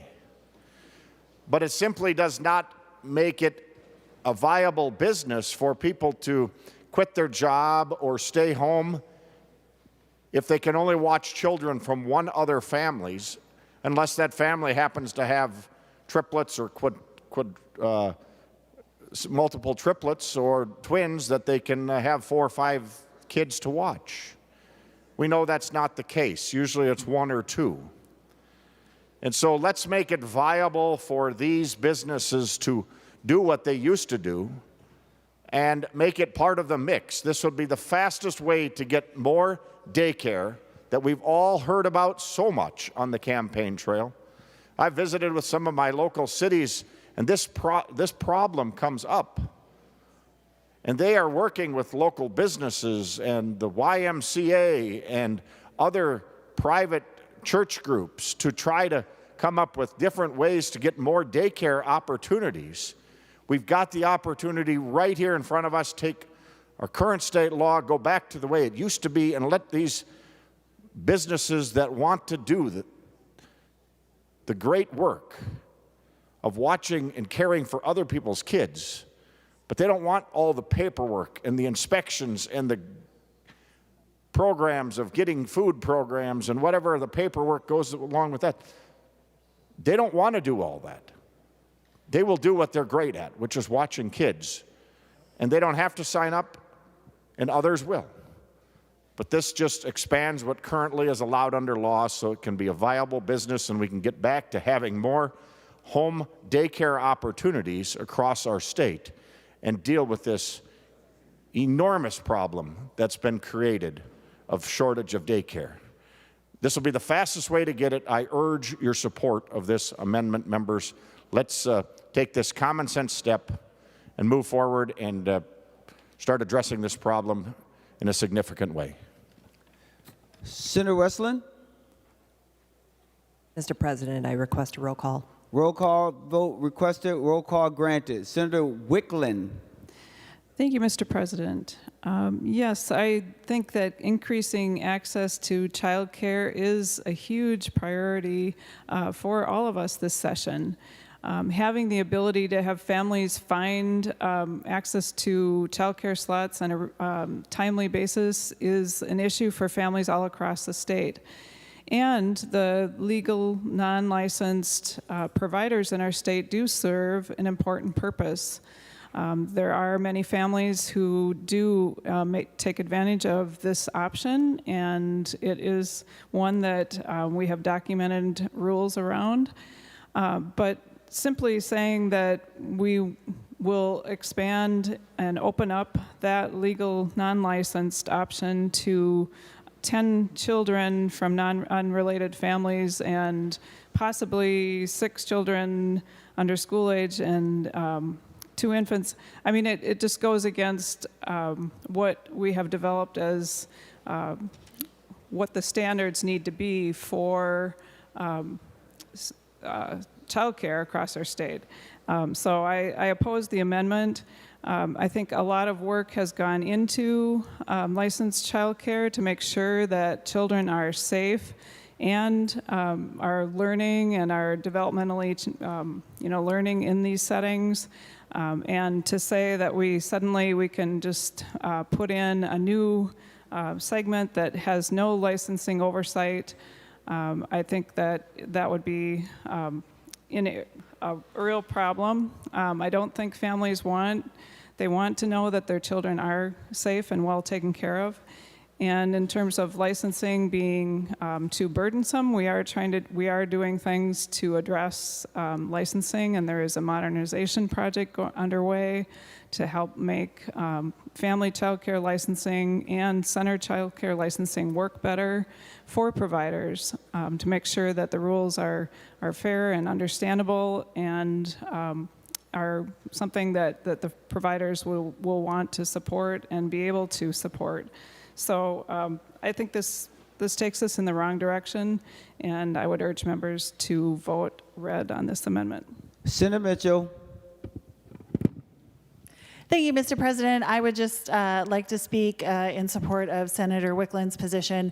You know, this basically is so many children and the potential for so many infants or toddlers that it would remove the need for many people to think about getting a license. And the fact is, there's a reason that we license daycare. I'm a parent of small children, and I've struggled with childcare, and so I would love for there to be more of it. But I don't want it to be at the expense of children being in unsafe situations. And when you have a large number of children in an unlicensed facility, unfortunately, we've read in the news some of the things that happen, children getting forgotten or unfortunately abuse, because, you know, when you get a license, I have a foster license, they do a secure check on your home and make sure it's safe, on your background to make sure you're a safe person.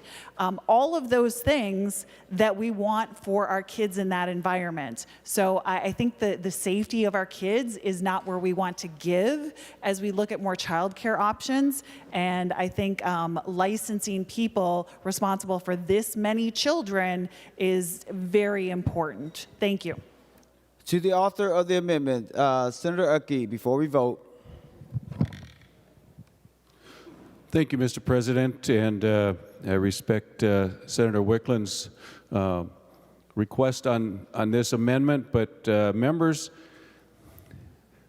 I don't personally believe it's up to the state to be the one that tells us who's a good provider and who isn't. As parents, it's up to us to interview those providers, to be comfortable with them, and follow up and make sure they're doing the job. You know, if they are accepting the state programs, that's a whole nother choice or a whole nother predicament there. But if this is a provider that is not participating in those state programs, is working directly with the parents, I think the parents make the best decision on that. So in the end, I would hope that I could gain members your support on this.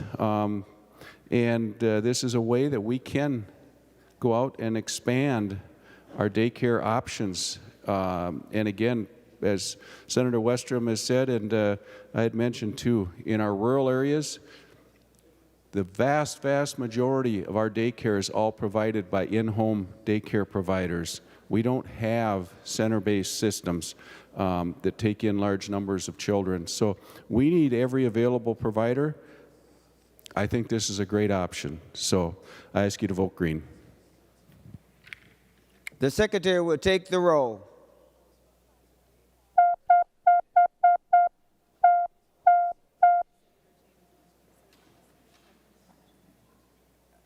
Oh, we already let the author speak.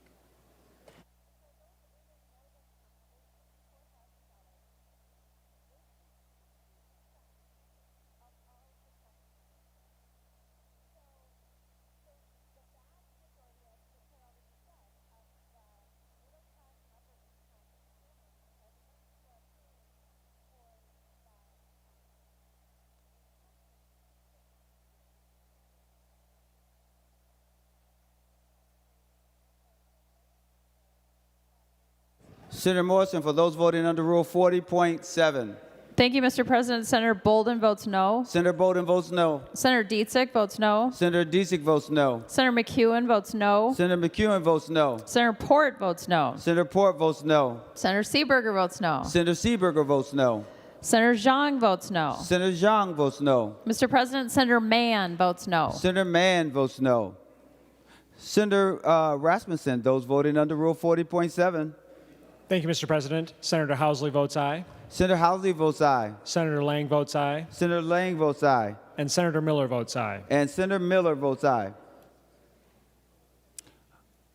All senators having voted who desire to vote, the secretary will close the roll. There being 32 ayes and 35 noes, the A6 amendment is not adopted. Senator Hur.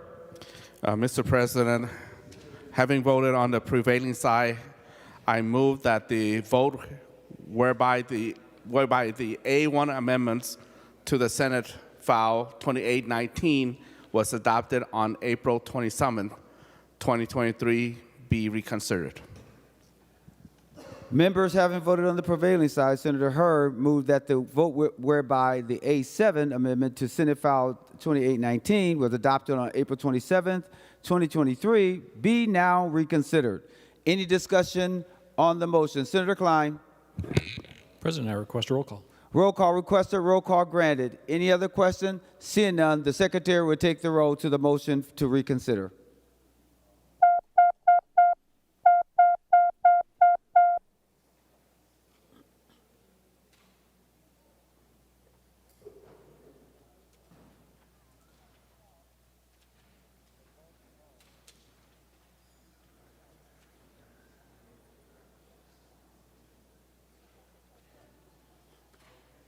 Members, please vote. Senator Rasmussen, those voting under Rule 40.7.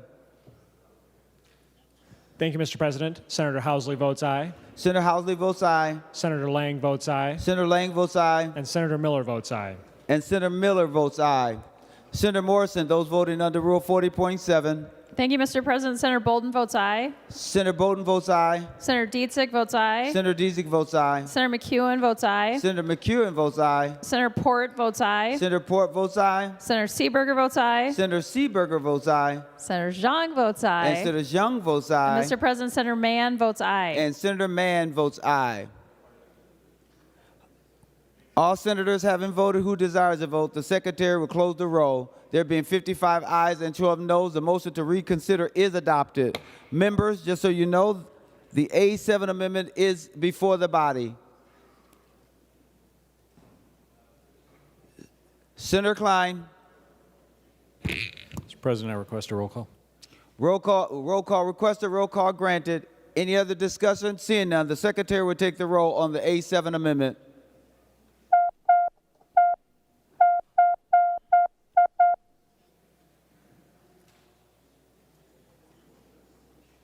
Members, please vote.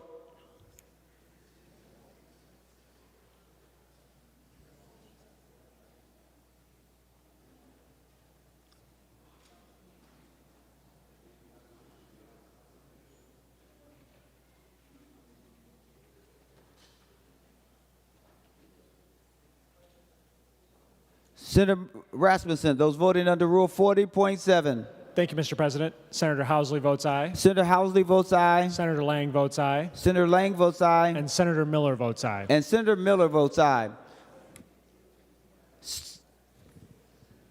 Senator Morrison, those voting under Rule 40.7. Thank you, Mr. President. Senator Bolden votes no. Senator Bolden votes no. Senator Dietzig votes no. Senator Dietzig votes no.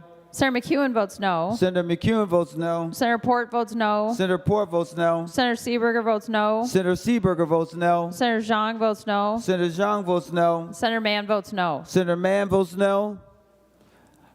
All senators having voted who desires to vote, the secretary will close the roll. There being 33 ayes and 34 noes, the A7 amendment is not adopted.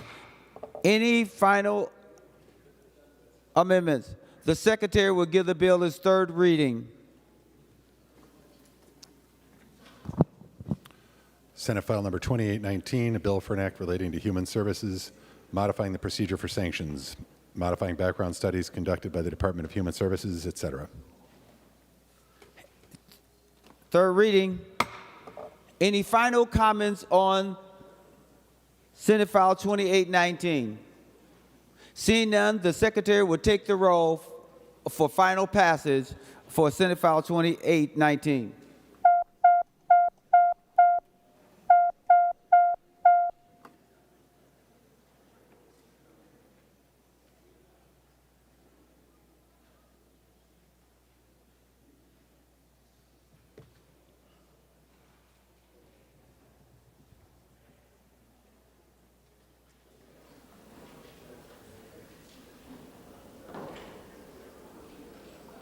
Senator Morrison, for those voting under Rule 40.7. Thank you, Mr. President. Senator Bolden votes aye. Senator Bolden votes aye. Senator Dietzig votes aye. Senator Dietzig votes aye. Senator McEwen votes aye. Senator McEwen votes aye. Senator Port votes aye. Senator Port votes aye. Senator Seeberger votes aye. Senator Seeberger votes aye. Senator Zhang votes aye. Senator Zhang votes aye. Mr. President, Senator Mann votes aye. Senator Mann votes aye.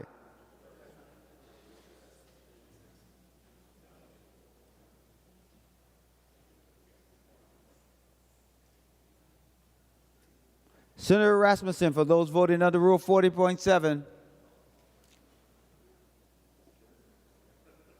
Thank you, Mr. President. Senator Housley votes aye. Senator Housley votes aye. Senator Lang votes aye. Senator Lang votes aye. And thank you, Mr. President. Senator Miller votes aye. And Senator Miller votes aye. All senators having voted who desires to vote, the secretary will close the roll. There being 43 ayes and 24 noes, the bill is passed and its title agreed to. Members remaining under special orders, we now go to number 135 on general orders, Senate File 2212, Wiklund, Department of Health Policy Provisions Modifications. Senator Wiklund. Thank you, Mr. President.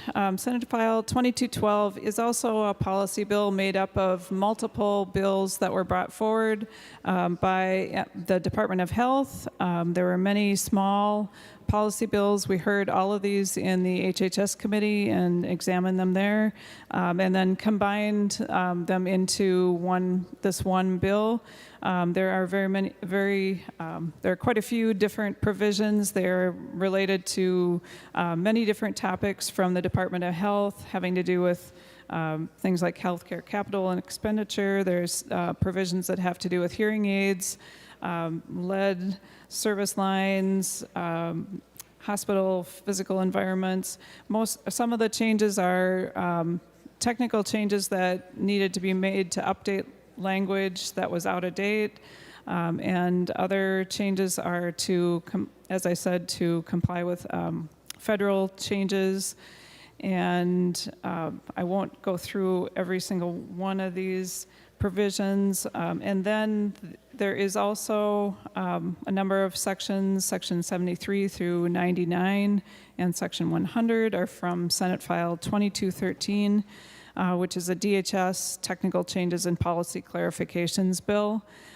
This bill has provisions that cover reorganizing the room and board provision in the medical assistant eligibility area of law. There's a section or area that is related to aligning the family cash assistance programs with changes made in 2021 for MFIP and diversionary work program. There is a clarification of the definition of supportive housing and adds multi-tribal collaboratives as eligible grantees for community living infrastructure grants. It clarifies that medical assistance in Minnesota Care covers gender-affirming health care. And then there are sections that respond to legislation that was passed in 2021 that required DHS to prepare legislation that codifies grant programs. This was a legislative mandate that required DHS to identify eligibility criteria, target populations, allowable uses of funds, and outcome measures for each grant. And there are a number of grants included, including mental health crisis services, housing with supports for adults with serious mental illness, projects for assistance in transitioning from homelessness, cultural and ethnic minority infrastructure grants, transition to community initiative grants, and mental health certified peer specialist and family peer specialist grants. So, this is another technical and policy bill from the department, from both departments, and I can answer questions if people have questions about any of the specific provisions. Thank you. Any amendments on Senate File 2212? Senator Uckey. Thank you, Mr. President. And I'll go with the amendment first so I don't mess you up this time. But I'd like to offer the A50. Senator Uckey offers the A15 amendment. The secretary will report the A15 amendment. 5-0. Oh, A50 amendment. The secretary will report the A50 amendment. Thank you for that correction, Senator Uckey. Senator Etke moves to amend Senate File Number 2212 as follows. Page 15, line 15, delete who perform and insert. This is the A50 amendment. Senator Uckey, to your A50 amendment. Thank you, Mr. President. Members, what I'm doing with this amendment, and it's on page 15 if you're looking at the bill at all, and it has to do with the area that addresses work pertaining to lead. And if you're doing a remodel, the new language, or the changes took away the language that says you could work for and with a family member, and now it was just you could work on your own personal property, but you don't have that additional option. And so with this amendment, I wanted to go back to the fact that you can work with a family member. Are you helping out a brother or sister with a project? Are you helping out your children? I personally I enjoy it. I've done a lot of it. Sometimes I say I get stuck with it, but we do those projects for our children in their homes. We need to maintain and retain that ability to be able to do those projects. It's not for hire. It spells out in other parts there that if it's for hire, okay, now you're a contractor or you're doing the job for hire, you can go out and see, get the licenses you need. But in this case, where we would be working with a family member, no pay, just helping out, I want to retain that, and that's what this amendment is about, so we can walk in and lend a hand. So, members, I hope that you can accept this and vote green. Senator Westland. Mr. President, I would like to request a roll call. Roll call requested, roll call granted. Senator Wiklund. Thank you, Mr. President. Yes, I spoke with Senator Uckey about this provision and his questions about it, and I can see where we would want to continue to be able to have family members being able to work on other family members' properties. And so I would see this as a friendly amendment. He worked with staff to come up with something that I think is workable, and I would accept it as a friendly amendment. Senator Wiklund. Westland. Mr. President, I would withdraw my request for a roll call. Roll call request withdrawn. Any further discussions on the A50? Seeing none, all in favor say aye. Aye. All those opposed say no.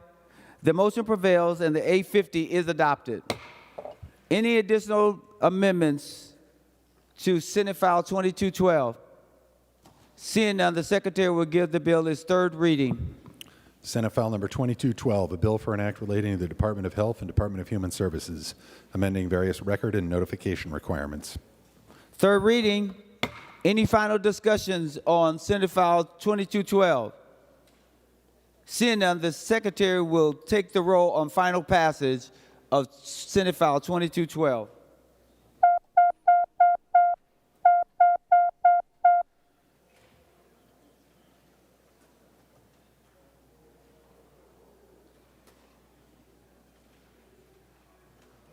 Members, please vote. Senator Murphy, for those voting under Rule 40.7. Thank you, Mr. President. Senator Dietzig votes aye. Senator Dietzig votes aye. Senator Bolden votes aye. Senator Bolden votes aye. Senator McEwen votes aye. Senator McEwen votes aye. Senator Port votes aye. Senator Port votes aye. Senator Seeberger votes aye. Senator Seeberger votes aye. Senator Zhang votes aye. Senator Zhang votes aye. Senator Mann votes aye. Senator Mann votes aye. Senator Morrison votes aye. Senator Morrison votes aye. Senator Dibble, are you planning to vote?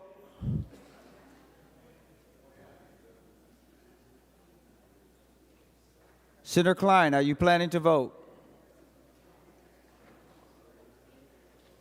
Senator Herr, are you going to vote?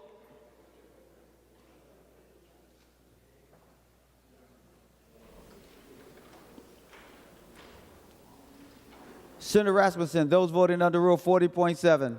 Thank you, Mr. President. Senator Housley votes aye. Senator Housley votes aye. Senator Lang votes no. Senator Lang votes no. And Senator Miller votes no. And Senator Miller votes no. All senators having voted who desires to vote, the secretary will close the roll. There being 38 ayes and 28 noes. There being 38 ayes and 29 noes, the bill is passed and its title agreed to. Members remaining under special orders, we are at General Orders number 141. That will be Senate File 2219.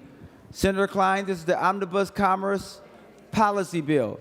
With that being said, Senator Klein. Thank you, Mr. President. I'm pleased to present the Omnibus Commerce Policy Bill this afternoon. And this is a great bill with several wonderful consumer protection measures and carrots in it. I won't go through every provision in the bill, just to highlight some real strong points that I think will protect Minnesotans. We have a price gouging prohibition during times of emergency, authored by Senator Port. We have an initiative from Senator Rasmussen that will eliminate the language on, eliminate statute around minimum markup on gasoline, and will save Minnesota consumers money on their gas prices. He will bring an amendment today that reflects Peace in the Valley language with the petroleum marketers on that. We are going to protect Minnesotans against coerced debt. We are going to make protections around the direct-to-consumer genetic testing kits that you can order online and make sure that that data is within your own control. We're going to increase penalties and restrictions around robocalls and try to protect Minnesotans from those. Senator Kupek has worked hard all this session on a Fair Repair Act, which will allow consumers to service their own Apple phones and other electronic devices, which were previously unallowed. We have a Senator Dames provision, which will modify some of the rules around self-insurance for automotive policies. And members, there are just several other excellent provisions within the bill. I encourage your support. I know we have some friendly amendments. With that, I will open it up for discussion and amendments. Any amendments to Senate File 2219? Senator Rasmussen. Thank you, Mr. President. Minnesotans are concerned about inflation and especially the price of gas. I heard about the price of gas on the campaign trail all the time, and I'm sure many of my colleagues here in this chamber did as well. Much of what drives the price of gas is out of our control as a state legislature, but there is currently a law on the books that keeps the price of gas artificially high in Minnesota. Current Minnesota law requires gas retailers to charge an 8-cent markup per gallon of gas. This is called a minimum markup. Selling below this markup is against the law and could subject the gas station owner to civil and criminal penalties. This is essentially a hidden gas tax.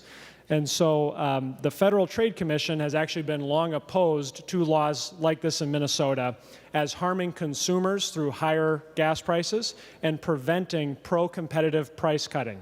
And so I'm really glad that in this bill today, we are reforming the minimum markup on gasoline. I want to thank Senator Klein, Senator Seeberger, Senator Putnam, and Senator Barr for co-authoring this bill. And in order to address some concerns from the petroleum marketers, Mr. President, I would like to offer the A13 amendment. Senator Rasmussen offers the A13 amendment. The Secretary will report the A16 amendment. Senator Rasmussen. A13, I'm sorry. Senator Rasmussen moves to amend Senate File number 2219 as follows. Page 26, delete Section 23 and insert. This is the A13 amendment. Senator Rasmussen to your A13. Thank you, Mr. President. The A13 would preserve a protection for gas station owners on below-cost selling while eliminating the minimum markup here in Minnesota and also clarifying that below-cost selling is permitted for promotions, coupons, loyalty programs, and membership-based pricing. I would ask for members' support of the A13 amendment. Senator Klein. Thank you, Mr. President. Senator Rasmussen, yes, this the one big concern and source of opposition to this effort to lower gas prices for Minnesotans was from the petroleum marketers, who sort of represent these small town mom and pop gas stations. They were concerned that a large enterprise could come into their town and price war with them and undercut their costs and put them out of business. Senator Rasmussen took those considerations seriously and worked with them to find language that they are now comfortable, and I believe they are now supportive of this bill with this amendment in place. So this is a friendly amendment, Mr. President. Any other discussion on the A13 amendment? Seeing none, all in favor say aye. All those opposed say no. The motion prevails and the A13 is adopted. Senator Draheim. Thank you, Mr. President. I would like to offer the A18 amendment. Senator Draheim offers the A18 amendment. The Secretary will report the A18 amendment. Senator Draheim moves to amend Senate File Number 2219 as follows. Page 26, line 31, delete 100,000 and insert.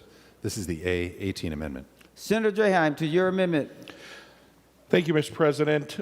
Members, this is adjusting the penalty to the robocall. I am very grateful that Senator Klein included this in his bill.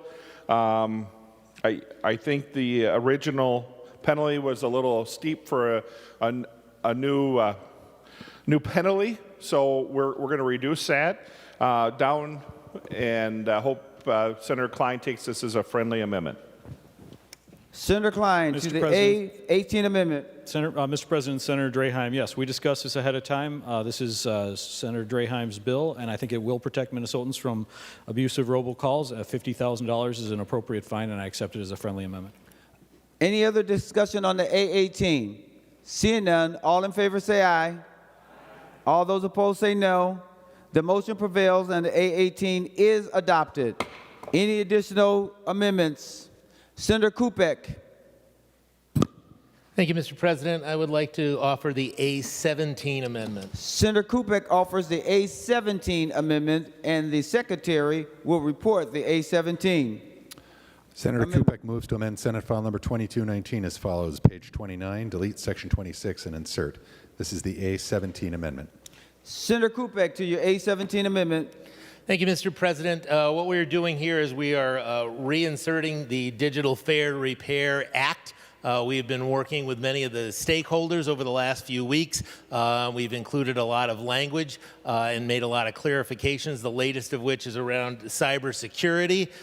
So we've put that in, and we think we've gotten the bill to a fairly good place where most of the parties now should be fairly satisfied. And in case you're not aware of the Digital Fair Repair Act, this will allow you to basically work on your electronic goods. That phone that is on your desk in your pocket, that is yours, and you should have the right to either repair it or take it to where you want it to get repaired. And this bill will require manufacturers to either provide you or an independent manufacturer with the tools and instructions necessary to make that repair. It's a good bill also for businesses, especially in greater Minnesota, where we do not have access necessarily to some of the large retail stores like an Apple store. We don't have any, and this will allow small mom and pop places to spring up across our area, and so I see it as a good bill, and I would request a roll call, Mr. President. Roll call requested, roll call granted.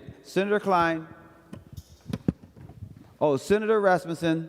Thank you, Mr. President, and thank you, Senator Kupek, and I'm supportive of the A17 amendment. I think it reflects some feedback that different players in this ecosystem have provided, and so I appreciate Senator Kupek taking that feedback into account in the A17 amendment.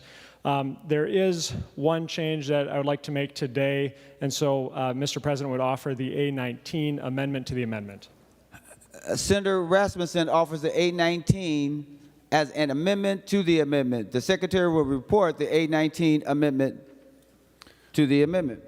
Senator Rasmussen moves to amend the A17 amendment to Senate File Number 2219 as follows. Page 6, line 31, delete everything after cybersecurity and insert a period. This is the A19 amendment to the amendment. Senator Rasmussen, to your amendment. Thank you, Mr. President. In the underlying amendment, there's language in here that basically exempts any parts, documentation, or tools related to cybersecurity.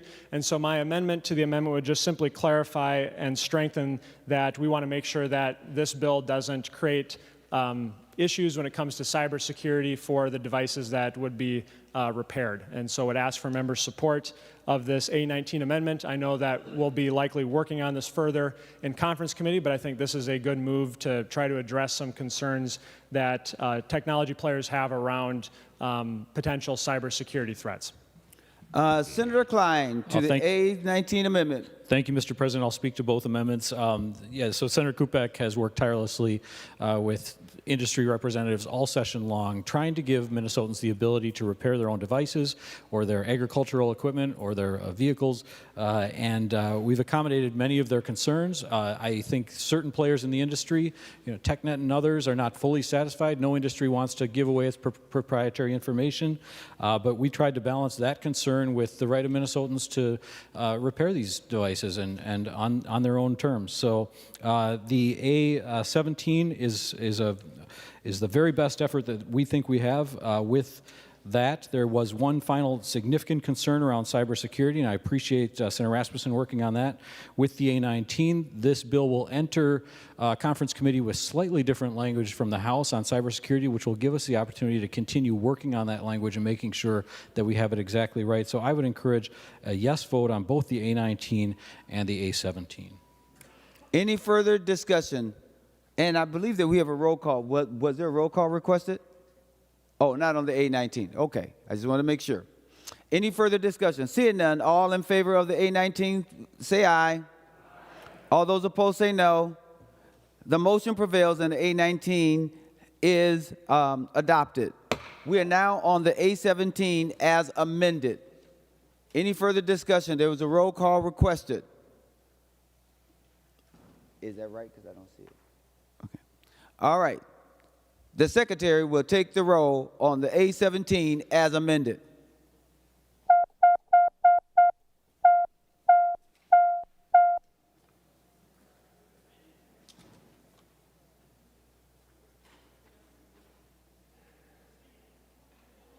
Members, please vote. Senator Murphy, those voting under Rule 40.7. Thank you, Mr. President. Senator Dietzig votes aye. Senator Dietzig votes aye. Senator Bolden votes aye. Senator Bolden votes aye. Senator McEwen votes aye. Senator McEwen votes aye. Senator Port votes aye. Senator Port votes aye. Senator Seeberger votes aye. Senator Seeberger votes aye. Senator Zhang votes aye. Senator Zhang votes aye. Senator Mann votes aye. Senator Mann votes aye. Senator Morrison votes aye. And Senator Morrison votes aye. Senator Rasmussen, those voting under Rule 40.7. Thank you, Mr. President. Senator Housley votes aye. Senator Housley votes aye. Senator Lang votes aye. Senator Lang votes aye. And Senator Miller votes aye. And Senator Miller votes aye. Senator Jasinski, are you going to vote?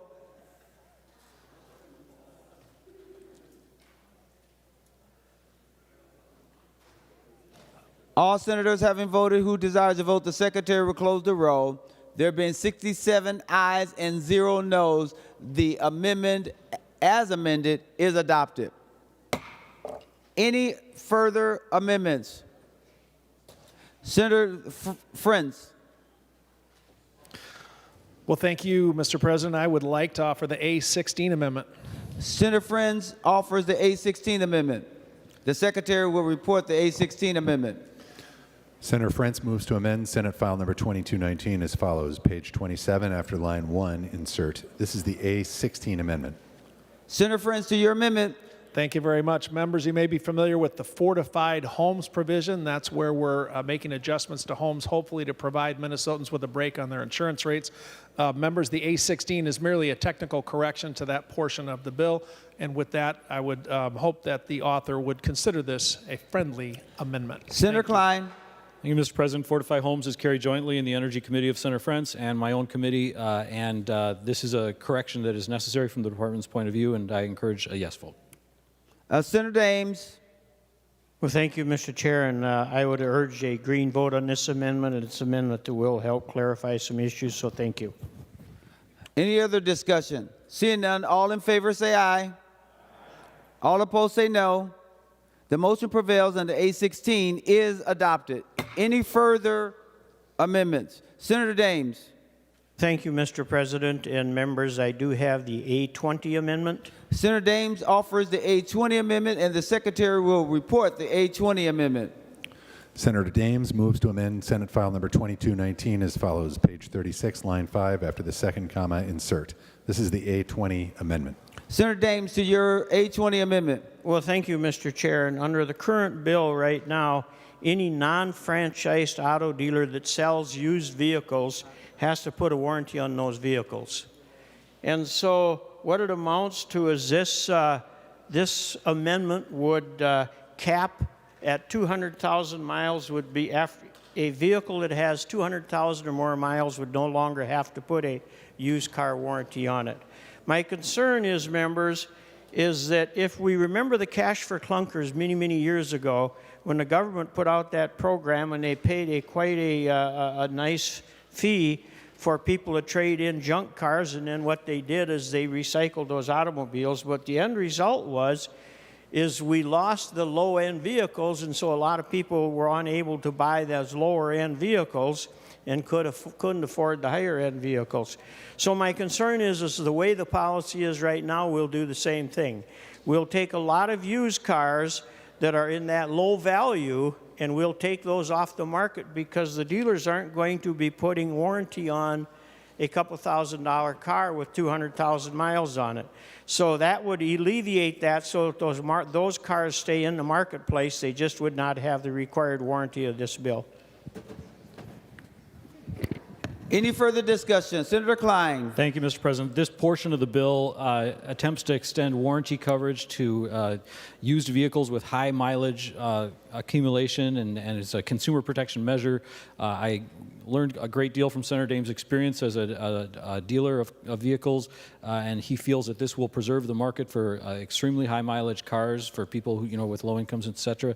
And I take this as a friendly amendment. I think it'll improve the bill, so I urge a green vote. Any additional discussion? Seeing none, all in favor say aye. All those opposed say no. The motion prevails and the A20 is adopted. Any further amendments? Seeing none, the Secretary will give the bill its third reading. Senate File Number 2219, a bill for an act relating to commerce, authorizing administrative rulemaking, prohibiting price gouging. Third reading. Any further discussion on the bill? Senator Rasmussen. Thank you, Mr. President. Included in the bill before the body is a provision that will help our state-chartered banks and their customers. In the district that I represent, we have many community banks that serve small towns. Sometimes towns as small as 200 people will have a community bank. Minnesota law requires that these banks be open Monday through Friday, which, given staffing issues and workforce issues, is causing rural branches of these banks to close if they cannot operate full-time. And so one of the provisions in this bill will allow banks to be closed for up to 48 hours, which would allow them to operate on a part-time basis, preserving access to key banking services in rural Minnesota. Additionally, this bill repeals a duplicative regulation that is supported by the Commerce Department to repeal this, that adds about $10,000 in cost per year for our state-chartered banks, which are savings that they can pass on to their customers and ensure that our state-chartered banks can compete with the nationally chartered banks. And so I appreciate this provision being included in the Commerce Bill today. Senator Marty.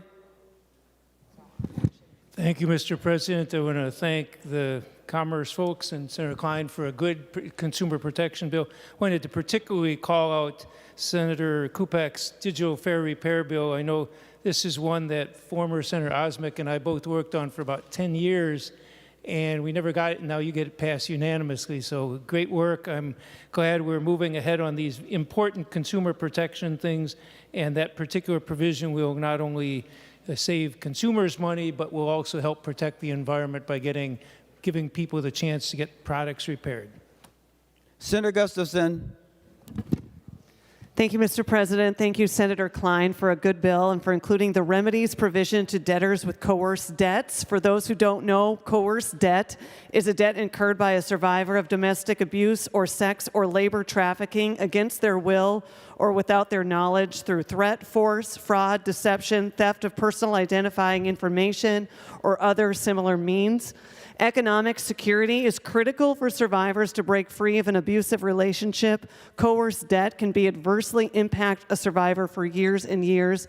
Again, I want to thank Senator Klein for including this important bill into his omnibus. It's a really good bill. I thank Senator Klein again and all the members of the Commerce Committee, and I urge members to vote green. Senator McQuaid. Thank you, Mr. President. And I also want to thank Senator Klein and the entire Commerce Committee for this really, really great bill. And I appreciate my colleagues' earlier comments, so I'm just going to keep mine really tight. The price gouging prohibition is so critically important. Senator Port has worked on this piece. We saw during the pandemic how much price gouging increased, and we know that there was an executive order, but so many of the critical pieces that we needed during the pandemic, the prices were sky high. And so this is such an important provision for Minnesotans to make sure that we can afford the critical things that we need to live our lives. So thank you, Senator Port, and thank you, Senator Klein, for including this. I urge members to vote green. Senator Dames. Well, thank you, Mr. President. And like all bills, you know, sometimes when they start out, you kind of wonder where they're going to go. But I do want to thank Senator Klein for his guidance on this bill and staying with and getting people to work together, to come together and put together some of these bills that looked a little tough to start with. I know there was a lot of work that was done on the right to repair. I'd certainly like to see that change in there. And there was several other parts of this bill. When we first heard them in Commerce, there were some pretty tough bills in the way they were going to act with the consumers and this and that, but those bills, through a lot of hard work, have gotten changed, so we do appreciate it, and I'll be voting green on this today.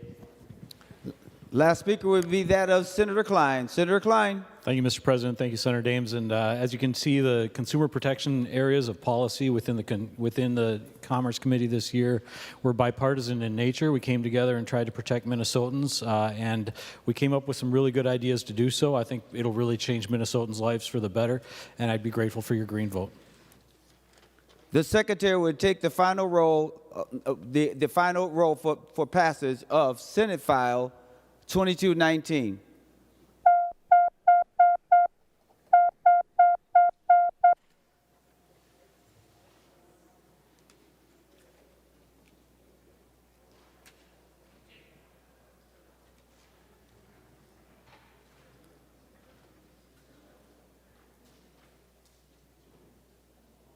Senator Rasmussen, those voting under Rule 40.7.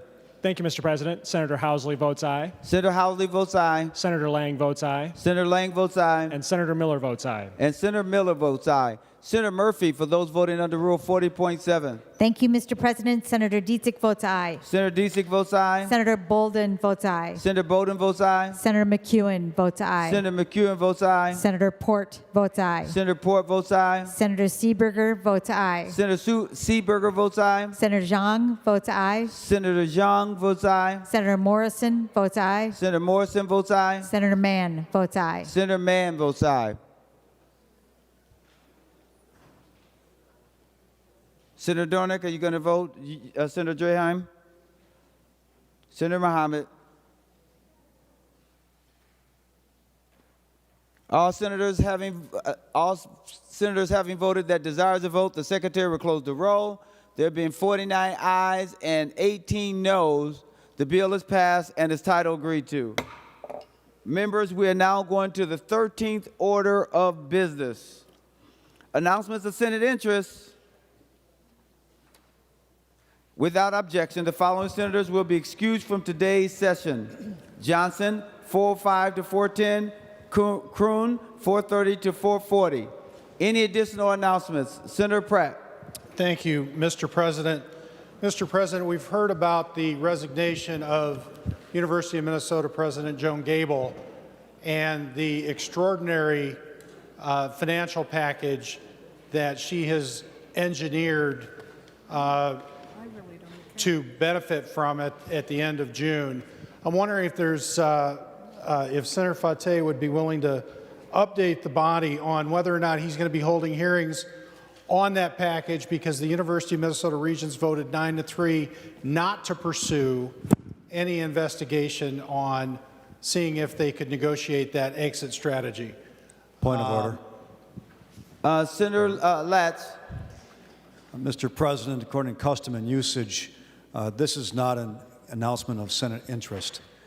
This is not an opportunity to inquire of other senators to try to make political points or anything like that. These are announcements like committees are going to be scheduled and certain dates and times and so on. So I'd ask the President to rule the inquiry out of order. Mr. President, advice? Come on, I want to get the pass. Advice?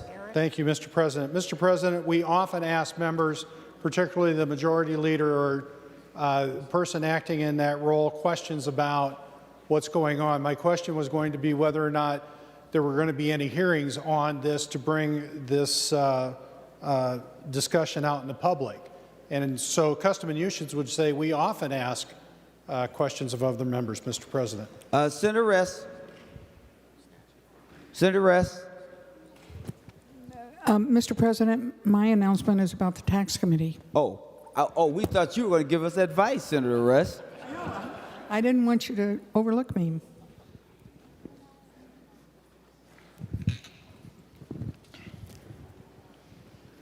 Mr. President. Members, on the issue, Mr. President. What you can only do is ask about if there's going to be a hearing, but anything else that comes across as debate is not appropriate. So whether someone did something or not is whether there's just going to be a hearing. That's it. Mr. President, may I ask Senator Fate to yield? Senator Fate, will you yield?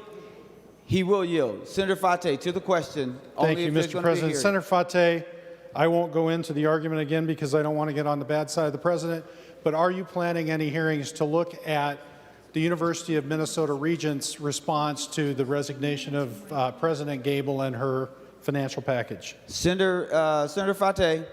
Thank you, Mr. President. Thank you, Senator Pratt, for your question. I do share the same concerns as you. I'll be happy to connect with you offline. But as of now, I have not scheduled anything as of now. But I'll be happy to connect with you after this. Senator Jasinski. Thank you, Mr. President. Just a couple quick announcements. Again, I've said it before, but a date reminder.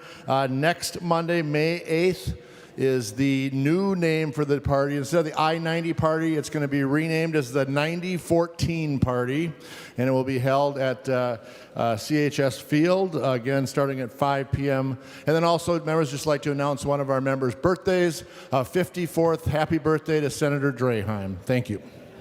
Senator Ress. Thank you, Mr. Chairman. The tax committee will reconvene in 5 minutes in G15 to finish the tax bill. Thank you, Mr. President. Any other announcements of Senate interest?